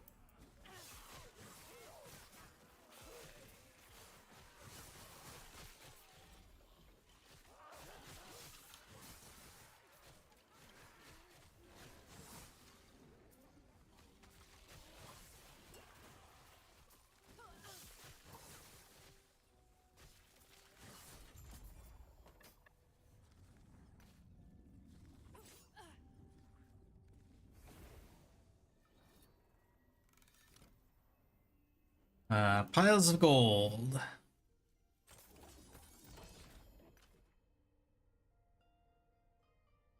Oh, aberrant call. Meh.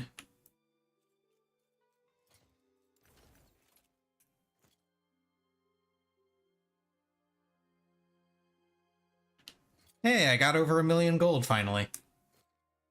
$1 million.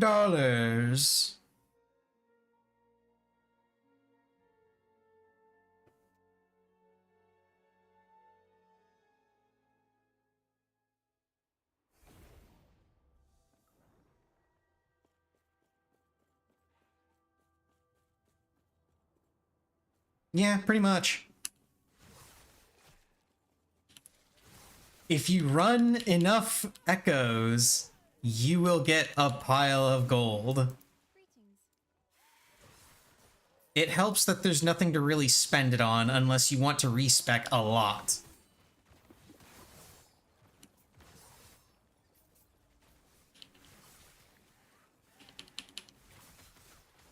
Safe travels.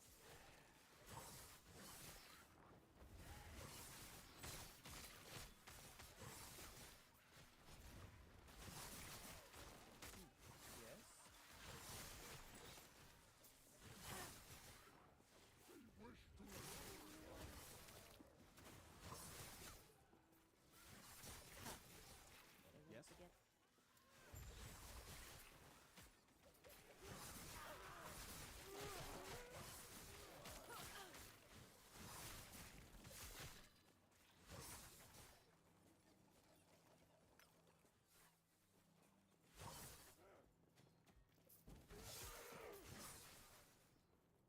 That was close.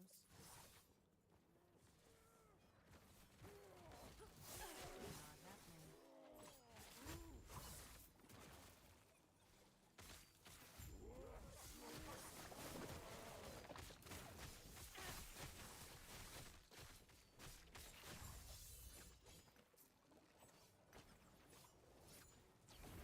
And we're done.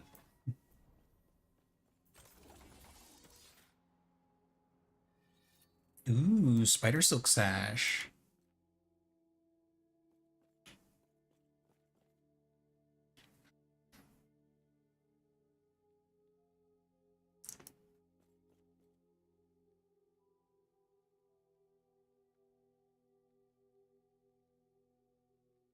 Yeah, the vast majority of my gold is just from pickup, gold shrines, things, some gold echoes, things like that. Uh, it's very rare that I sell a bunch of stuff. Usually, when I sell something, it's because I picked it up because it was an exalted piece, but it turns out that I'm not going to be using anything that's on it, and so I just sell it.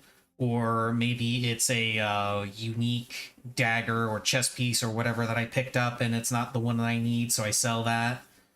You know, things like that.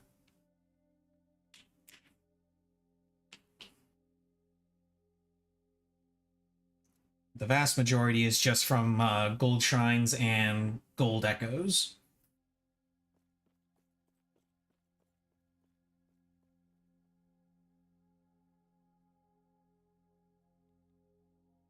And then the only thing that I really spend it on is picking up extra shatter runes from the store.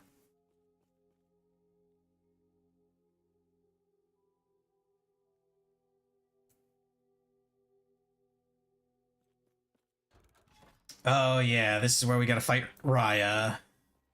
Is it? No, this is where we this is the lead up to fighting Raya. It's not actually fighting Raya.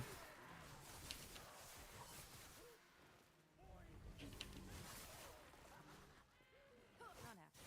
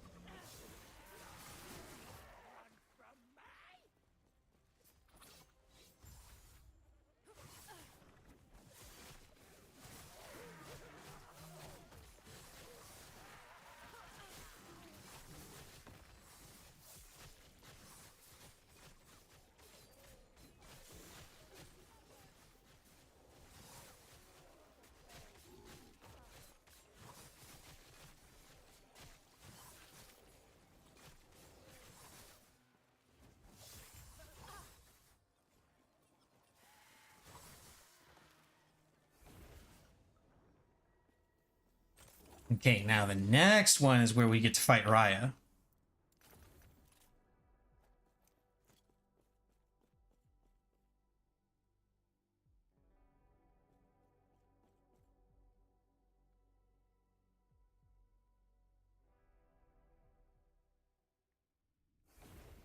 Do not let any of Raya's AoEs hit you. You will die. Do not test it.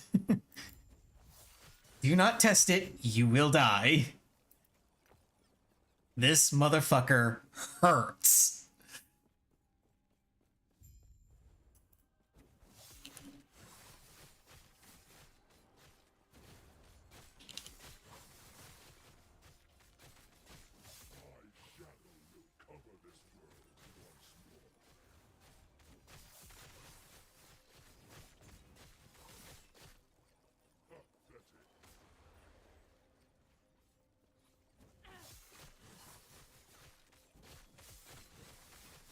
Oh shit.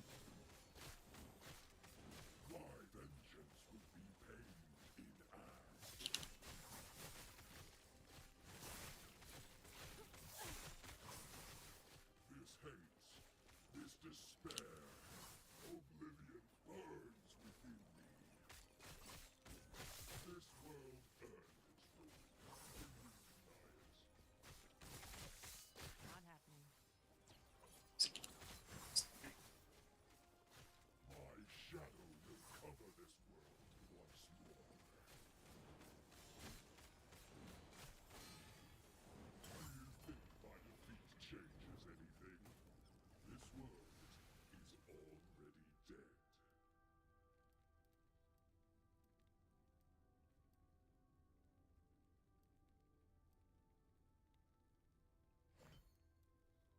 Oh, that's increased void damage.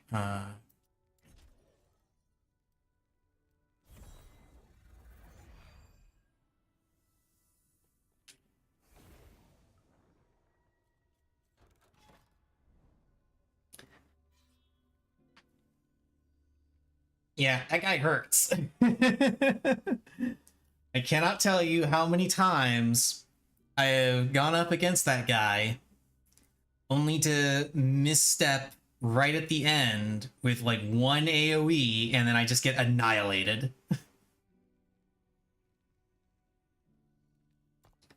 And it's not like I have a low amount of void resist either. I've got almost I'm almost capped on void resist.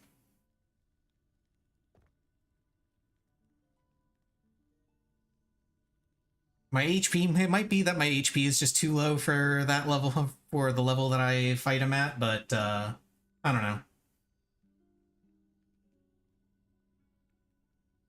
I have already, in my mind, I have already solved this solution. Just get a run where you don't get hit. Just don't get hit. Easy.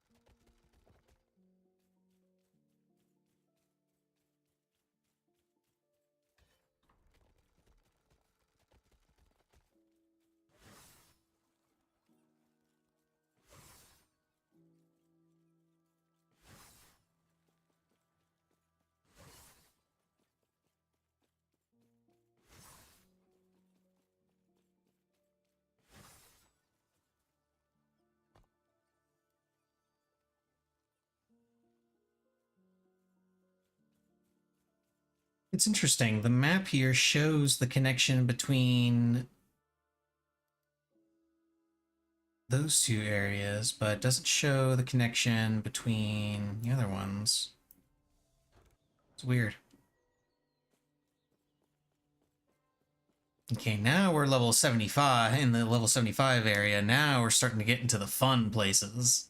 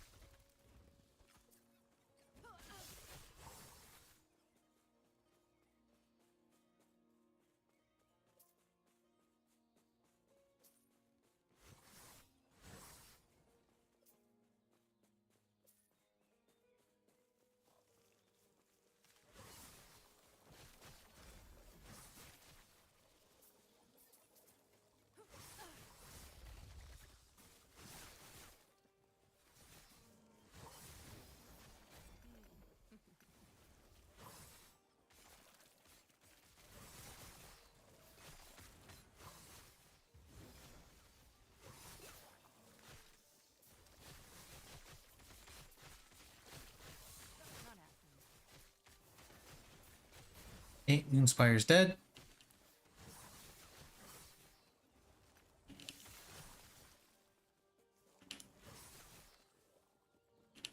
And here's the other one. That was close.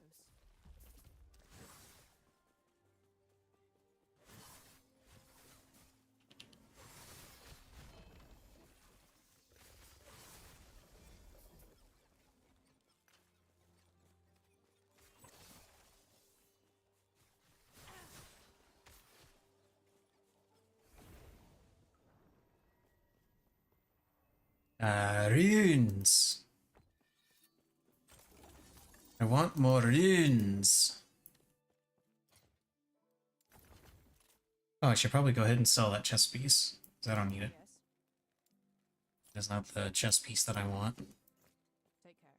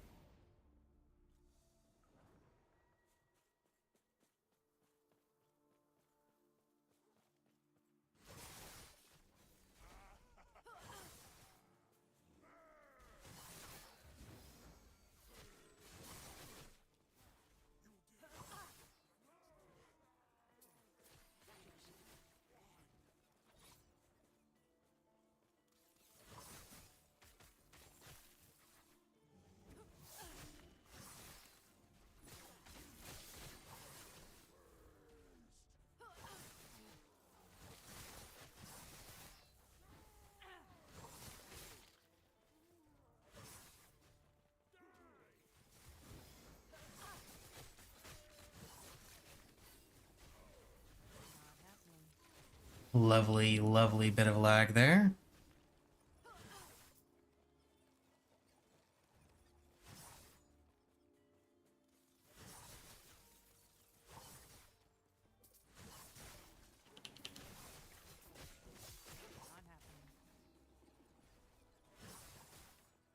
I might have to restart my game.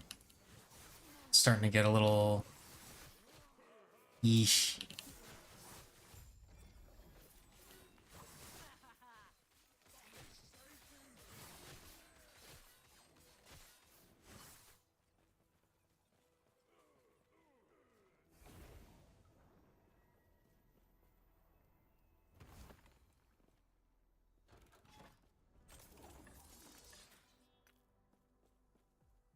Yeah, I'm gonna go ahead and restart my game real quick. See if that clears up some of this ridiculous lag.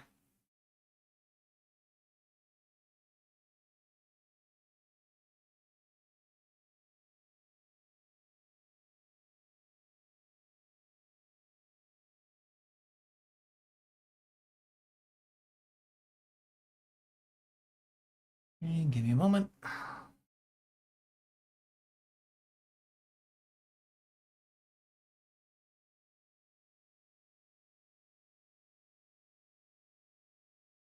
Oh, it is no longer snowing outside. It is now more of a, well, it's not really doing much of anything, actually.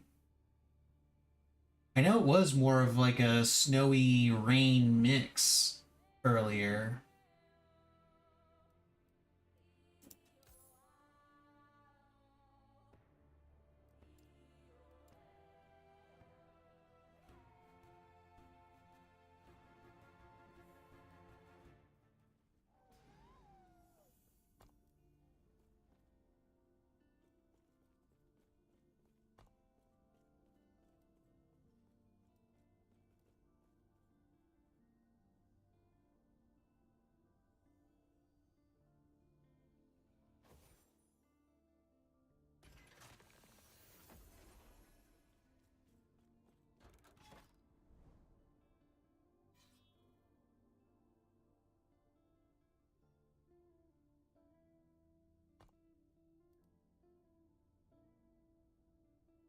Ah, she's in a, she's in an echo. Okay, in that case, I'll go into one of my own echoes.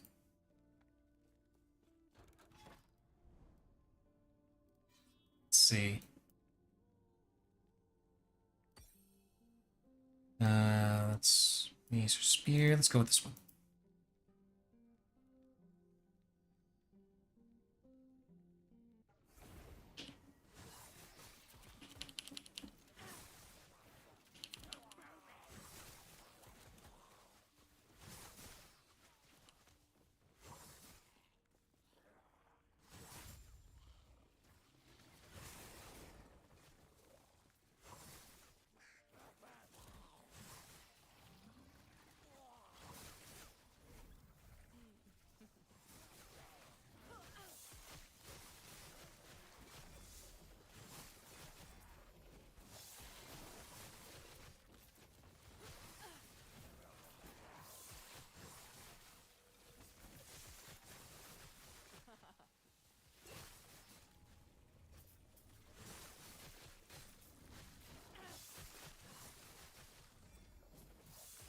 Not happening.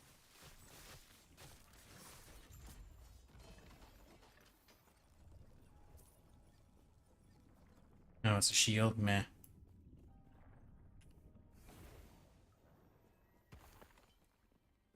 And no, the idols are pretty good.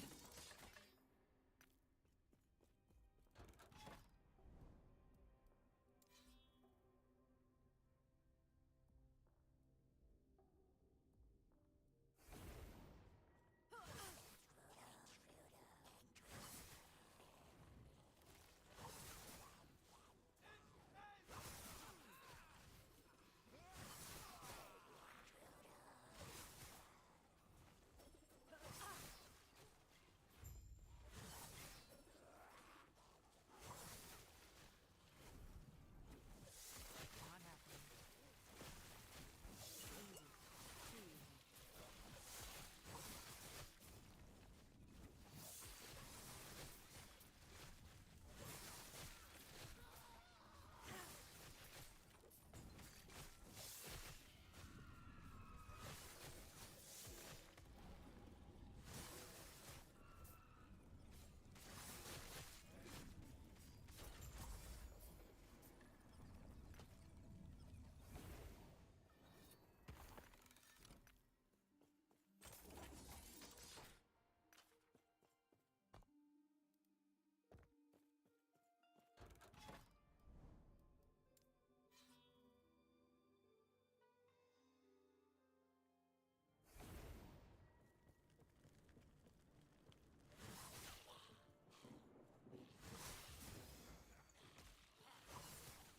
Easy. Too easy. Easy. Too easy. I really should be doing the stolen lance instead of this one because I've already got the dagger, one of the daggers that I need. and doing the Stolen Lance timeline will give me the chest piece that I want. Or at least killing the boss there will.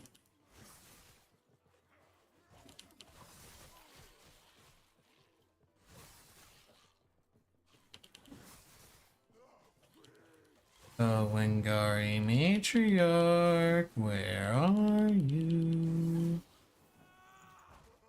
I just want to have a conversation.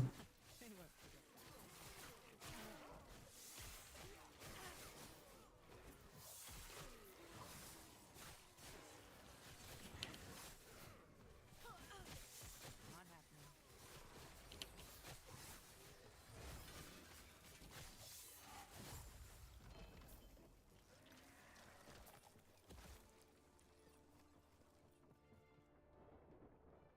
Let's see. Ashen Crown. Elemental Nova is now cast at target location. That sounds really good, but the thing I was looking at has Frostclaw proccing it, so Stolen Lance, here we go. Do Stolen Lance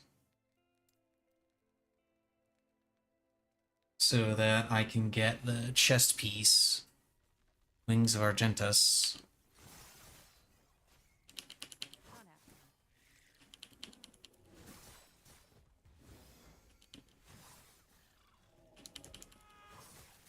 happening. Yeah, I can join you again on the after this one. It's just when I looked, I saw how you were like in a echo. So I was like, oh, okay, I'll just do my own echoes.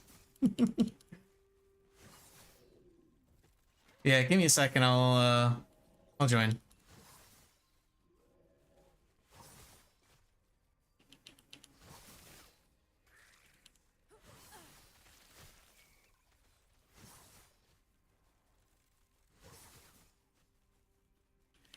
Destroy the Moon Spire. Where is the Moon Spire?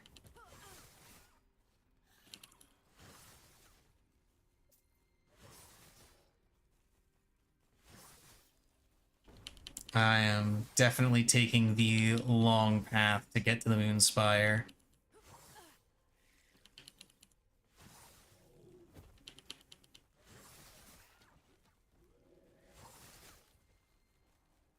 Not happening. There it is. There we go. Done.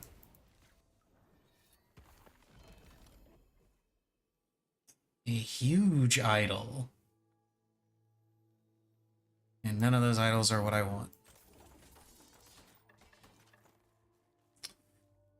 Okay. Portal 2 player.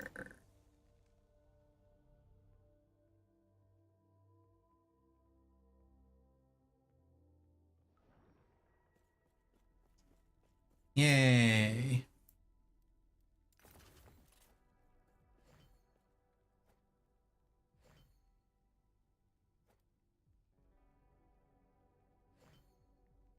Once you have 3 runes for runic invocation. I'll read it after.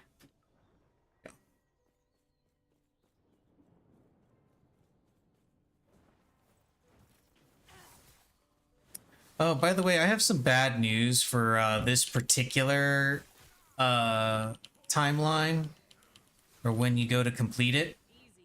Too easy. You know that fight, that boss fight against Lagan? Yeah, you gotta fight him at the end of this. And it sucks.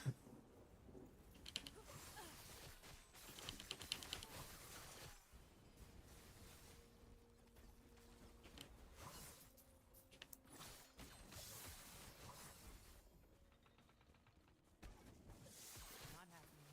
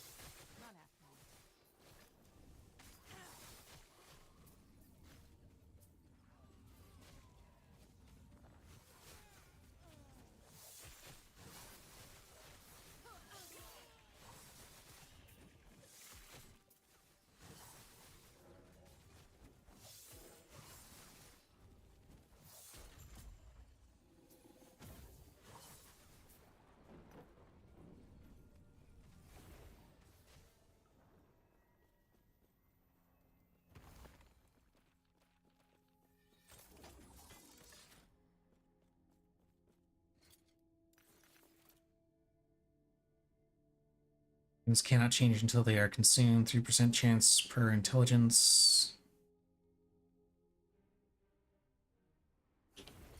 Per intelligence for 33%. Increased elemental damage with 3 rune applications. Okay.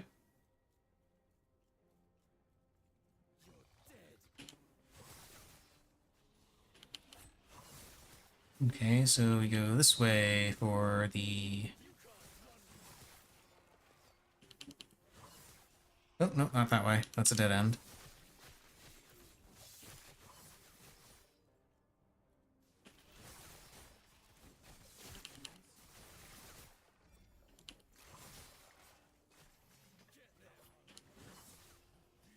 Aha, this way.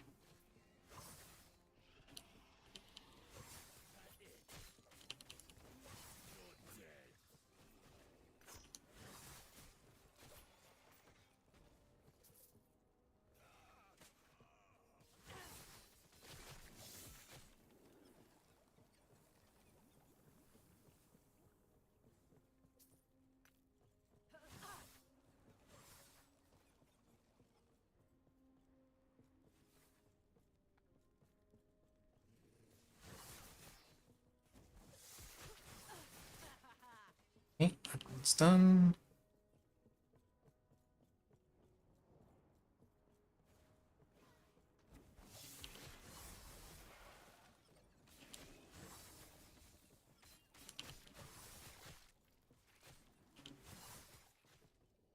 I forgot to disable my global chat.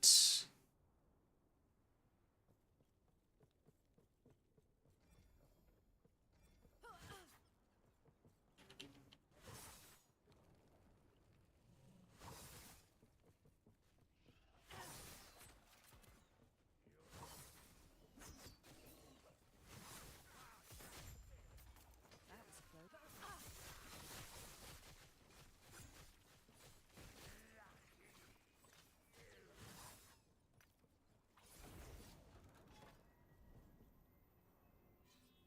Give me affix shards.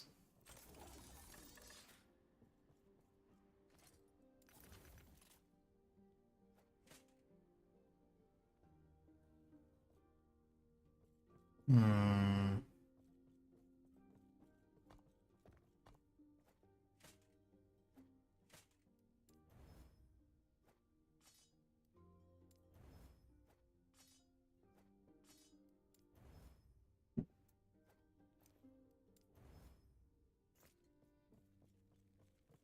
Yes.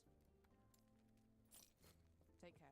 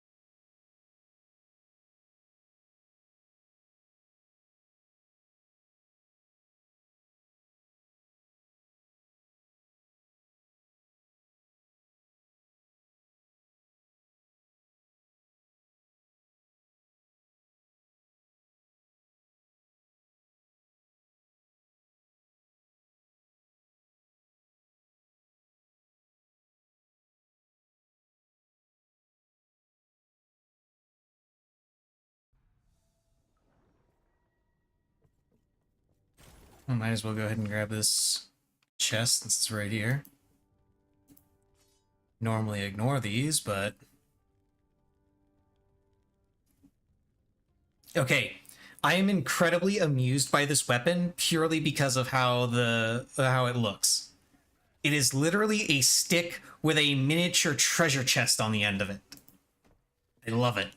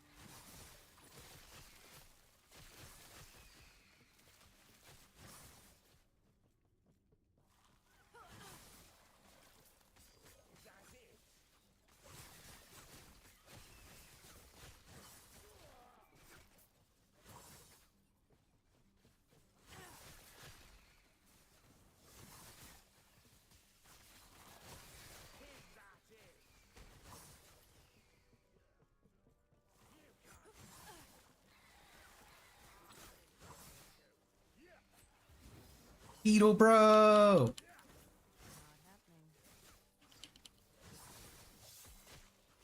Don't forget.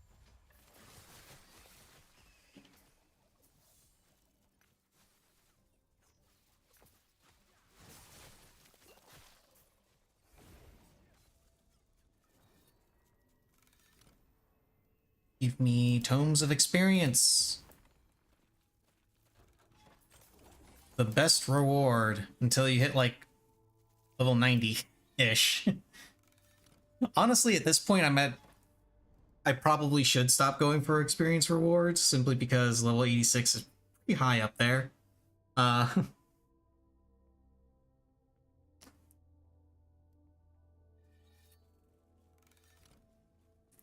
I kind of have all of my skills set up exactly the way they should be. And the only passives that are left, let me see, what passives do I have left to get? I want to max out Shroud of Dust and Asvan's Pact. And then I want to get, I guess, Dodge and Parry. And Steady Hand.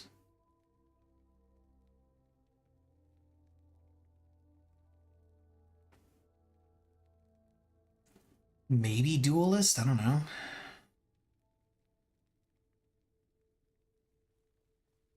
Critical Precision might be nice.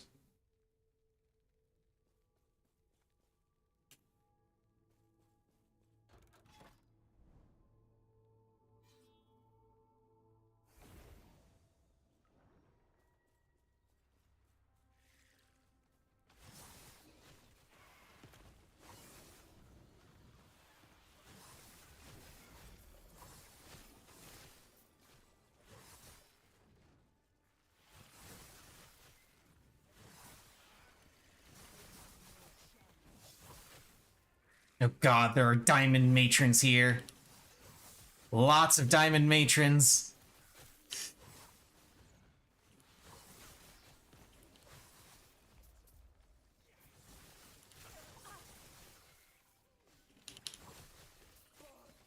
I fucking hate diamond matrons. Their stupid space laser bullshit.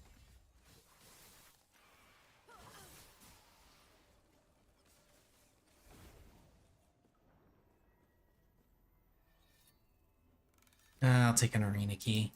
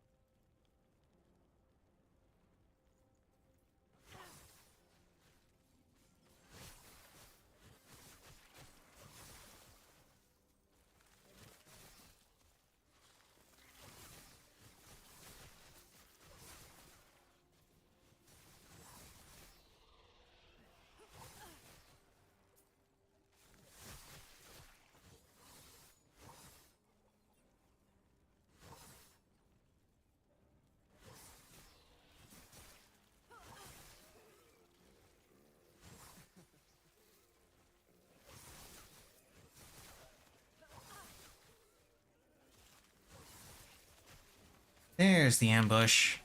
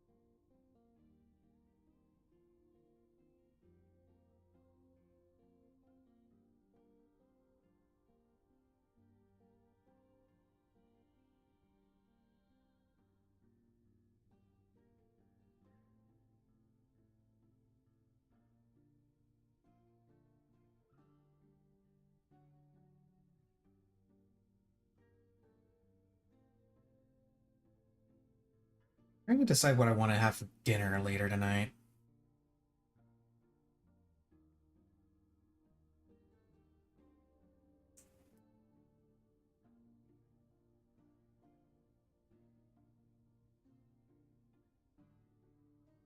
Because I've got some of the burgers I ordered defrosted, but I don't have any buns for them yet, and I actually don't have any bread in general because I haven't gone shopping yet because it's been snowing like crazy outside. I'm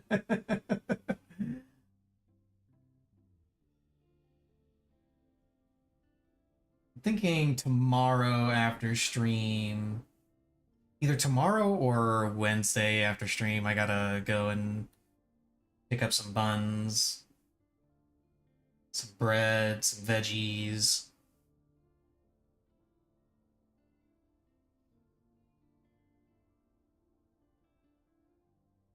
Yes, burgers are very tasty.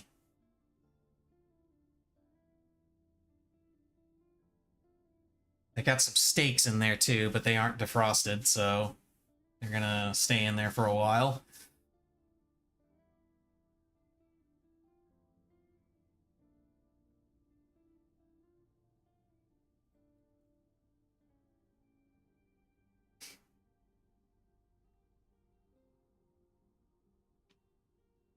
But what to have for tonight?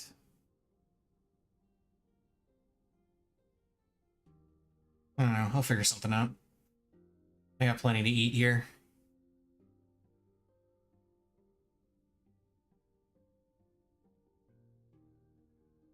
Rib steak. Not rib steak, it just means I'm saving the steak for a special occasion. I have other things to eat.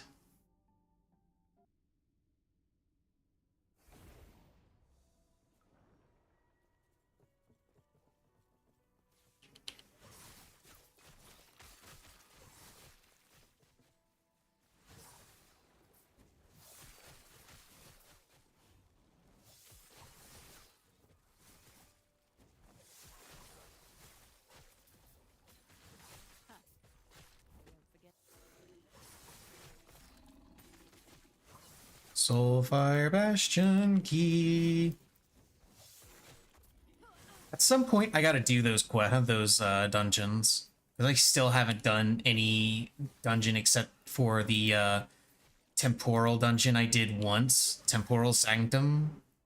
I did that one once and I haven't done the others yet. I gotta do those.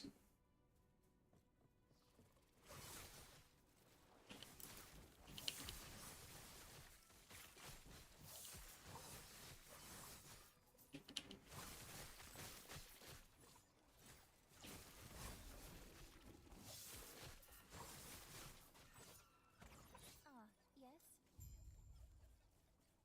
And done.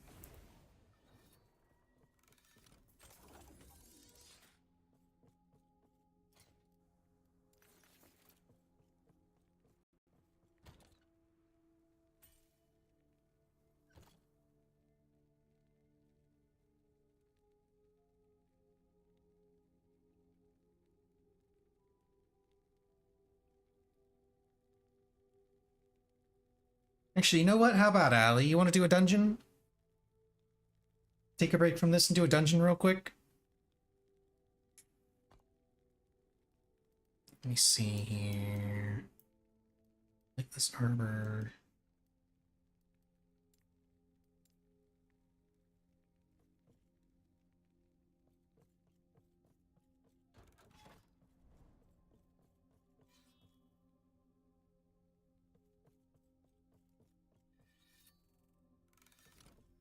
Okay. I don't know if you also need keys.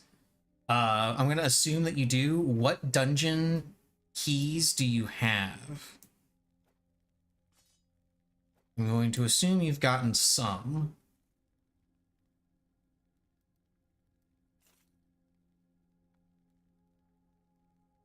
Because you definitely should have by this point.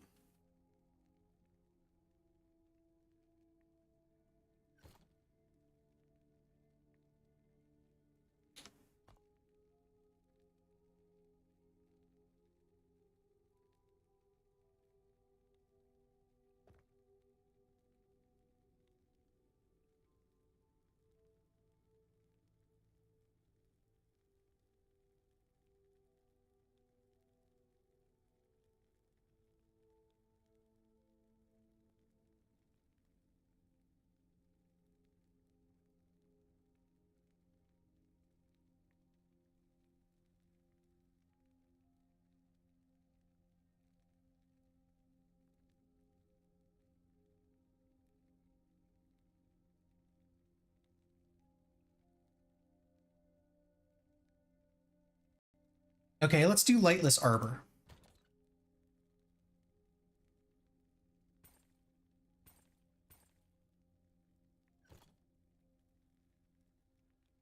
So we got a TP to Ruined Era.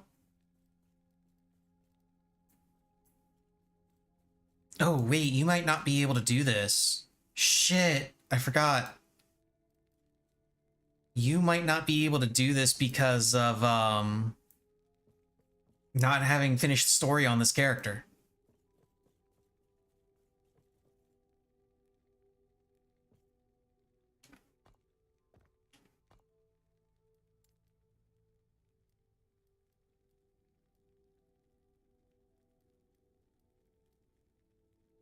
Yeah. You're not able to go to the area where the actual dungeon is. Rip. Oh well. Back to monoliths. I mean, at this point, you could just rip the fucking campaign to shreds. Because you're level 60, and even if you weren't level 60, like, you've got all of the necessary skills in your skill passives. So, like, you can just tear it to pieces at this point.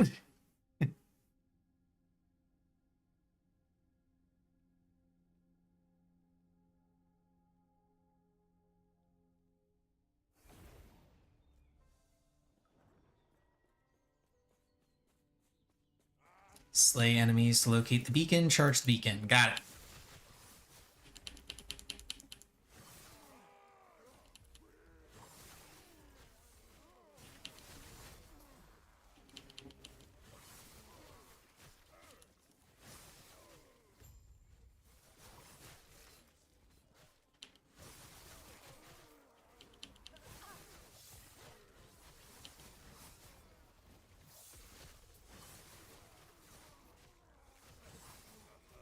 Easy. Too easy. Not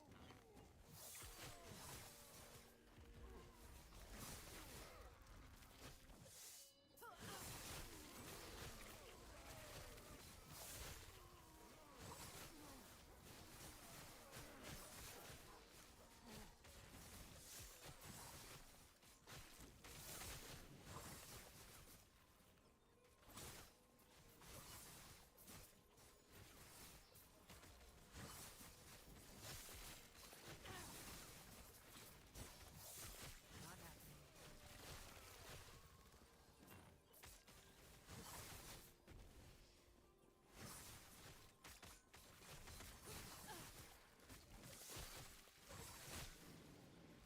Story? What about the story?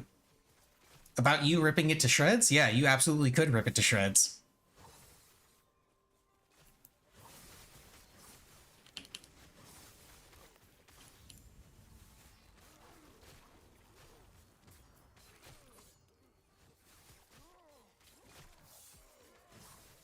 Because you're already, like, 5 levels over where, like, 4 or 5 levels over where you should be at the end of the story. And even if you weren't, this build just destroys everything, so...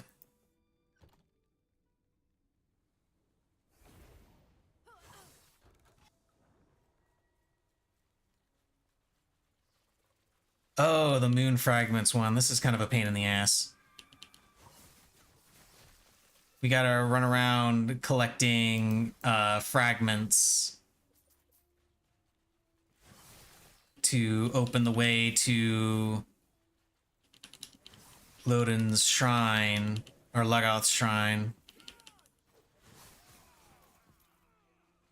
Okay, got one. Easy. I already got that one, Allie. And now I got this one.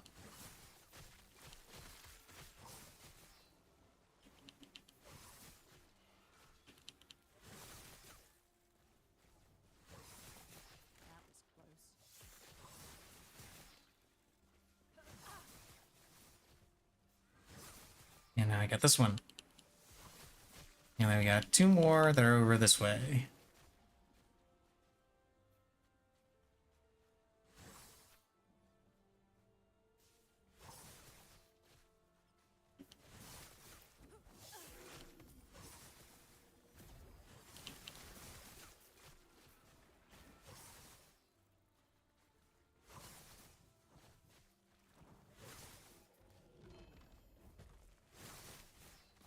Hello, Obsidian Resonance. Easy. To the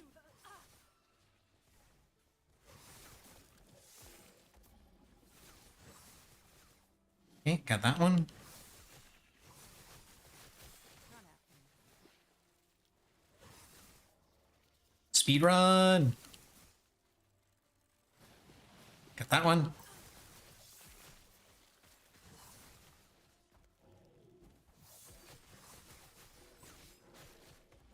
Oh, right, that one's a bridge that goes back to the starting area. I don't want to go this way.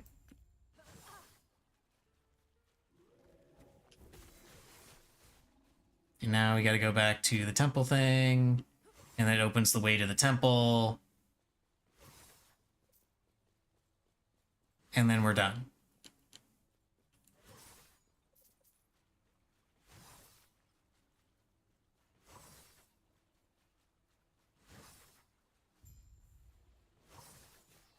Yes.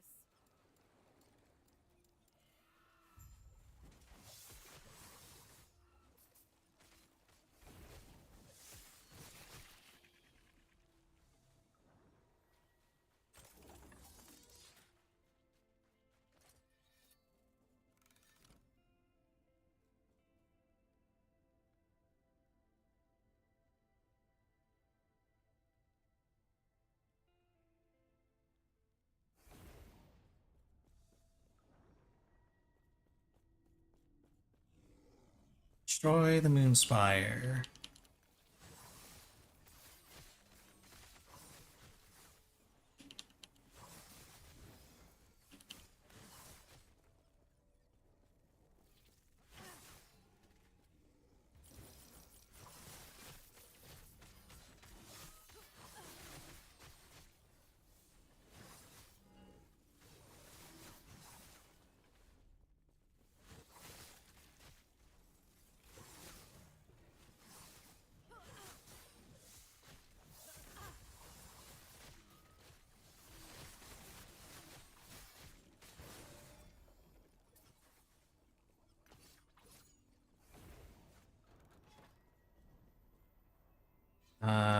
Rare relics, I guess.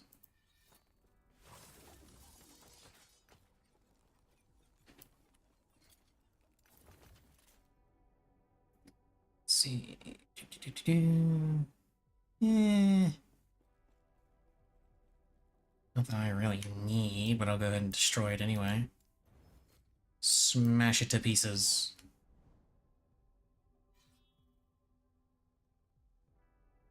And it is about time, speaking of food, like, it is about time for me to get dinner, so we'll finish up this monolith, and then I'm gonna hop out.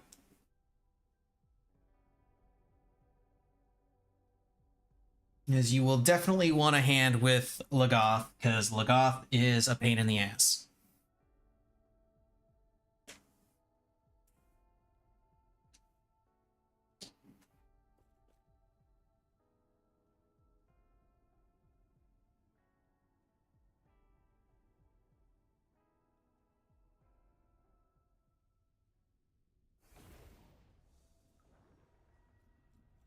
Oh, this one. This one sucks more than the regular arena ones because that big lava pit you see in the middle, yeah, it explodes every so often. So, yeah, you can't really hang out there. Beetle Squad! Yeah, Beetle Squad!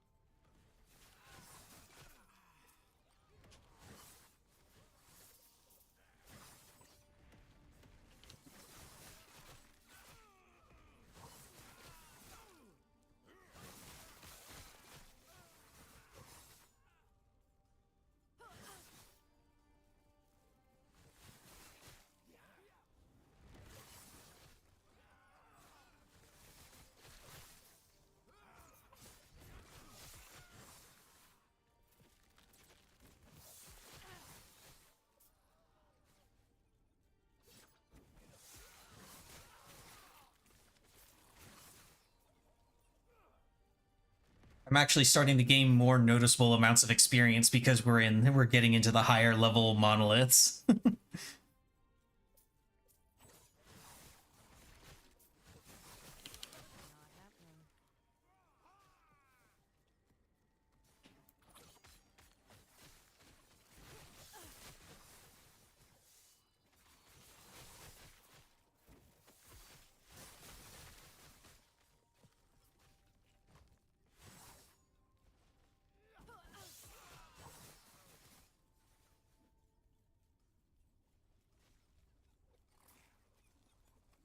And of course, the hilarious thing that I always love pointing out, this is a level 75 monolith.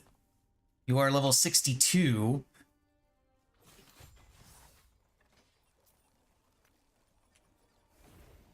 And you are having zero trouble with it. Not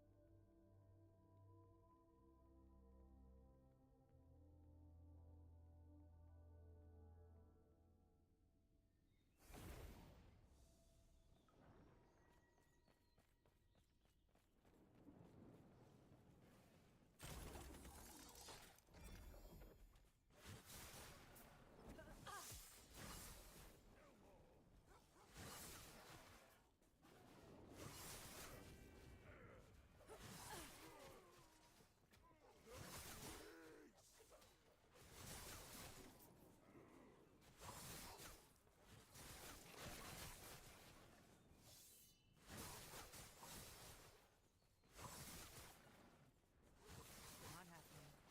Oh, there's the ambush.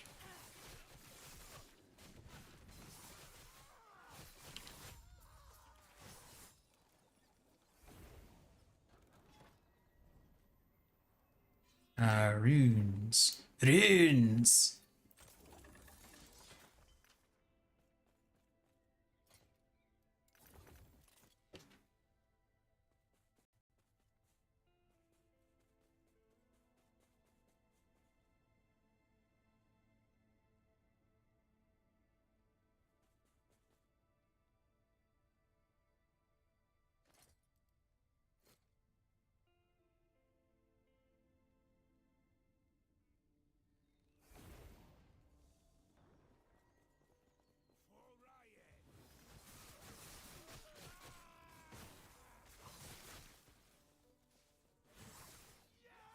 Destroy the Wingari spires. Okay.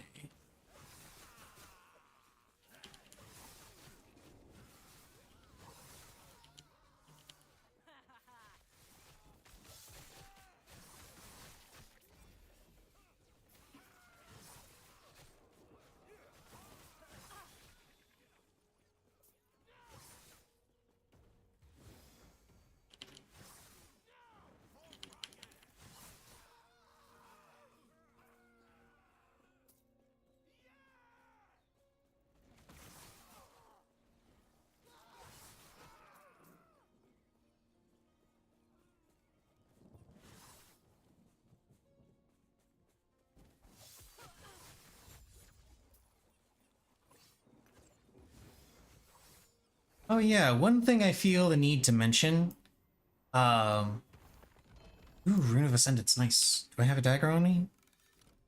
No, I'll need to find a dagger. No multiplays out. Is that me throwing them? That's me doing that. Sometimes I will throw them out, but very rarely. Usually it's just synchronized strike and dash. And that's usually when there's like a big pack of enemies that are like right in front of us or right behind us or whatever. Then I'll go ahead and just throw out a synchronized strike and then dash.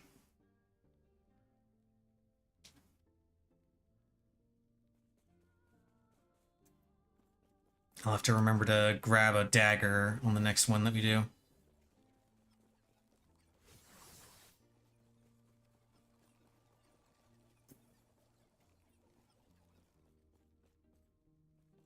Oh, synchronized strike, dash.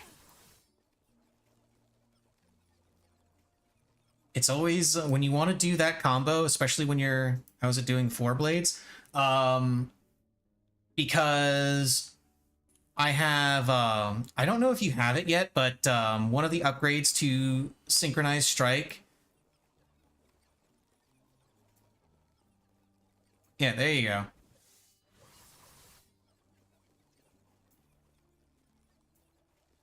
And one of the upgrades to synchronized strike is creates extra shadows and shit. And one thing I wanted to mention, you probably have already noticed this or may have already noticed it, I'm not sure. But whenever you use synchronized strike, you always do like a little leap forward. That leap forward can cause you to miss your target if you are right next to it. So you want to make sure that you put a little bit of distance between you and whatever you want to hit with your sync strike, so that you hit them with everything. Yeah, okay. I figured you probably already noticed it, but in case you didn't, I'm gonna go ahead and bring that up. Oh boy, now we get to fight Lagan. I hate this fight. It really fucking sucks.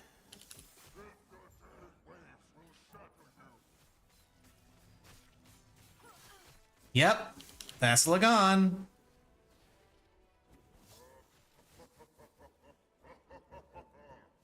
I will try to kill him without dying.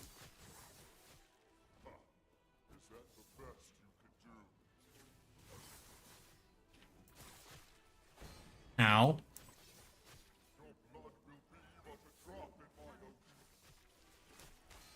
Ow, again.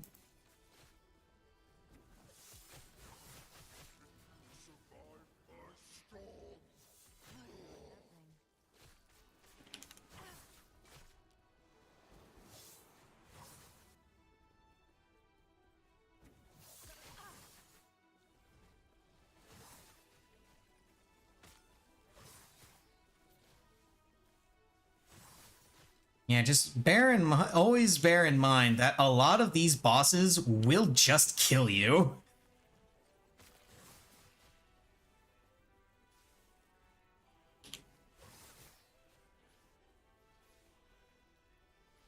Their attacks are pretty well telegraphed, but it's still very easy to get caught off guard by something.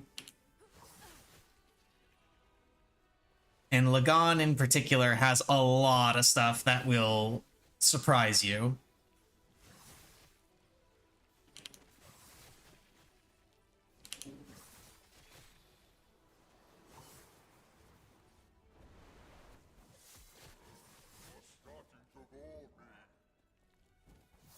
Not happening.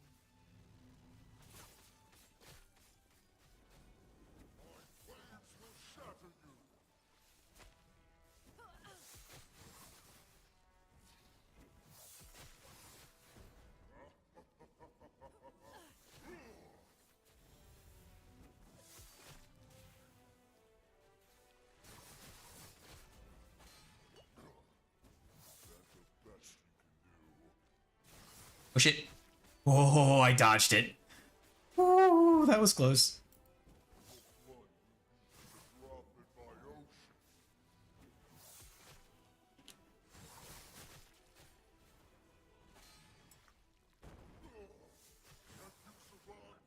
Okay, now I just need to hit him with one more. There we go.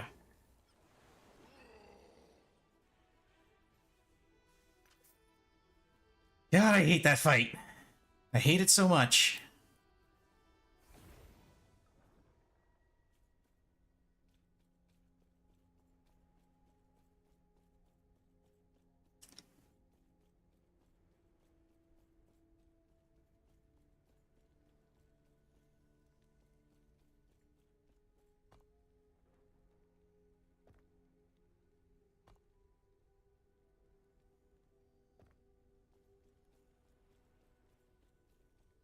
Now you get access to Reign of Dragons, which is one of the best ones.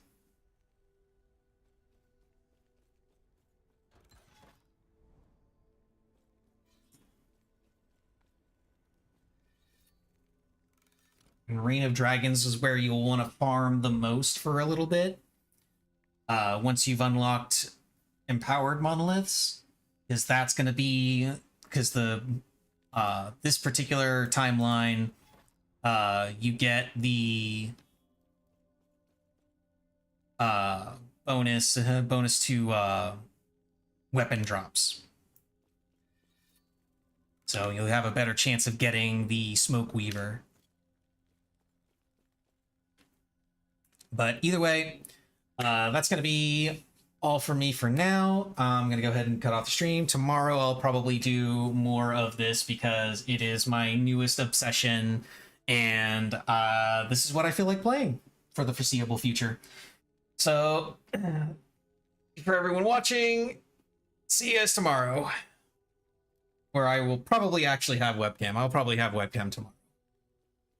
I don't know. We'll see. Later.